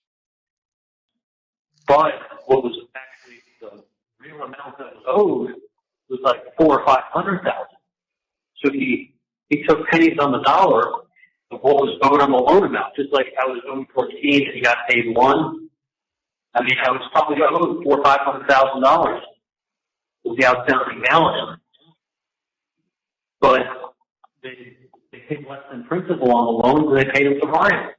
So they loved him. What a great deal. And he loved them because it's getting free money. And their clients are loving their lawyers because they're borrowing $5,000 and paying that 1 from a trust account. Right. And then meanwhile, they're just hoping I go to jail. And it was the only thing I could have done is go call my friend and say, what the hell is Ryan doing? He said, he told everyone I stabbed him in the back. The victim. They Charlie the victim. Would show up and be like, oh, man, I love Charlie so much, but you wouldn't believe what he did here today. And then you tell him what I said, and it's like, oh, you know what? I shouldn't say anything. We're going through a hard time. I just, it's doing it every time I told him what he said. I don't want to get involved. I don't want to get involved in this. So what happened is, I would go to Darren and be like, Darren, is Ryan doing something? Like, he talking about me? Like, about with that. No, he was yelled at me. He's like, stop with this Ryan. It's got nothing to do with Ryan. Like, of course, he couldn't tell me. My wife hates him because Ryan poured poison in her ear. The reason I'm pissed at you is because of the things you said about my kid, because Ryan told me. But here I am asking him, so maybe I had a guilty conscience, and I'm like, oh, I know I said something to Darren about Darren's kids to Ryan. So, but Darren wants to get involved. He's like, sister, you're smart. He doesn't get involved in other people's shit. I don't like to live. I don't get involved in other people's shit. I got my own stuff. Like, that's his attitude of life. Like, it's smart. Well, like, I'm like, if I say something to you, I knew it had to be him. But Ryan was playing it like he cared about me so much. You think Garrett's going to go to the person and source Ryan? Tell me like where I heard what you said? No, of course not. Here's the question. Why would Ryan lie? He's been running 25 years. Why would Ryan lie? And I said, there, because he's stealing my money and he needs you to hate him.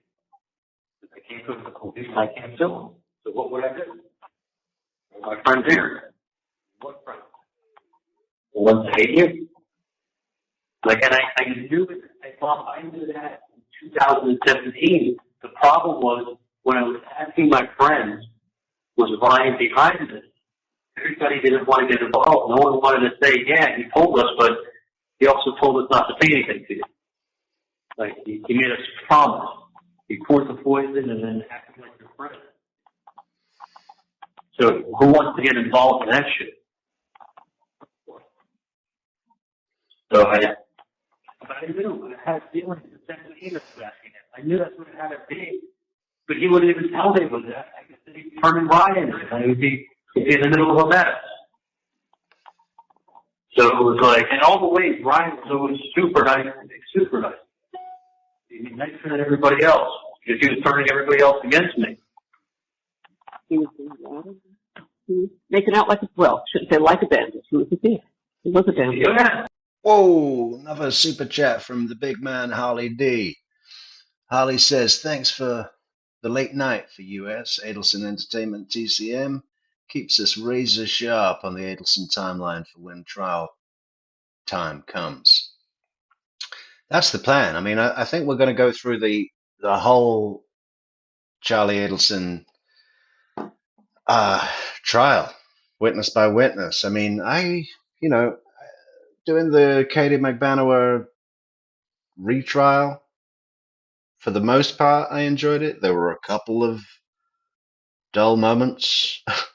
It was a little bit long, but it really gives us the whole picture. So many times we focus on Wendy's testimony, Jeff's testimony, Luis Rivera, Katie Magban, just the big players. But seeing the state tell its case from beginning to end, I think it's a good exercise. And especially as obviously so much of the evidence that will be used in Donna's trial is featured in Katie and Charlie's trial. I just love that about the case, how every time there's a new trial, we get the same story from a different angle. And we build up this sort of 360-degree panoramic of this story. I think this is unique. It's unique in that I've never seen so many trials for the same murder. It's wonderful. Oh yeah, no. And then when I told me I had to pay the money back, that's when he threatened me to call the police. I'll tell the FBI everything I know. Yeah. And then next thing I know, I'm sitting in a courtroom with Capitol telling everybody, even if it's best friend, Ryan, it's factor. The defendant says you can get away with murder if you keep your mouth shut. Ooh. Yeah. Right. Oh. What a liar. What a liar. Yeah, you're a liar. They're stealing and posting shit online and but hey, maybe I said that to him. I mean, and then we'd have a falling out and now it doesn't matter. She's still bringing that into closing.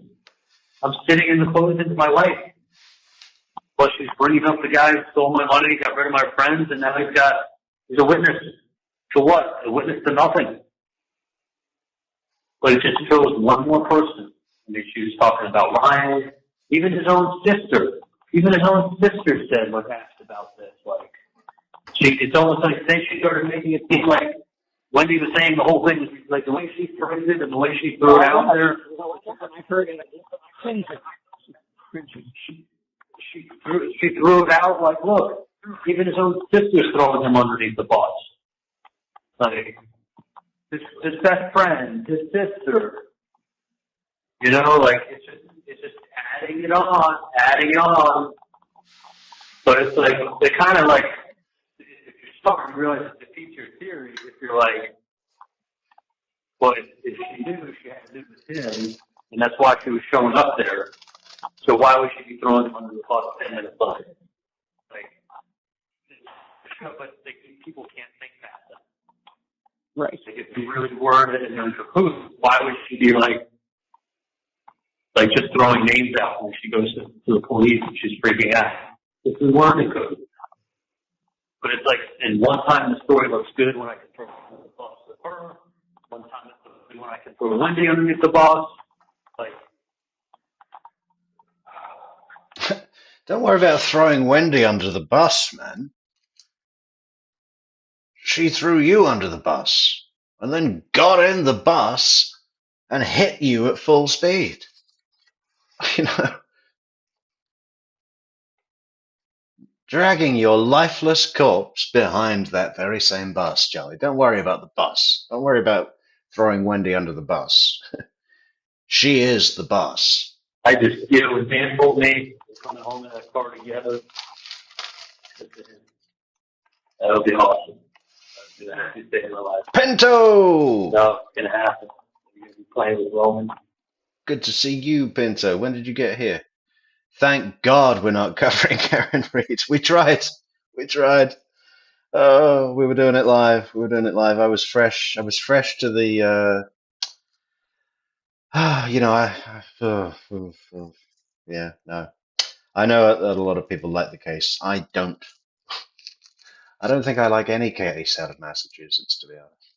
It's just all a bit different. But yeah, no, I'm not going to do it anymore. We tried to do I lasted a day and a half, and then I just axed the fuck out of it. But no disrespect to anyone enjoying Karen Reed's trial, you'll just have to watch it somewhere else because I don't give a fuck. You're going to be good. Yeah, like, but you know when someone says something and you're just like,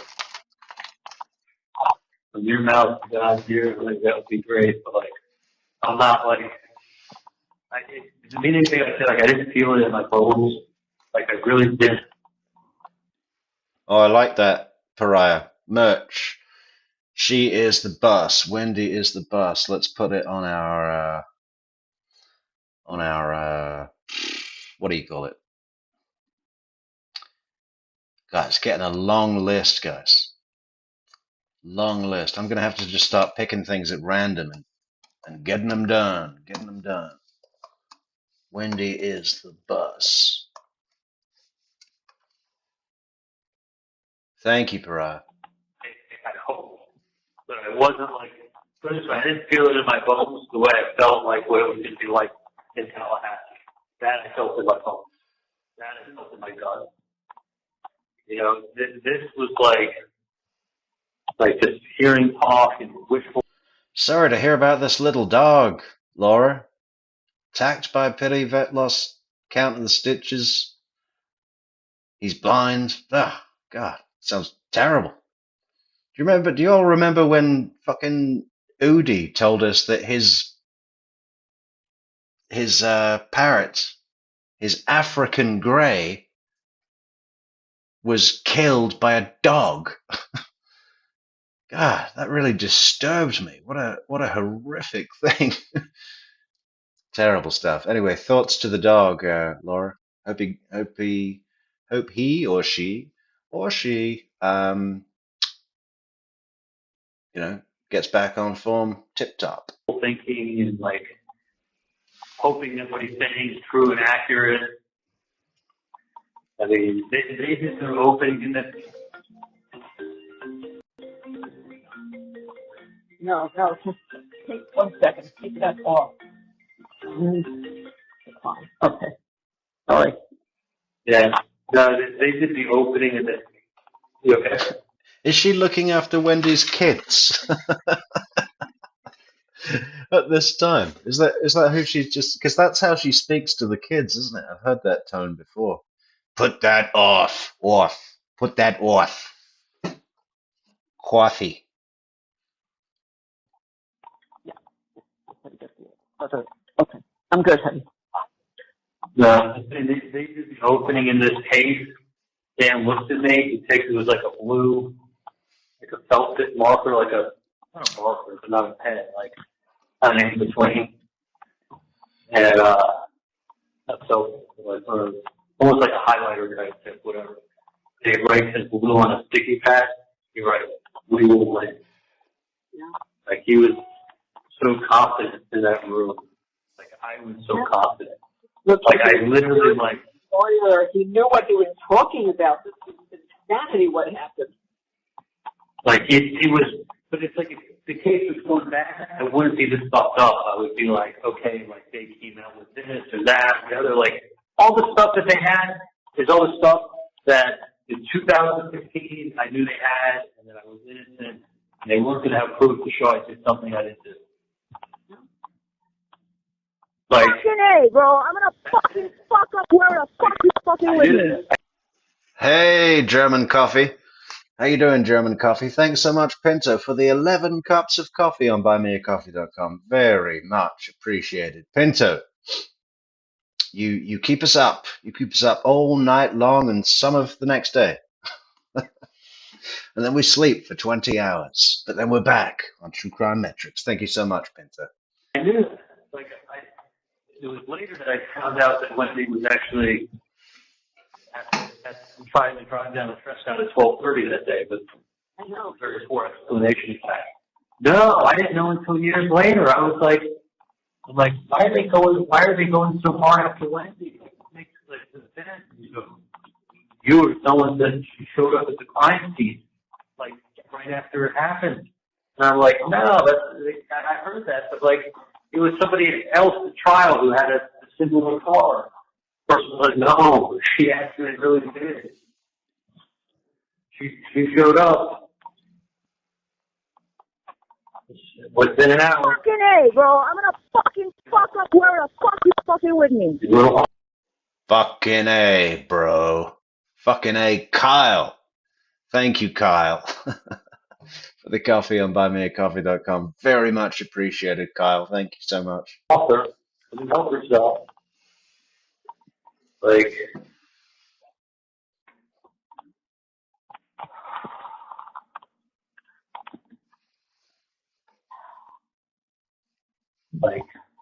holy shit. Guess what? You're a cop. You know what you're asking? Why the fuck were you driving down Prescott when he was 10 miles away? To a liquor store? Yeah, why were you driving down Trescott when you lived 10 miles away or 7 miles away or whatever it is? That exact time on that day.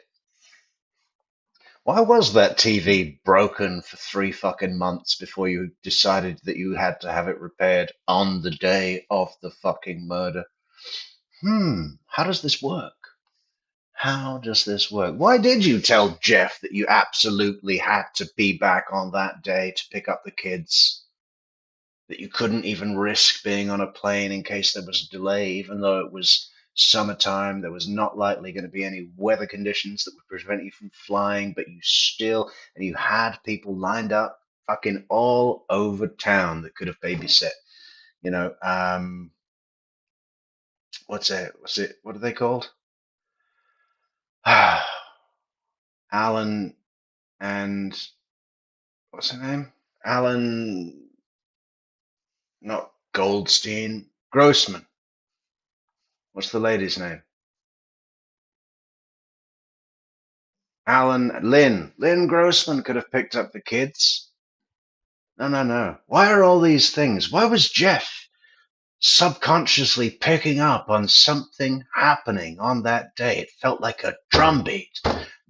Something about this date. We're moving towards this date. It's something, but I don't know what. It's this date. It's the drum. What was it? What was it, Wendi? There's 5 other liquor stores close to your house. You want to go to this one? This is not the direct route from this one. You're still not taking the look. Taking an out of the way route to a liquor store that's 3 times longer than all the other ones. The way I'm used to going. Okay. Your husband just got shot and now you just bought a bottle of full of bourbon. Bought into it after driving by the ground scene. I want to tell you something. She didn't have the proof on that one. She would have been arrested. But that's just like... She would have been. Yeah. So let me get this straight. You drive 10 miles out of your way, past your husband's house, the crime scene takes off, he's shot in the head, you don't panic, you drive straight to a liquor store, and you buy a bottle of Bullet bourbon. I mean, I know it's pronounced Bullet in French or whatever, but everyone says Bullet bourbon. Or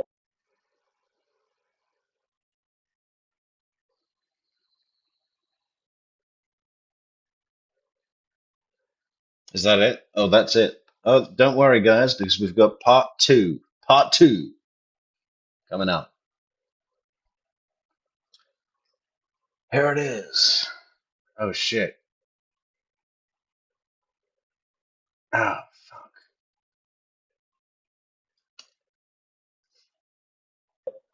that evening, the cell with your friends. Had her friend just told her on the phone, oh, get some Bullet bourbon, and then she just wrote it on a sheet of paper and then brought the paper bro, I'm gonna with her and then bought it. Where the fuck you fucking with me? Fucking A, bro. The bus was Wendi. Thank you, Amy, for the coffees on buymeacoffee.com. It's good to be back, guys. Oh, it's good to be back and wash all that Karen Reed off me. I felt so dirty. I felt so unclean. But now I feel better. I feel better than James Brown. Bring it. Go to buy some alcohol. Could have been home. I don't know, like, who pays attention to that? Like, I have never in 47 years, if not 47, 47 years. Oh, Pinto said the smartest thing I've heard all day. Listen to this. This is just straight up how it is, right? The plan was not smart. People claim it was so smart. They're so smart. It wasn't so smart at all. I love that, Pinto. I'm going to copy that. I'm going to copy and paste that. That's brilliant. No, I'll just screenshot it. That'll be quicker.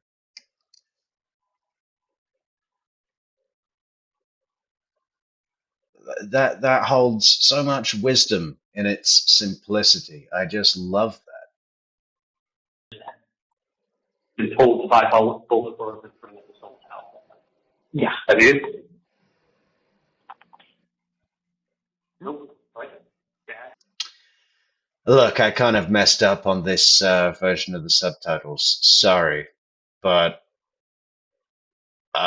it's just going to take too long to fix, and we're going to lose our momentum. What time are we?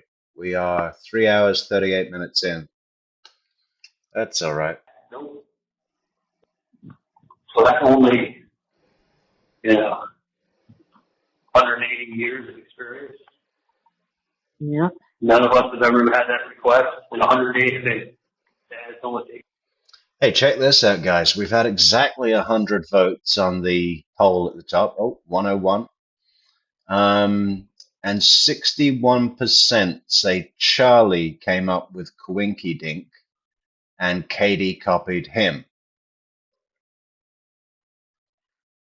I agree, actually. That's what I would say too. Yeah.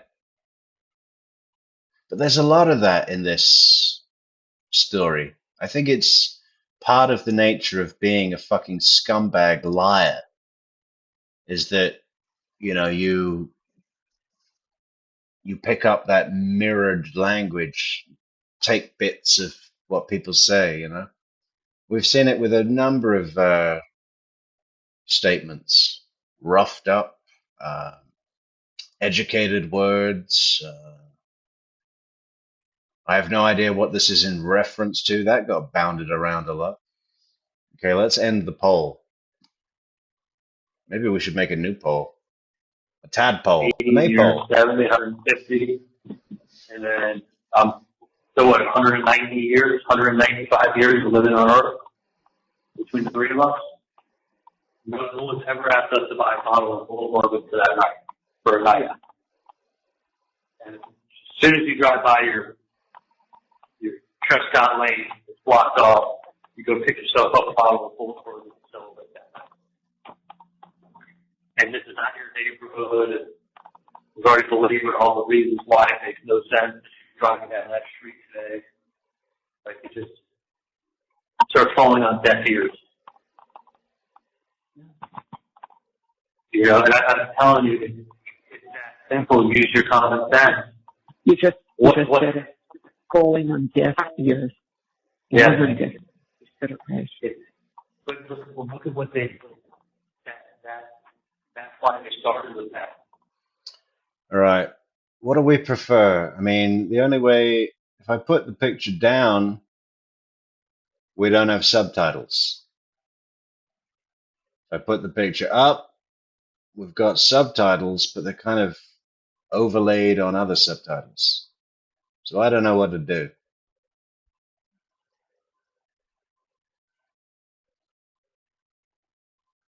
Because what happened to Trescott? It's about relocation. What's the one thing that the emails talk about that's more important than anything? Relocation. Like, so it all fits together. Like, she can't, you know, her explanation kind of sucks for why she wanted to drive in her Trescott at that time. I mean, a better explanation is she couldn't help herself. And once you buy that, everything else just looks like a rich, crazy family who wanted relocation. A rich, crazy family. Yeah. Yeah.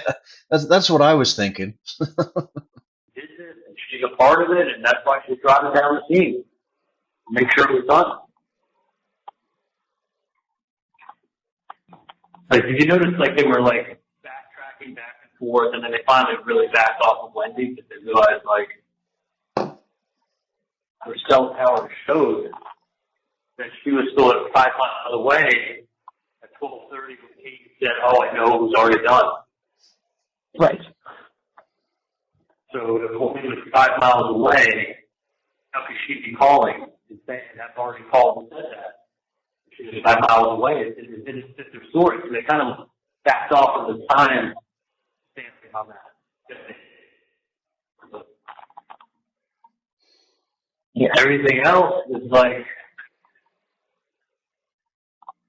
well, if the shoe fits, you know, like you're the one that benefits, and you're the one that's showing up. Like, holy shit! Like, that's a coincidence. You know what I think? I think someone hears that in their ears, especially a mailman. I should have thought of that too. Like, a mailman just lives on routes and knows streets. And just knows how many different ways you can get to a place from point A to point B. Like, to say that you had to go down Trescott would make. I should have thought about that a little bit when we let that sergeant, the black sergeant, was the mailman come on. But I should have thought of that and been like,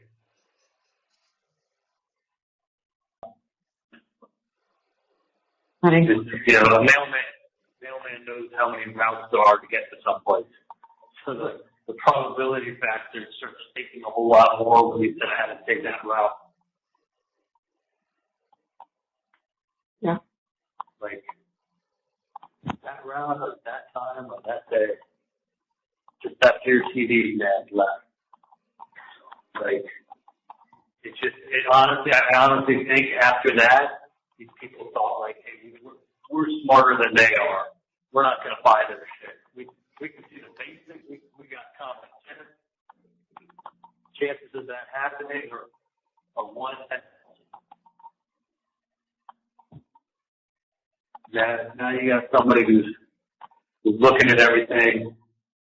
Hey, it's a 1 in 10,000. Like, that they're actually telling the fucking truth. Now, win me over with some overwhelming facts to prove your innocence. Overwhelming. Not supposed to have to prove anything. Just prove. How can you prove you weren't a part of it? How can you prove you weren't a part of something that you weren't a part of? Yeah. I mean, that would be like someone pointing the finger at you and pointing the finger at Wendi. And you'd be like, look, how do I prove I wasn't part of something I wasn't part of? No, the person's going to sit there and point fingers now. Like, that's what, that's why I felt like that beard. That's why I was open with that, and that's why I was closed with that. It's sweetheart, that street on that time, on that day.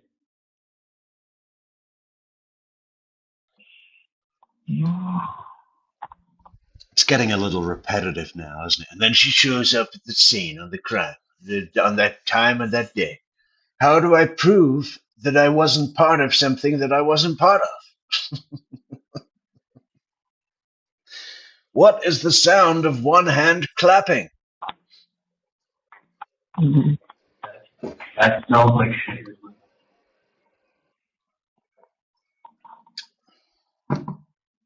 It does. It sounds terrible.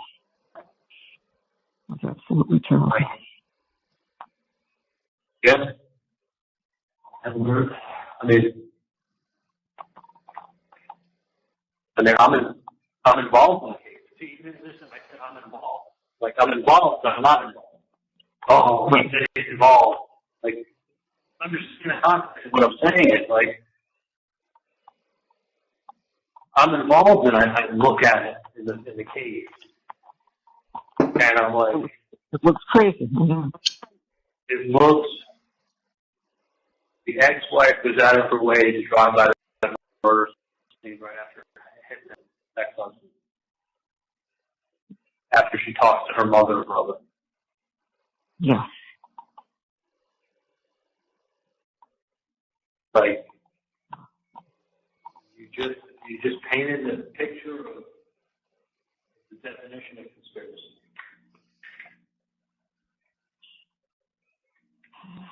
You hear that, and everyone wants to know, why haven't they been arrested?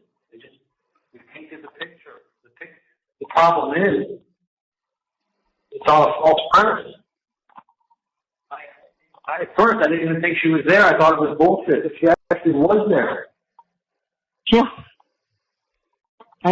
When I heard that officer said, oh, it's a minivan that looked like, my wife's minivan, it's a Honda Odyssey, that's burgundy, and it fits the description of the ex-wife, I'm thinking, like, this guy's such an asshole. He's making this shit up. Like, there's tons of these out here. Wendi wasn't there. He wasn't. Wendi was there. The ex-wife showed up. I mean, listen, if I'm sitting at a bar and someone tells me the story with those couple facts, mind you, like, then you throw in the motive, the relocation that they keep bringing up. Right. And then you throw in the crazy emails. These people are crazy. Take them out of context, they're crazy.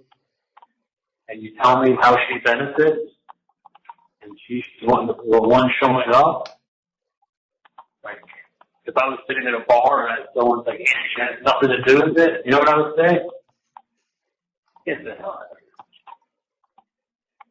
Like, I can put two and two together. Like, you know what? What would you say if someone said that to you? The thing is, I get it, and you're 100% right, and it all sounds like it's piling on, except she really wasn't on trial there. You were. And they spent more time on her. And relocation and this and that. Yeah. But here's the thing. If she was a part of it, then I have to get done.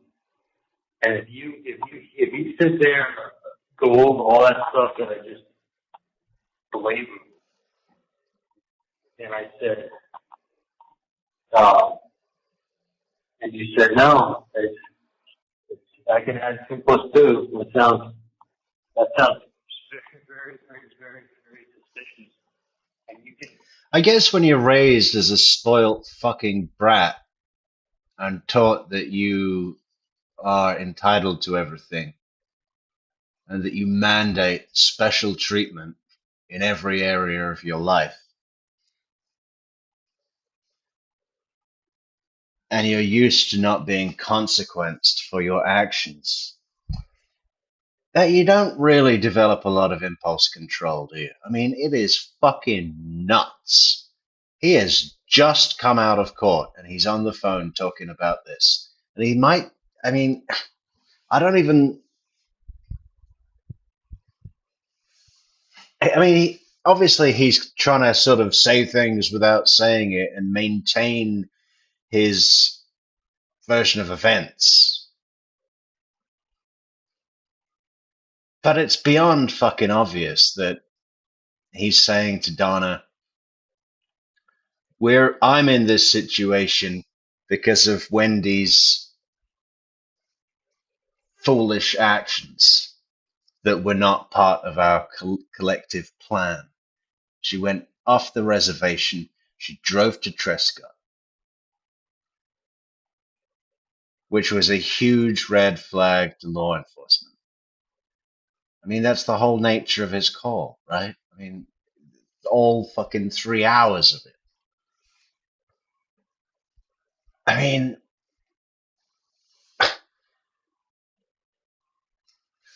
I just, what is he hoping to achieve? It seems what he is trying to achieve is to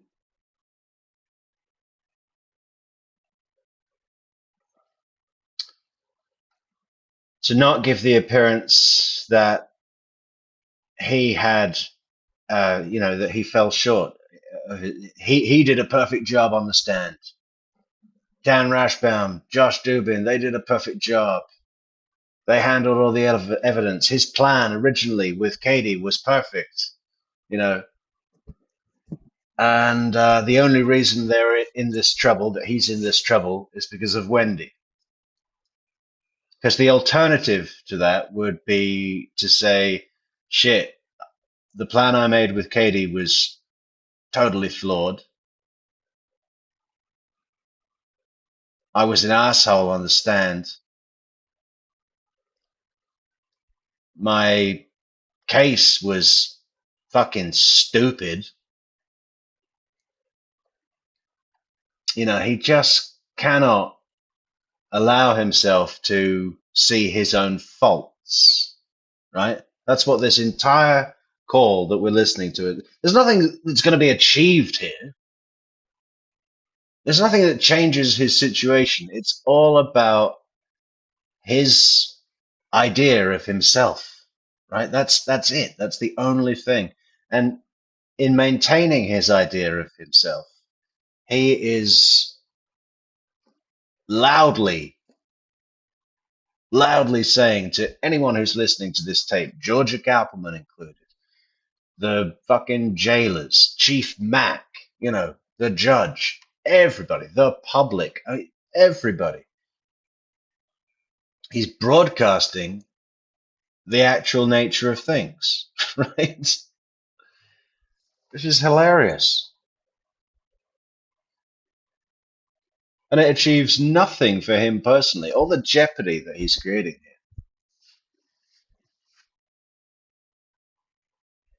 achieves nothing but his own image preservation.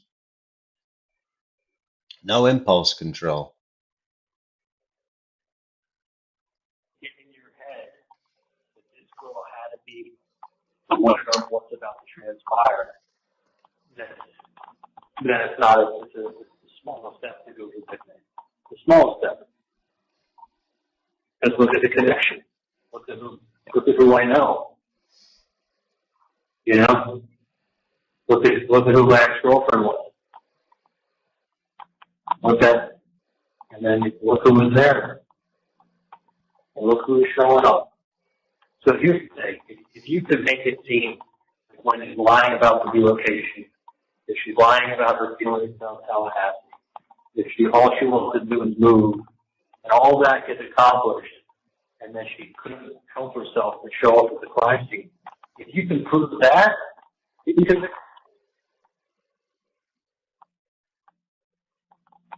I mean, if you could have someone thinking she had to have advanced knowledge that she was there, then you've got a degree getting in the palm of your hand, and everything else is just like everything else. Like I'll say, that's like the foundation of the 1 in 10,000. Was my friend from Detroit says that's 1 in a million. Are you kidding me? That's like 1 in a million. You could have a better chance of winning the lotto than having that happen. So if you could convince them that, hey, it's not a 1 in 10,000 or a 1 in a million occurrence, then you got to say he's guilty. Almost. Like she doesn't show up there. She doesn't know about it. If she knows about it, who does she know about it from? Who does this all apply? The person showing up, the person wanting to leave, the person who lied about how much she liked to tell. I feel like you read the emails. They want to get the hell out of here. This is a small stop on the way to civilization. Wasn't that what this was? Your husband worked at Florida State University. He worked at Florida State University. And he put the word North in there. The name of the city was fucking identical. Tallahassee. Like 2 letters off. I don't remember the name of it, but Walkahassee. Hiawassee Springs. Oh, I think I might start reading the book tomorrow on a stream. Let's go through chapter by chapter. We'll do 1 chapter per video and build up a playlist. The whole book. What's it called? This is our story. The fictional town was Hiawassee. Yeah, Hiawassee. It doesn't. What was it? Hiawatha. I mean, it sounds very similar. Her husband was a professor. She had 2 kids in immigration. Like it's like you writing a story about a husband who's a doctor and you're a school teacher and someone's got 3 kids and 2 boys and a girl. Like, and they're from New York. They moved to South Florida, to the South. But you know what I mean? It would be like, okay, you're getting this from somewhere. I mean, but it got dumbed down to the point that once you had that as a foundation, everything else became like what completely bullshit.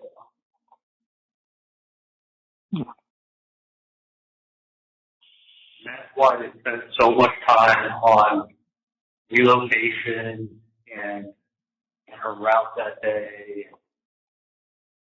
Yeah. Everything else. Because that's an unbelievable story into itself. But now you want me to believe more unbelievable.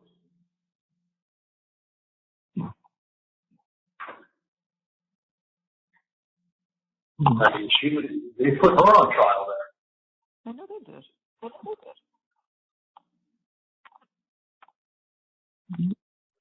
You know, and listen, there's a reason why they were putting a picture of her out on the right next to Katie on the beach.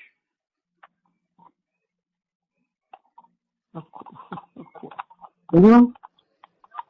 You know, it was showing the connections. Like,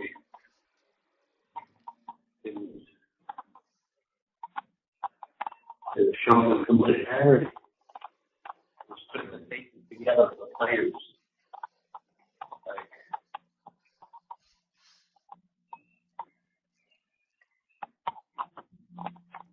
that was a good picture of Nate Warren, actually. And Pierre.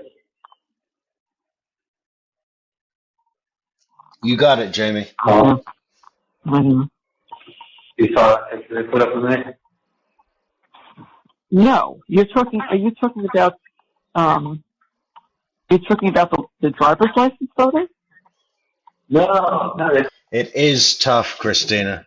It is tough to get through that book, man. But I got to do it.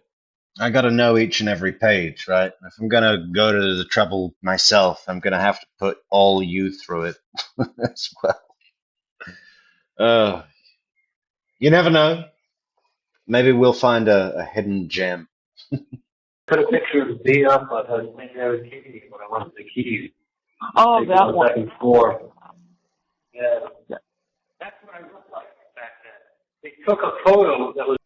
If I read the whole book out loud, Paul M., surely YouTube will just spontaneously combust. My updated driver's license photo that I was busted from 2019. This happened in 14. Why is a picture of what I look like in 14? Well, because that makes you look Clean, very clean. much more clean cut and short hair. Right. Right.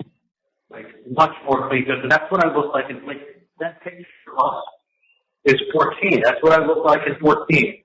Like no beard, shorter hair.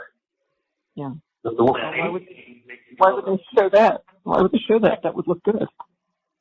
Yeah, the one at 18 I look off.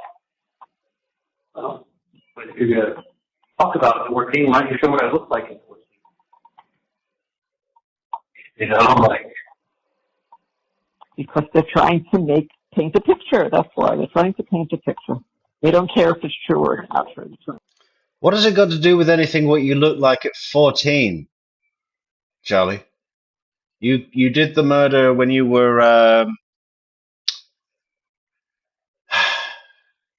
37? What was it, 40? No. What is he? 1976. 38. Paint a picture. Yeah. That's exactly what. I'm sorry. I know I've been talking forever. Oh, it's fine. Actually, he was 37. It was July. He's born in November. I'm just sitting here, like literally on my horse now. She's still the same way. Ooh, she's quick today, Jerry. Well done. Like I'm still in shock. I go from shock to sadness to anger. Like shock and sadness. Yes. Like disbelief. Like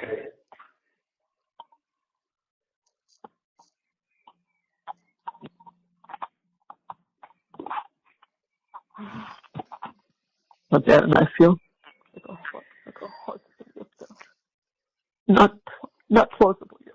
Can't go with it yet. Can't. Like when I'm talking to you and just talking about things that's normal, when I stop talking, I like head in other places and I fucking I know, but be careful because at some point nobody came today, which I'm really pissed about. But they didn't come. What was that? To your cell, this chief. No, over here. The chief was supposed to come today. I still come tomorrow. What is it? It's like I get like numbness in my hands, my arms, like I get cold, numb waves. It literally feels like. Honestly, it feels like the heart is ripped out. I know how you feel. I know.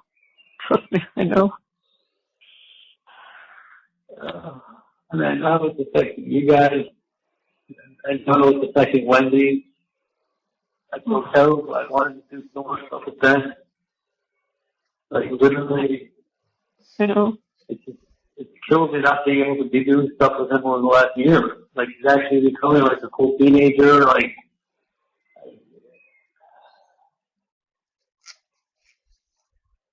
I was getting to the point where I was thinking maybe I won't. Like I'll go to Asia for a few months, hang out, decompress, and I'll back to the farm and do like the life there if I can. I'll take sort of quiet down for a little while. I'm going to go back to my home. I know what you wanted, and I know you were going to take time, and you were going to think about how to do it, how much time. I take like 3 months off, and it's February, I was going to go out there with February, I was going to go out there with Scott to a new place in Vietnam, go to Costa Movie, fly back and forth. Like, everything I've worked my whole life, like, all I ever fucking did is work, to be honest with you. So I was 29, I did a karaoke school. I got out, I worked 6 days a week, sometimes 7 days a week. And I made a ton of money. And I had people steal from me. And I lived a very low-key lifestyle. Really did. I mean, even when I bought a limo, I paid $7,500. I paid for half of it. I know. You know, like, I didn't really spend money on things. I mean, but the one thing I treated myself with is that fucking Ferrari. I was like 5 years old. Oh, is that what it is, Christina? October 27th? Okay. And 5 years old when I bought it, 5.5 years old. That was the only item. That was literally one item. Like, outside of that, like, I bought a boat for $8,000. You know, I have a boat that I bought and sold, but I never treated yourself. I never treated myself. I never fucking treated myself. Still have the same 3 pairs of jeans, the same 1 pair of dress shoes. Like, all I fucking did was work. Work. Help everybody else out along the way. And like, and now I'm here. And now it's like, just even thinking about like making the trucks for Roman and like, him growing up without me is the one thing that fucking kills me. Mm-hmm. I can't even explain to you. I mean, being a parent, like, having to want to do all these things with him, and like, I'm going to be kind of parent that, like, thinking, you know, listen, I'm 47, I waited so long to have a kid. Like, I could finally be financially set and, like, be that fun dad that's not working all the time and do all kinds of great stuff with him and, like, you can do my point. And now I'm fucking sitting here making up a will.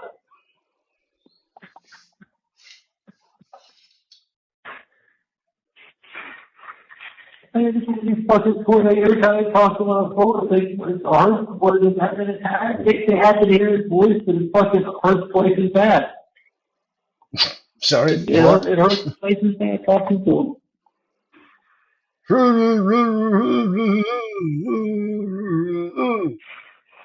I mean, I'm like, all I'm happy is the kid doesn't know, but he's not going to remember me outside of pictures of the videos.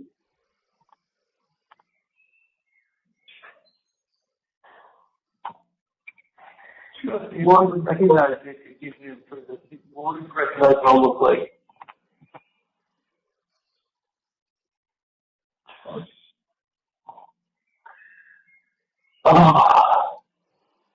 No memory of me outside of pictures and videos of the outside world. You know what, Charlie? This is just why you need to just have hope, think that we are trying to do something, and just hang in there, because that's all upsetting stuff. It's awful, and there are opportunities. So we've got to follow through with them, and it's going to take some time. You're right, but just don't. I'm gonna have hope. Because Dan flat out told me like that's 1.5 to 2 years to be healed. You know, I mean, I've already been here for over 1.5 years. It's just for like the process to get going. It's like, Jesus, I wish I could say I had an effective counsel, but I had a shitty judge, or I had like, wow, holy shit, like I was on cloud 9 a week ago. I came off of there, Dan was like showing me text messages that people were sending him.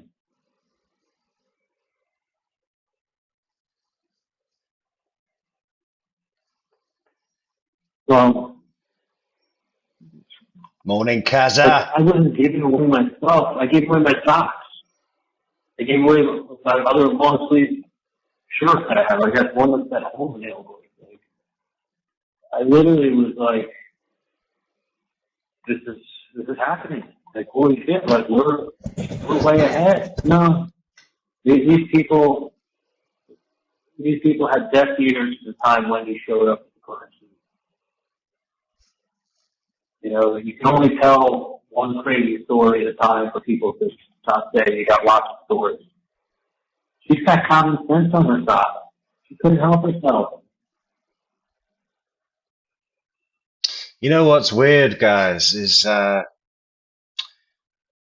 people are, Charlie's talking about being a father, and the legacy characters that come out of this. Obviously, the Markel boys, but then Roman as well, right?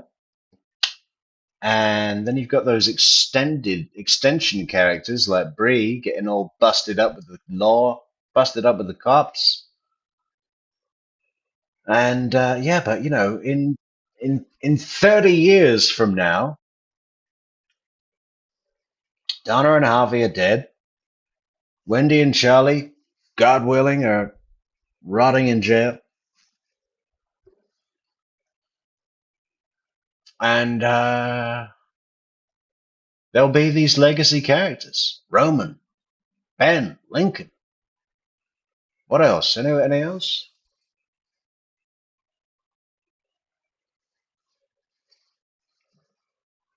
Maybe Shelley's kids.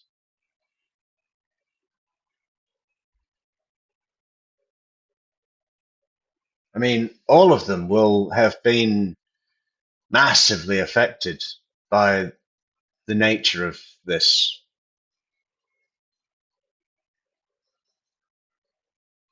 You know, maybe they could all meet up and discuss it. Like,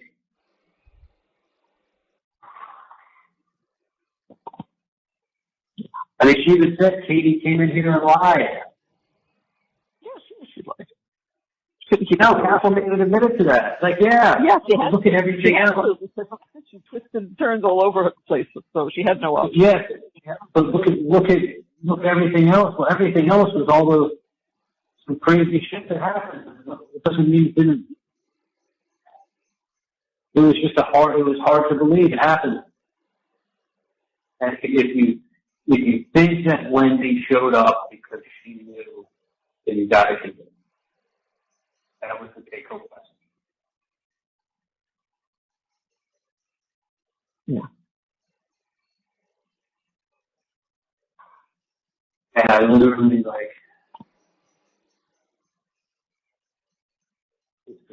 when Ezra died, I felt maybe that was a sign of things that I know you think I'm superstitious and I am in certain things, but if you look at when and how and everything else around it, that was a sign of God.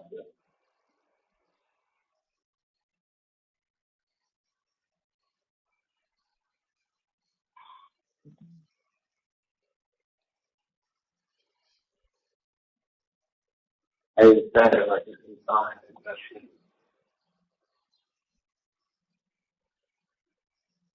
Katie's kids, of You know course, what? yeah. I think we're all a little superstitious. Why did I forget that?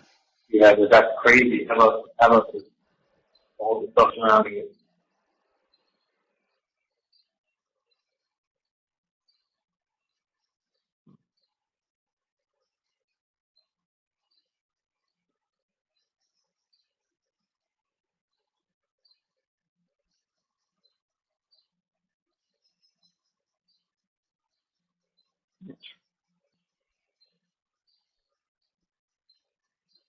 There's no understanding. Honestly, you didn't have a chance in hell up there. No, there was No matter how good everybody was, and they were beyond good. You didn't have a chance. No, the answer was like, oh, it depends on what jury you pick. Listen, I had Josh fucking Dubin taking the jury. I had Josh fucking Dubin. It was $1 million and worth every cent.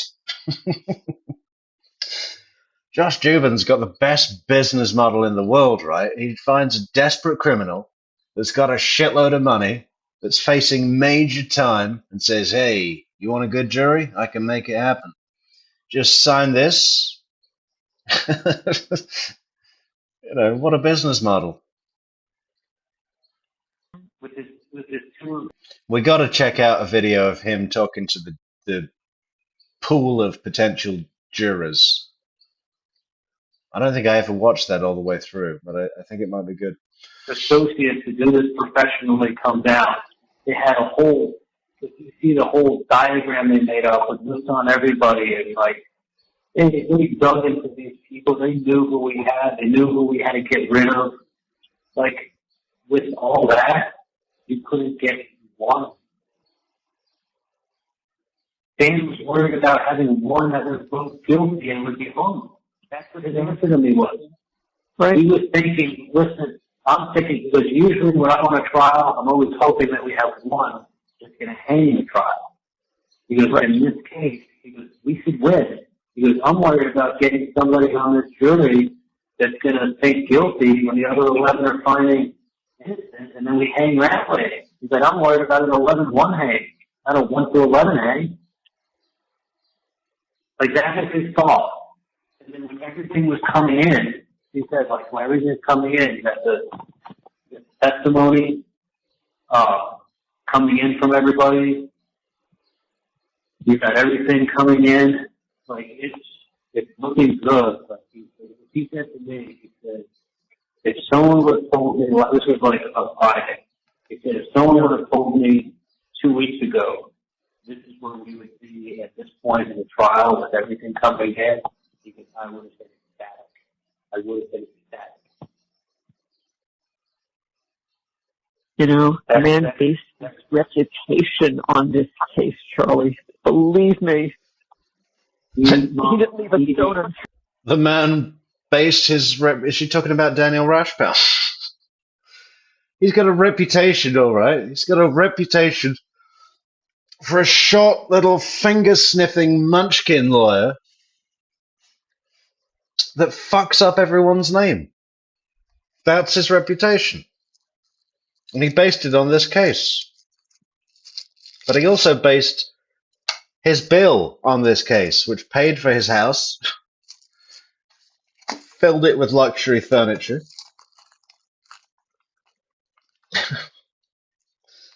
You know, I mean, yeah, he based his reputation. I don't think so.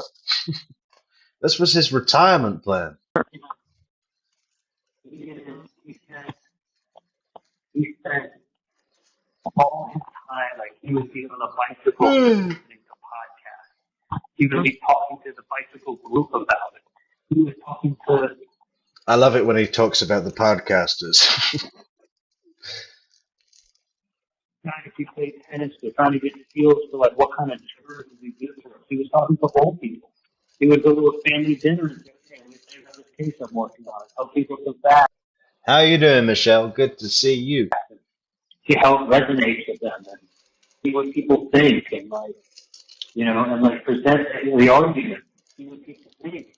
It wasn't that. They were overwhelmed by the stakes, dumbing it down and a couple crazy facts, and then you have deaf ears. Because, holy shit, I've heard for the last 6 months he was worried about having one juror that makes it hang. I was hoping to have one juror to make it hang, but here's the problem, Mom. You need 12 to walk out of this place.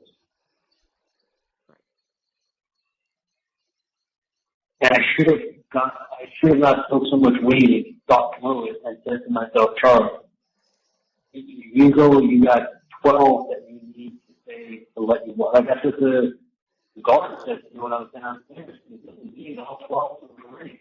You're all 12 innocent or all 12 guilty. Right. And when he said that to me, I was thinking to myself, I was looking at his face and I walked in today, the closing statements, and one of them looked me in the face. And I was thinking, like, I'm not getting all 12 of those people to agree. So if all 12 will agree, you're going to have to run it back again with a hung jury. You're doing it again. You're doing it again. So even if you got one at 12, you know what that means? You're doing it again. But at least it's like, all right, we're still fighting. You're still in this. Like, don't give up hope. You got a trial coming up. It's like it never even happened. We're going at it again. Come on. Don't lose your focus. Like, if you know how long I had to sell to myself with all my food and sell to myself, like, and a push pod, like, not in prison where I'm worried, like, I couldn't even go through my shit, you know, or like, it's not like I'm going to have a quiet place to maybe study and eat my attorney all the time and like, you know, and go through all this stuff. I mean, I had my A game. You know, I looked my A game. I used to look the same after I go in. I'm not going to be, you know, it's like I just, this part of it, Mom, is that with everything that was done, not one person out of 12.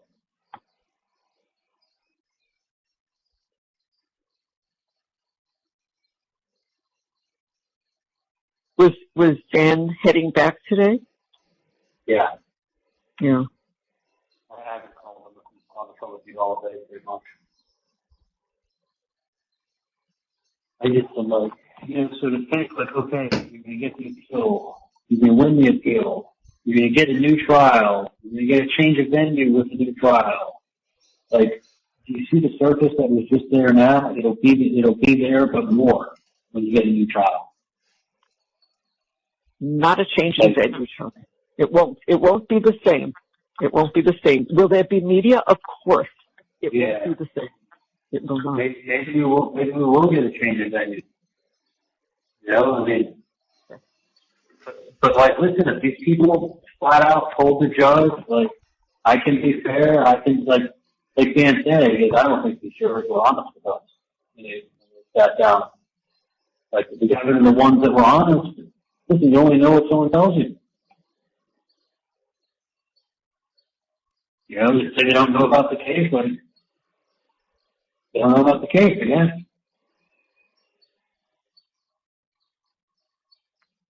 I mean, if they sure wanted to be buddies with each other and give each other their cell phone numbers after the case, they must realize it's a high-profile case. That's why they wanted to get on. Hey, Christina's got an interesting message. What is this? Frank, one of these days, someone like Charlie is going to call you out specifically and rant on. That will be a fine day for TCM. Someone like Charlie is going to call you out specifically and rant on. What do you mean? Like rant on to me personally? Like on the phone? I don't... I'm not sure I completely get it. Can you expand or say it in a different way? I can't imagine jurors wanting to, like, keep in contact with other jurors. Like, if you have a friend who has their number, but, like, have a group chat. They know what this entails. They were part of something big in Tallahassee. They have a story to tell. The jurors that are on national TV now, talking about this story, their experience.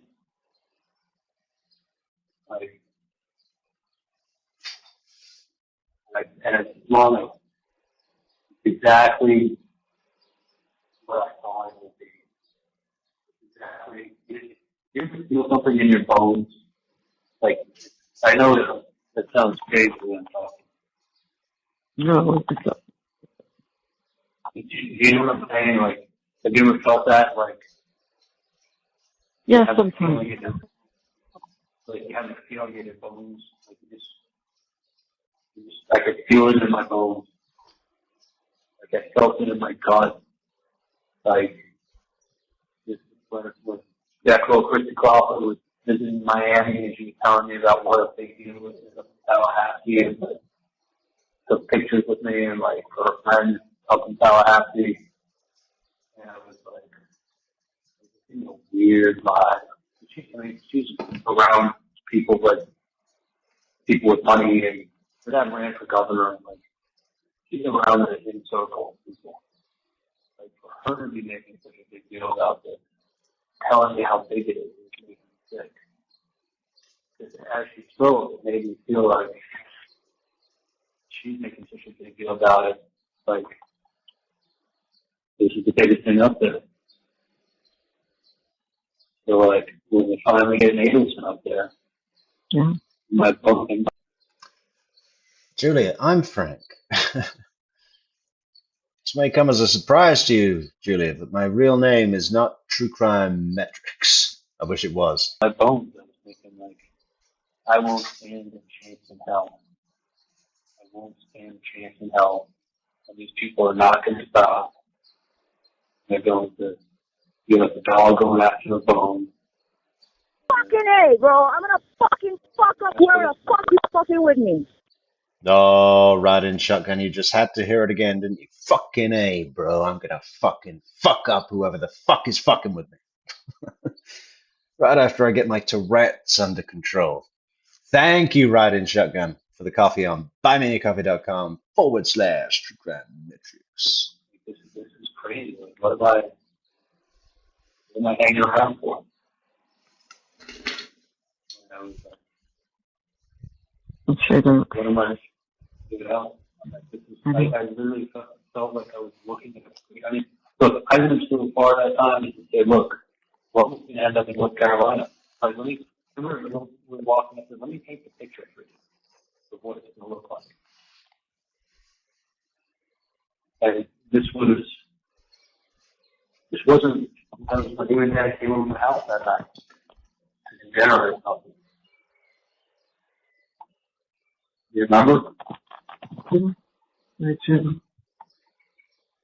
Like, and then I would walk, and then I would stop like halfway between my house and the farm store in the middle of the street. And I was like, let me lay down. This is exactly what I see transpiring. This is exactly how it's going to go down. So, and to top it off, don't be in North Carolina. And he said, 6-7 months.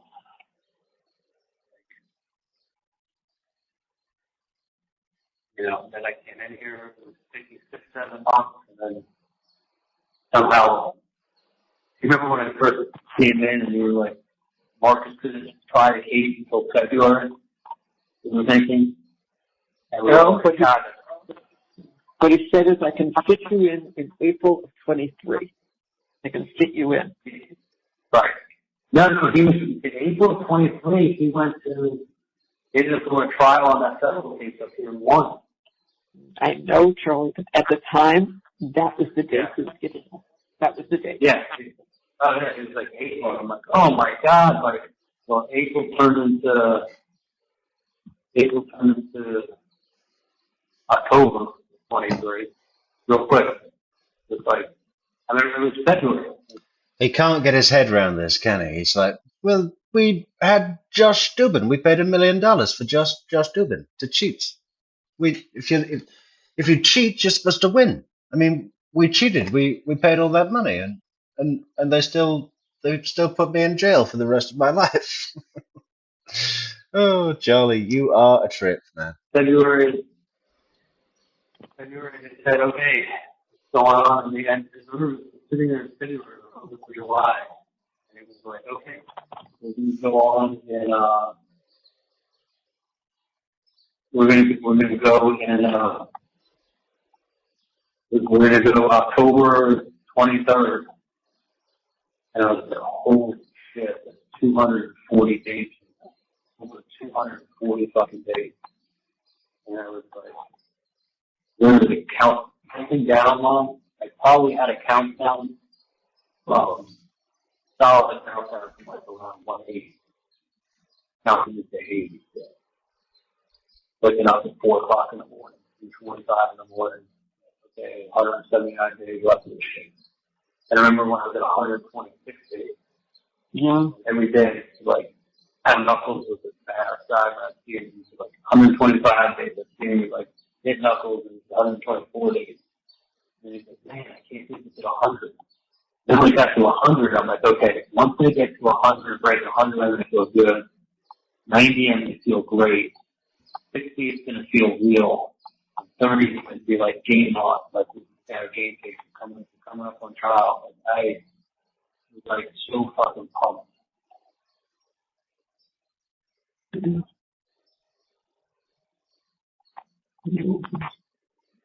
I didn't stand a fucking chance on.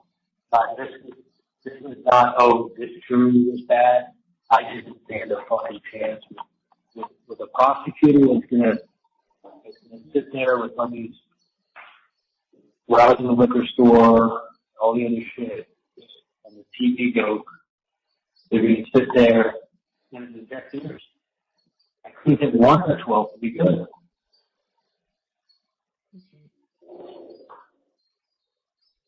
Like, I could not get one out of 12.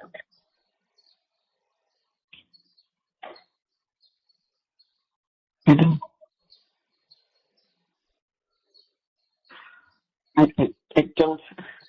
don't think it matters what was going on there, Charlie. I think they just. I think the case is decided, actually, if it was closing statements. I think the closing statement was like, That'd be great. I should, if Charlie Adelson called me from a South Dakota prison to tell me off, man, that'll get a fucking million views. everybody's sick. No, it's a real possibility that if I'm making it to Tallahassee, that I can get an in-person interview with Catherine Magban. Probably not Donna Adelson at this stage, but Katie's a real possibility. And I'll fucking do it. I mean, absolutely I'll do it. And I seriously think there's a way to make that happen. I mean, how cool would that be? Purpose was of putting the autopsy, the same autopsy photo up multiple times, and leaving it up there while she spoke. I'm sure that it just made people, like, I'm sure the infuriated people, I understand why. But, like, how could that be after the cross-examination of me on Friday, Thursday? Mm-hmm. Like, it can't wrap my head around it. Like, how the fuck does that work? Like, how could, and here's the thing, how could you not get one? Or just one that wants to fight and listen to the evidence and read through stuff? I mean,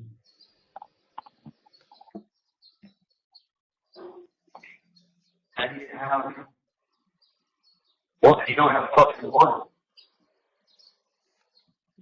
Yeah, well, that's my full name, Nancy. Franklin. Franklin. Sure is. You don't know how to say, no, analyzing with you. Having a sergeant who works in the post office is probably the worst person. There's a big tall black guy who has the 5 black women, like, following him around. He's a leader, and he works in the post office. I know rounds. The probability of you taking that round makes me think that we have a big problem there. Like, who knows routes neighborhoods better than a postman? Yeah. Nobody. And how many different routes and someplace you're gonna just drive to trust that lane. Same time your husband's getting shot.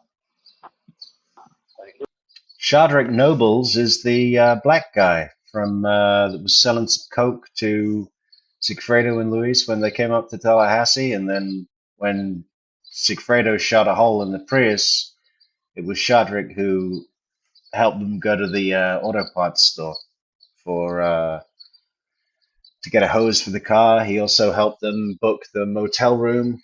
He went in and booked the motel, put it in. I think he put it in his name, and that sort of stuff. He's the guy that was in the first trial with the red shirt. Believe it. And he's always coming into this stream and saying, what does he say? Y'all need to get my name out of your damn mouth. Because his aunt watches the show, and it's uncomfortable for him that we talk about him. After that,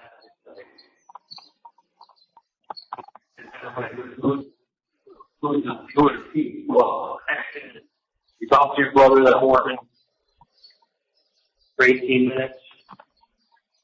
Like, I didn't know there was something more. Yeah. okay. What did you say, Mom? They said, you said, talk to my brother for 18 minutes. I mean, they made up stories. I'll do an interview with Shadrick, sure. I don't think he's going to lift my wallet in the bar or whatever, whatever people were saying about the dangers of Shadrick Nobles. I'll take my chances. I think I'll be all right. Stories about this one talks to this one talks to that one.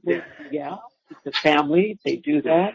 Mom called to say the appointment was made. Okay. And I called Wendi because I was on a flight with Katie. And I called my mom, Katie, like girlfriends and all. Here's the thing. I only talk to Wendi like every 10 days, 2 weeks. The only reason I spoke to her was because I was in a fight with Katie. Yes, what it is. What I should do. So, call my sister first thing I got on the phone. I don't want to call her. Somebody don't call her. That's just a little bit. Sitting down, and then you have stupidity, absolute asinine stupidity, right? And then talking about theories of the landline. And here we have a lifeline conversation again. Like, 1997 had that notebook call in 1976. Same numbers on my cell phone. Yeah, Holly, we'll see. Maybe get a little bit of Shadrick in before close. We'll see. But the sun is up, and the birds are singing. The birds. So I'm not trying to hide anything. Like, the only time I told Kate I wanted to have privacy was when I was on the phone with Eric, and I'm like, let me call you from your cell phone. I'll call you from my landline. That time, and then because I didn't know what Eric was going to say about Katie, and I was overly cautious after Mike told me don't talk to anything about Katie. Eric started talking about Katie. I was like, you know what? Mike told me that the phone's fast. Let me be cautious. I love this. Christina, oh my God, that's awful. As they say, no good deed goes unpunished. My cats are wonderful. They're really mad that some loser cat did this to their mom. Oh, I don't know why I find that so funny. That was it. That was the one time. And I tell them. But they have a pie chart. The first attempt, the second attempt, and I called 7530536. Just a little high, but you're only there for 60, 70 days all year. For the whole year. I have 2 years. So I said that to Dan, and they said, you don't even want me to have voice. Just show them that it's nonsense. I don't know. I mean, they made a demonstrative out of it. If it did a big pie with the tiniest sliver being the 24 columns out of the 3,500 columns that day. Like, I think it's significant. It is statistically significant because I never call that number. But I don't call it if I knew you were home. Otherwise, I'd always call yourself. Like, I must have known you were home, so I called you on your line. It's always a better connection. But I'm calling from my cell phone. But you know what? They brought that up in opening, and they brought that up in closing. It was part of the closing. You know what they were doing? They were taking all the things that they could say are statistically significant and go, look at how many statistically significant things that are occurring. And there comes a point that you try to either start adding them all up, and you're going, the 2 times he called, the 2 times these guys went up on the trip, and 2 times he's calling his parents' phone number. The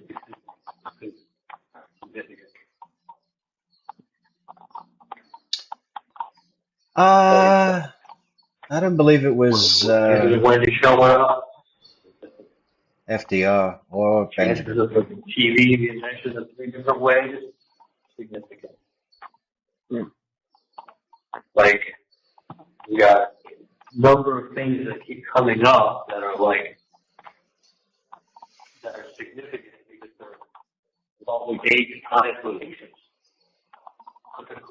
Fucking coincidences, that's why you can't explain, like, why I bought a TV because she didn't have a fucking TV. That's right. You said TV because the guy asked for $5. If he asked for $50,000, I guarantee you his car costs about $50,000. I would have. No, how do you talk? But that made sense to say something that costs about that amount of money. Amazing. And I don't even believe that this.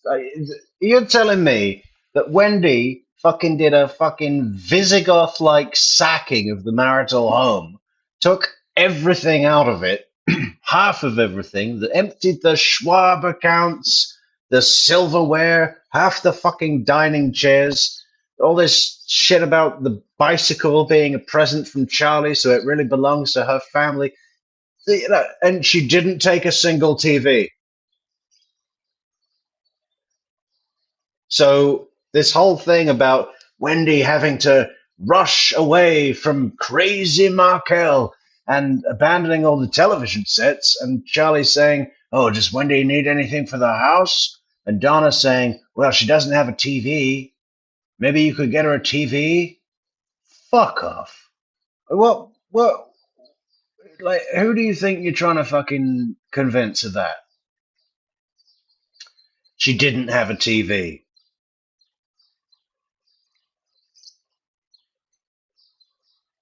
I don't believe there was a TV divorce present. Why would there be? This isn't some fucking skint woman that has no. She's a professor at Florida State. You know, she had a fucking TV.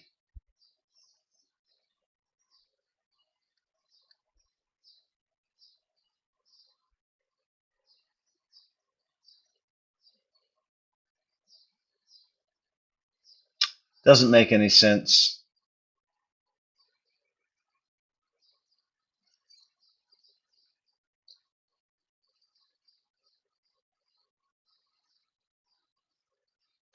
It doesn't make any sense unless you look at the TV repair appointment to be not an alibi for her position, but a reason to allow and excuse and give cause for the triangulation of calls between Wendi and Donna and Wendi and Charlie. It's invention. She's got to call Donna because Donna had the Geek Squad package in her name. Her number was on the thing or whatever that was, right? She's got to call Charlie because he paid and maybe is like, what, I don't know, tech savvy. So she can ask him the ridiculous question of, the repairman says that it can't be repaired. So should I repair it or get a new one? What? The repairman says that it can't be repaired. So should you repair it or get a new one? What? That whole thing is created. The divorce present, the TV as a divorce present is created. They're like, okay. So what about we get the Geek Squad?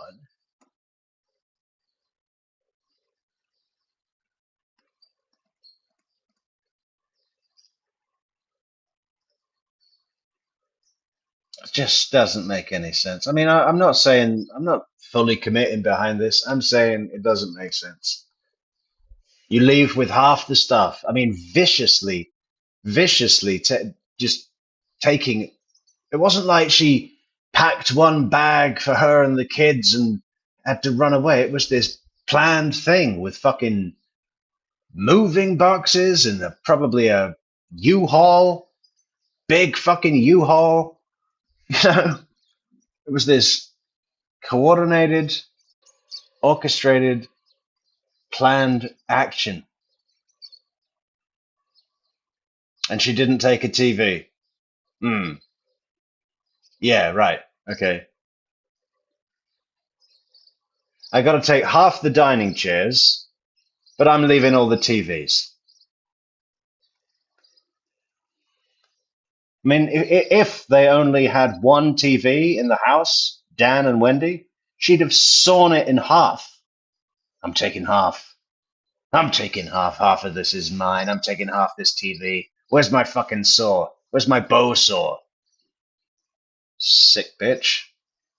Doesn't make any sense. Like I said, I don't need to stand on that. Maybe I'm wrong. Maybe Charlie did buy a fucking divorce present TV, but it doesn't seem logical at all. Back in that time, the TV was a couple thousand, 3, 4, 5. Well, 15 years ago, it was 3, 4, 5. Because the TV is 5, I would be like, are you talking $500? You know? The TV to get 500. So if they asked for 50 grand, you would have said this car is about 50. I would have known the car costs about 50. The TV even cost about 5. It wouldn't be $5. 15 years ago, it said it would be about 500. Real likely it would be 1,000. So, like, is it statistically significant that code word being brought up? I mean, it's odd as fuck that you had to buy that for Wendi for her divorce card.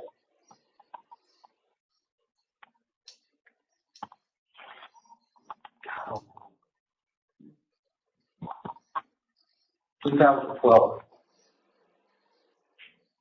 You know what I paid for that TV set? I don't. $2,000. Maybe $2,200. Really? And it's a couple of thousand. I just didn't remember how much. Yeah. I was just in the car, they'll be saying, what does she need? Does she want? She needs a nice TV set. They go get her a really nice TV set. I'll pay for it. $2,200. Just to have more money than no time.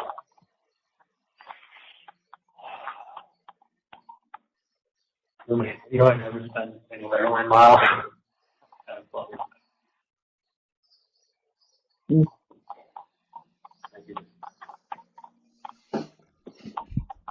was, you know, when I was in Kyoto, she wanted to take me to Japan, meet the family, and do a lot of stuff. She wanted to fly first class, and I was put off by the idea. Kind of annoyed that she should go and fly first class. I've never flown first class in my life. You go home and fly first class. You never flew first class in your life, Charlie? I did. It's great. It's great. You'll never do it again now, huh? Oh, okay. Well, that's too bad. So, I mean, airline miles, it was going to cost me for a round trip ticket, like 346,000 airline miles. And I've been chasing those miles forever. So, I mean, it was going to cost me like 700,000 airline miles to fly to Japan, back and forth, first class, business class, something like that. And I was so pissed that you wanted to fly first class like that. And then that was also going to be like a good solid 2 weeks off work. Yeah. I want to do. I know. Christina says, by the way, what brother buys his sister a divorce present? Well, I've got another question for you, Christina. What the fuck is a divorce present? You know, that's not a thing. Why would that be a thing? Especially something like a TV that you're going to have in your life on a daily basis as, you know, as a reminder of your incredibly hostile, brutal divorce. And every time you change the channel, you're just like, there, my divorce present. You know, to remind me of that time in my life when I was going through all that shit.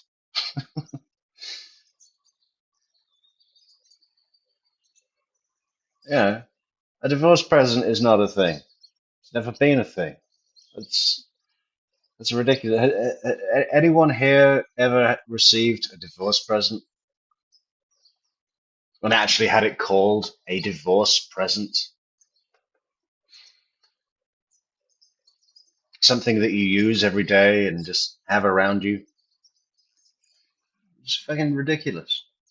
Jesus Christ, if I had a fucking time machine, holy shit.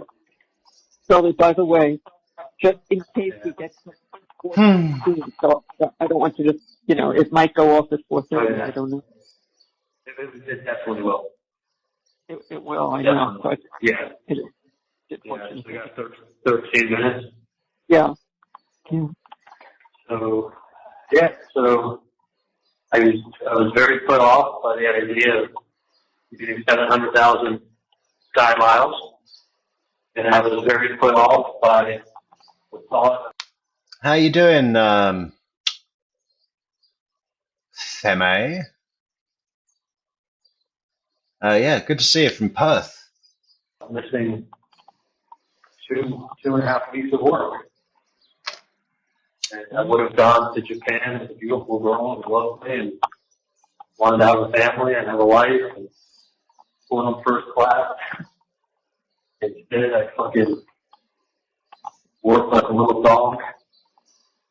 Make more money for fucking what? Fucking what? I got, what, 2.5 million airline miles now? I don't know what you have, but I know it's a lot.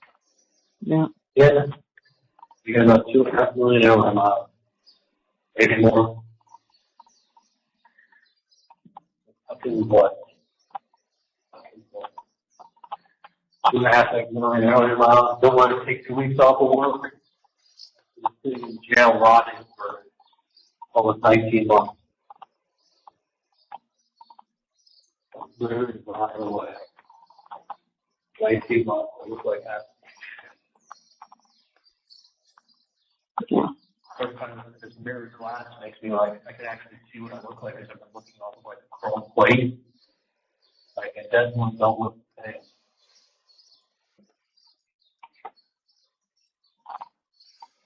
Seriously.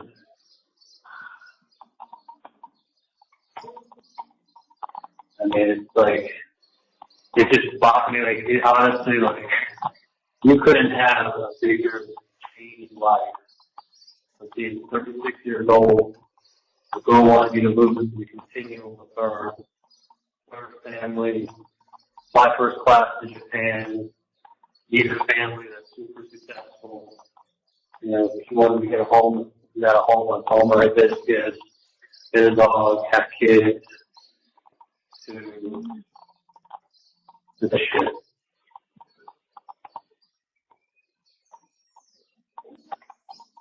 You couldn't have a bigger change, could you?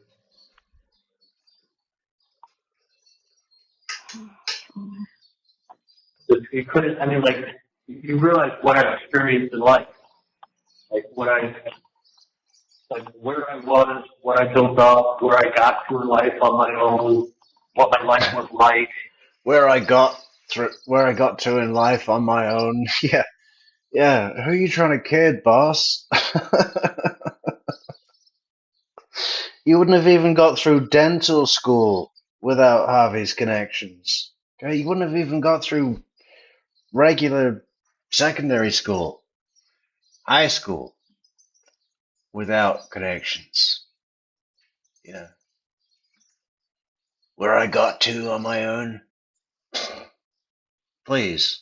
You know, hanging out with friends who like me and were successful and good times and opportunities and building, working, doing nothing but working. No, I don't want to go to Japan with you, though. I'm taking 2.5 weeks off of work. I'm using all these airline miles up. Absolutely, Wendi broke the TV. I probably hit it with a hammer or something, but, I mean, Jeff Lacasse testified that the damage was such that he didn't think the boys would have been able to throw something heavy enough or fast enough for it to cause that damage. And why would she leave it to chance? The TV needs to be broken. She's going to force Jeff and the boys to watch a children's movie on that broken TV to drill it home that there is a broken TV, when there was a perfectly good TV in the house that Jeff volunteered to set up so that they could watch the movie. I mean, the kids were screaming because they couldn't see the fucking picture. She broke the TV. Yeah. That was 30. That was at 36. 35, 36. The last time I was in first class was on Air Canada, and I didn't pay. I didn't even, I had a seat in coach, and I was just walking around the plane, and I just peeked around the corner of the curtain into first class, saw a few empty seats, and went and sat down. Suddenly I had my own chef. I had a endless wine list, free. All those nice fucking care packages with the face mask and all the shit. Got a few of those. Fully lie down seat, big TV. It was great. And the steward, when we landed, oh, that was the thing. I realized as we were coming into land in Toronto that I'd left my bag at the back of the plane. And I thought, shit, you know, if I wait until we land, I'm going to be, you know, going against the crowd to get my bag. That's going to be really. So I got to get the bag, but I don't want to sit in coach again, even for the last half hour. So I'm going to have to go out, get the bag, and then sneak back in, which I managed to do. And when we did land, one of the stewards was doing a head count of the people in first class, realized that I wasn't supposed to be there, came up to me and said, "What are you doing here?" No, he said to me, "Where were you seated when we took off?" And I said, "At the back." He said, "What are you doing here?" And I said, "I was invited." And he said, "By who?" And I said, "Well, is it a problem?" And he said, "Well, not now. We've landed." And that was that. And yeah, it was great. Great trip.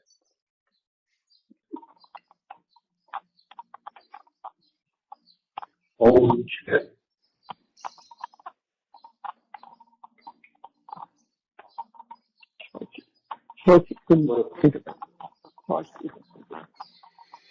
Yeah.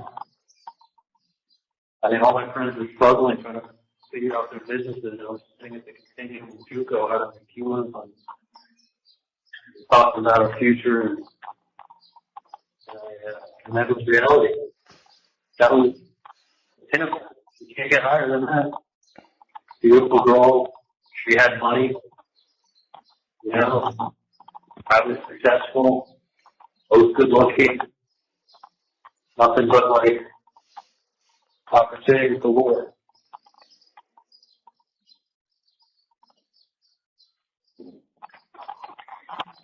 So we all wish we had a time machine. Say that. Oh. But you got to understand, Mom, that's what my life was. I know what your life was. It's not like oh, I was hoping to do this. I mean, I was there. Like I was there. I made it. Yeah. Like I fucking made it, and I made it on my own. Like That's part of the game, Pinto. I mean, they're bullshitting us all over the place here, but through that, we are getting the truth. We just have to kind of decipher it, you know. That's one of the things that's so compelling about this for me is it's all right here, all the pieces, and the more time we spend with them, the more we understand. I made it by screwing people over. I made it on my own. Nobody was helping me. Nobody was doing shit for me. Yeah. You know, if I asked my sister for something, it was to fucking translate something into Spanish. That was the big ask. Like, I wasn't. Yeah. Yeah, I'll do that. Hey, if you could get that.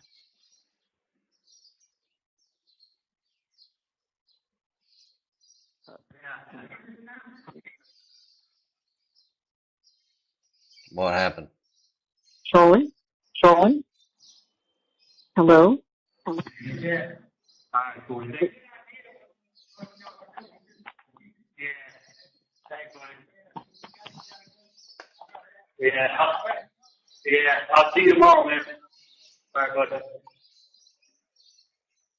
I guess they're, it's like a good idea what I think they're doing. You gotta try something. I guess it's being recorded on the news. You're watching the other pod. Then I put it in for, for something. See you later, Michelle. We're almost done here anyway. He filed a motion. Yeah, because he filed a motion yesterday. I woke up at 6:30 in the morning and they were talking about it on the radio.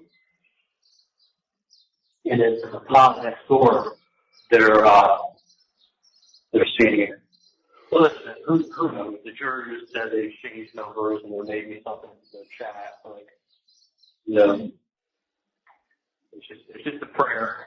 It's just a prayer. It's a prayer. That's right. Like, really just sending up a prayer. So I just feel out.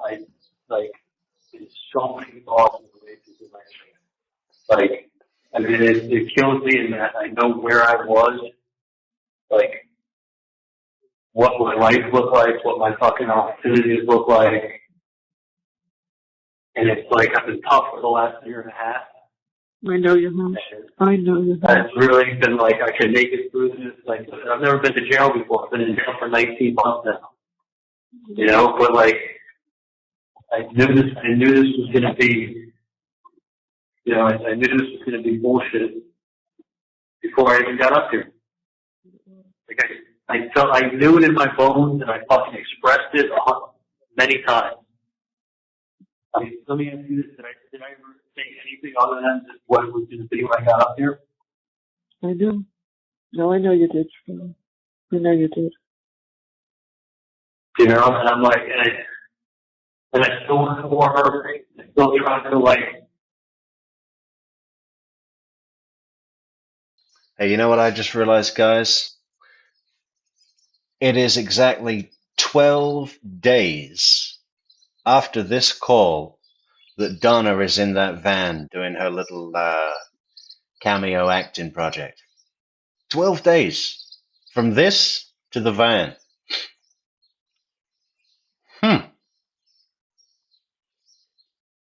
And in that time, she's going to pack her bag for Vietnam. She's going to try and sell her fucking cemetery plot.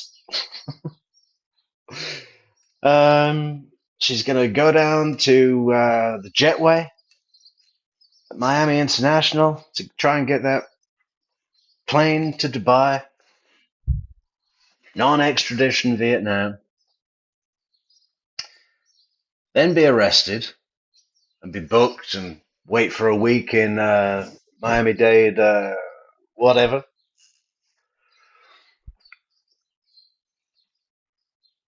Police station, county jail, whatever it was. Detention center.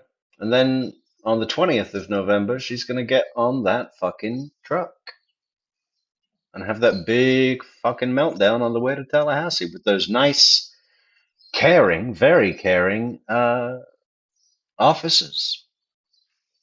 Create something similar to my life. I saw my life change. I saw the people in my life change. I saw all the opportunities in my life disappear.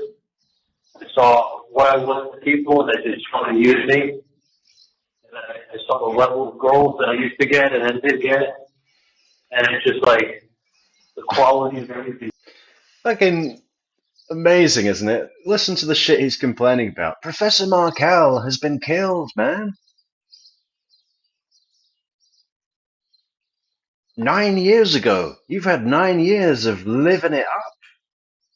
Alright, 7.5, not counting the fucking year and a half you've been in jail. But, you had all that jet skiing, you had all those women, you had all those dinners, you had Kobe steaks from the restaurant brought back and in your fridge. You know, you were working out, you were eating the Maine lobsters, you were watching the basketball game, and, you know, buying go-karts. All that time, Professor Markel was in the ground. So, you know, my heart bleeds for you, Charlie. Just went down the fucking toilet.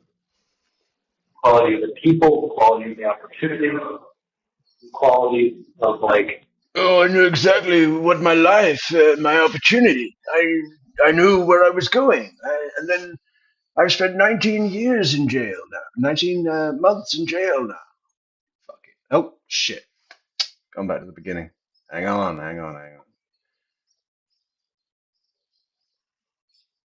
Last 5 minutes, I think.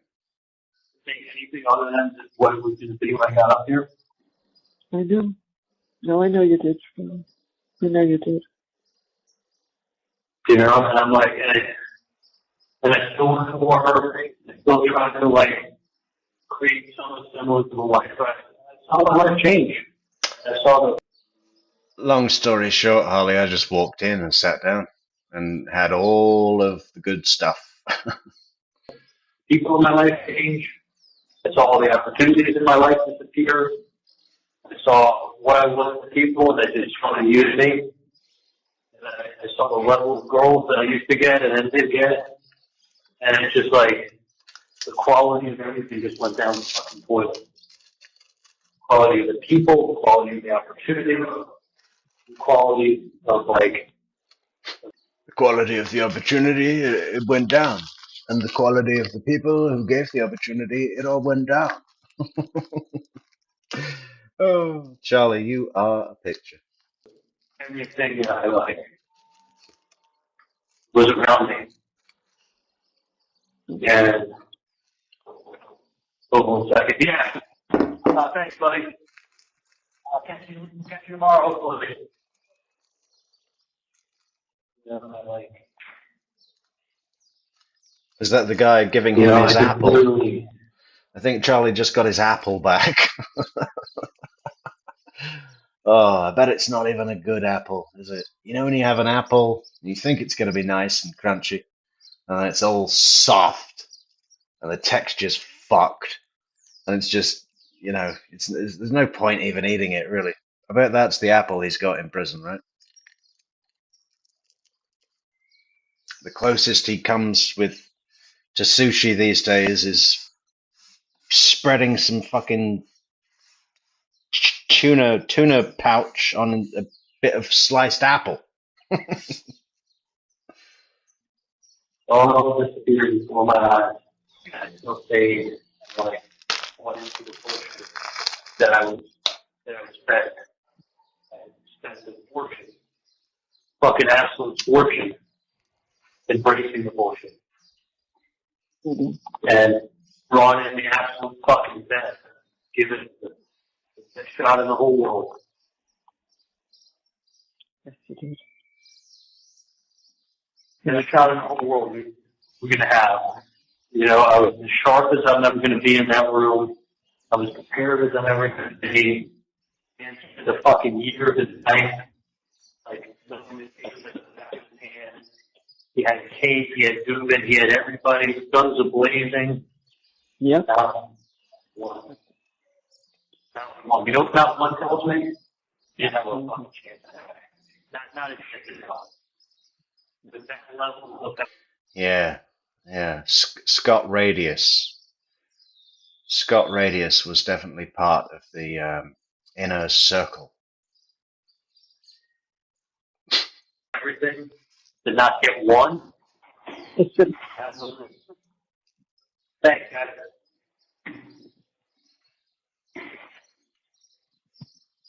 You know, that's what it tells me.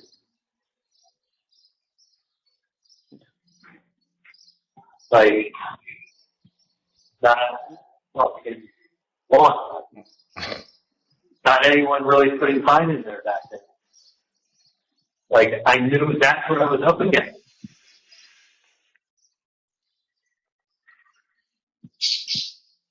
Charlie, it's just give you a heads up. 4:27. If we get cut off, you call us back. Okay? Yeah, I'm sorry to keep going on. I feel better when I talk to you. Oh, good, good. Okay. Fine. Fine. Thank you for listening to me. Yeah. Thank you for listening. I love you, and oh, there's no words for this. Honestly, there's just no words. You're not getting a lot of encouragement with this guy not showing at 4:30. I'm really annoyed. Yeah. So hopefully it'll be today. Tomorrow. You can call Dan and let him know that they never came back. What's his name, Mac? M-A-C-K? Yeah. Yeah, we're having trouble. Okay, I'll tell him. I just, along with what just killed me is that I fucking knew what Tallahassee was going to be about in this whole experience before I got up there. So it's like, I knew what it could be. I knew what it was going to be. I bought into the bullshit it wasn't going to be. But it clearly is what I thought it was in that. I knew what it was going to be, the bullshit it was going to be, but it clearly is the bullshit I thought it was going to be. Fucking hell. I guess Charlie, when it all started to go down and Catherine got arrested and Sigfredo got convicted and blah, blah, blah, blah, blah, Charlie must have just been saying, I'm out of here, man. I'm getting on a fucking flight and I'm out of here, And the others must have convinced him to say, listen, if you do that, you'll expose us all. Hang tight. If you do get arrested, we'll put fucking 10 million into this. This is, we'll get Josh Dubin, the dream team, jury selection, fucking whatever, we'll hang tight. If you run, you'll expose us all. So we've got to stay, but we're not, got convinced somehow to not flee. And now he's saying, I knew I should have fled. I knew I should have fled. I knew what it was going to be. Never going to get a fair shake in Tallahassee. You can't get one fucking juror. Not one. Because the strength that I had to use up on people that were the 911 operators and that was on the lieutenant on the fire and the police department. Like, the lady whose boyfriend's the sheriff's officer in town. Like, it wasn't real strikes. It was like people you had to get rid of. Couldn't keep one good one for me. The jury is like fucking tears. There's not one person on there that was, the alternate was like here. That's why he made him the alternate. Yeah, he said he would have quit it. We'd have a hung jury, we'd be go to trial and take it down.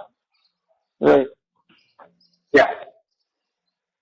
This was fucking exactly what I thought it was going to be.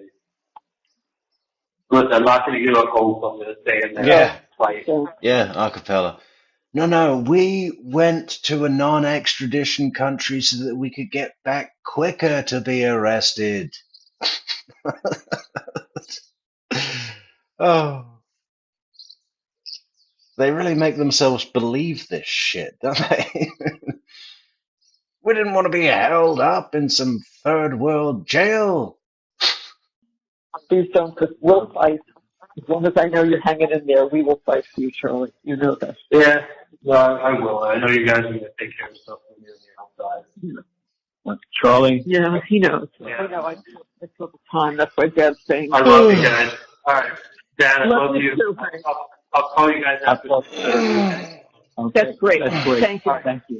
Love you. Hey, tell Dan. Can you Tell Dan what? I just texted him. Charlie? Oh, he must have cut it. I knew that was going to happen. Yeah. I knew that was going to happen. Yeah. I kept telling him. She almost did another hot mic. Donna, hang up the phone. Oh. Well, time is it? Fucking hell, another long one. Streams are getting longer. They were supposed to be getting shorter.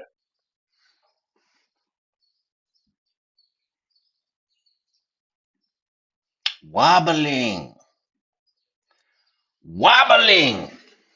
Wobble, wobble. Do we need to do Shardrick Nobles? I don't know if I can.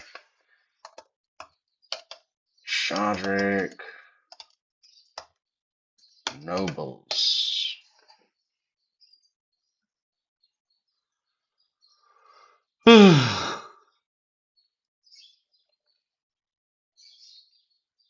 How the fuck do you spell Shardrick Nobles? Oh.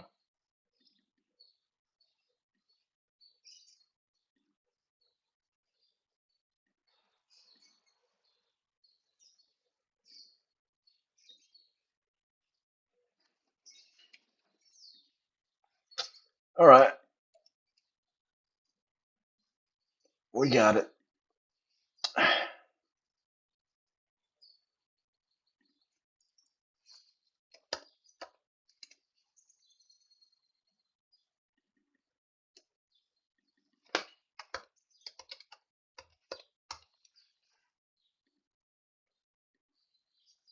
A story about how a guy, Shardrick Nobles, the guy that you bought drugs from and the guy that helped you with the Prius, that he and a bunch of his friends came into the hotel room and that you pulled 2 guns on him and told him to strip, right? Yes, sir. So you get a pass. Okay. And when you came back with the cocaine, were you invited into the motel room? Yes. By who? Him. First. All right. The defendant that you previously identified? All right. And was there anybody else inside the motel room when you went in there? Yes. Who else was in there? His partner. Who? His homeboy, his partner. His homeboy? Yeah. Overruled. And was that the person that was in the photograph that I showed you, states 46? Yes. The shorter gentleman? Yes. Okay. What was he doing inside the hotel room? Laying around. Okay. Laying on the bed? Yeah. Okay. What did y'all do inside the motel room that night? Did what he sent me out to get. Did what he sent you out to get? Yeah. So did you use cocaine with? No, I didn't do it. I had a little drink. I took a little drinking. You had a drink? Yeah, I wasn't on the cocaine thing. All right. And did you see anybody using cocaine in the room? Yeah. Who? The guy that sent me to get it. The guy that I think they wanted her to come get the car. I think there was something wrong with the car. There was something wrong with the car? Yeah. Okay. And you had 2 interactions with these guys about a month apart, is that right? Yes. And the time that there was something wrong with the car, was that the first time or the second time or both? Both times. Both times they had car trouble? Yeah. All right. The first time that they had car trouble, is that when you overheard this conversation in the motel room? Yes, ma'am. All right. And what were they saying about the car? Yeah, man. Shardrick Nobles has a unique ability to show up in this chat anytime we play him. I don't know how he does it. His aunt is obsessed with the case. And we send her our best wishes. The car. It wasn't nothing. I just heard that she can come get the car, basically. And I was back Okay. down. Do you remember their exact words? No. Did they seem like angry about it? Like she can come get the car if she wants to get the car? No. Can't say that? Yeah. Okay. Did they identify who the woman was that they wanted to come get the car? No. All right. Did they tell you what the car trouble was? No. All right. I want to fast forward you to about a month later. Did you see these men again? Yes. And what were the circumstances of you running into them this second time? I heard them on the side of the road, flagging me down, saying they needed help. Can you take them to get a part for the car? All right. They were on the side of the road? Yeah. What road? Monroe. Monroe Street? South Monroe, yeah. Okay. And they flagged you down? Which one or both? The taller one. Taller guy? And was the taller guy with the same shorter gentleman that you'd seen before? Yes. Was anybody else with them either time? No. All right. I don't know if I can do the Shardrick Nobles thing right now, man. It's like 40 minutes. And that's too much. But I think we'll do it real soon. We did do it before. It's on our channel page. But I think we should leave it there. We did jail calls. What are we, 5 hours 5 hour 20. That's enough, man. I gotta go. You hear that bell? That is the sleep bell. Is that it? One more? Okay. Hey, so listen, guys, thank you so much for coming and being here with us on the only case that matters, Adelson. Why does it matter? Because Donna's trial is coming up, and we're heading to Florida. Hi. Yeah, thanks to all the commenters, guys. Thank you to the chatters, the super chatters, the super sticker givers, the super coffee go getters, the bulletproof Metrix moderators. Mwah. Couldn't love you all more. Yeah, but we really gotta go. We really gotta go. Yeah, we'll be back. We'll be back tomorrow. We were supposed to be taking Wednesdays off, but we took Tuesday off instead because Karen Reed just threw us out, man. Threw us right out. But we don't have to worry about that tomorrow. We're done with that. Hope everyone that wants to watch it watches it somewhere else. I mean, maybe it'll get better. Maybe I'll miss out. I don't know. But yeah, tonight we'll say good night. Adios. True Crime Metrics out. Thanks for being here, guys. Bye.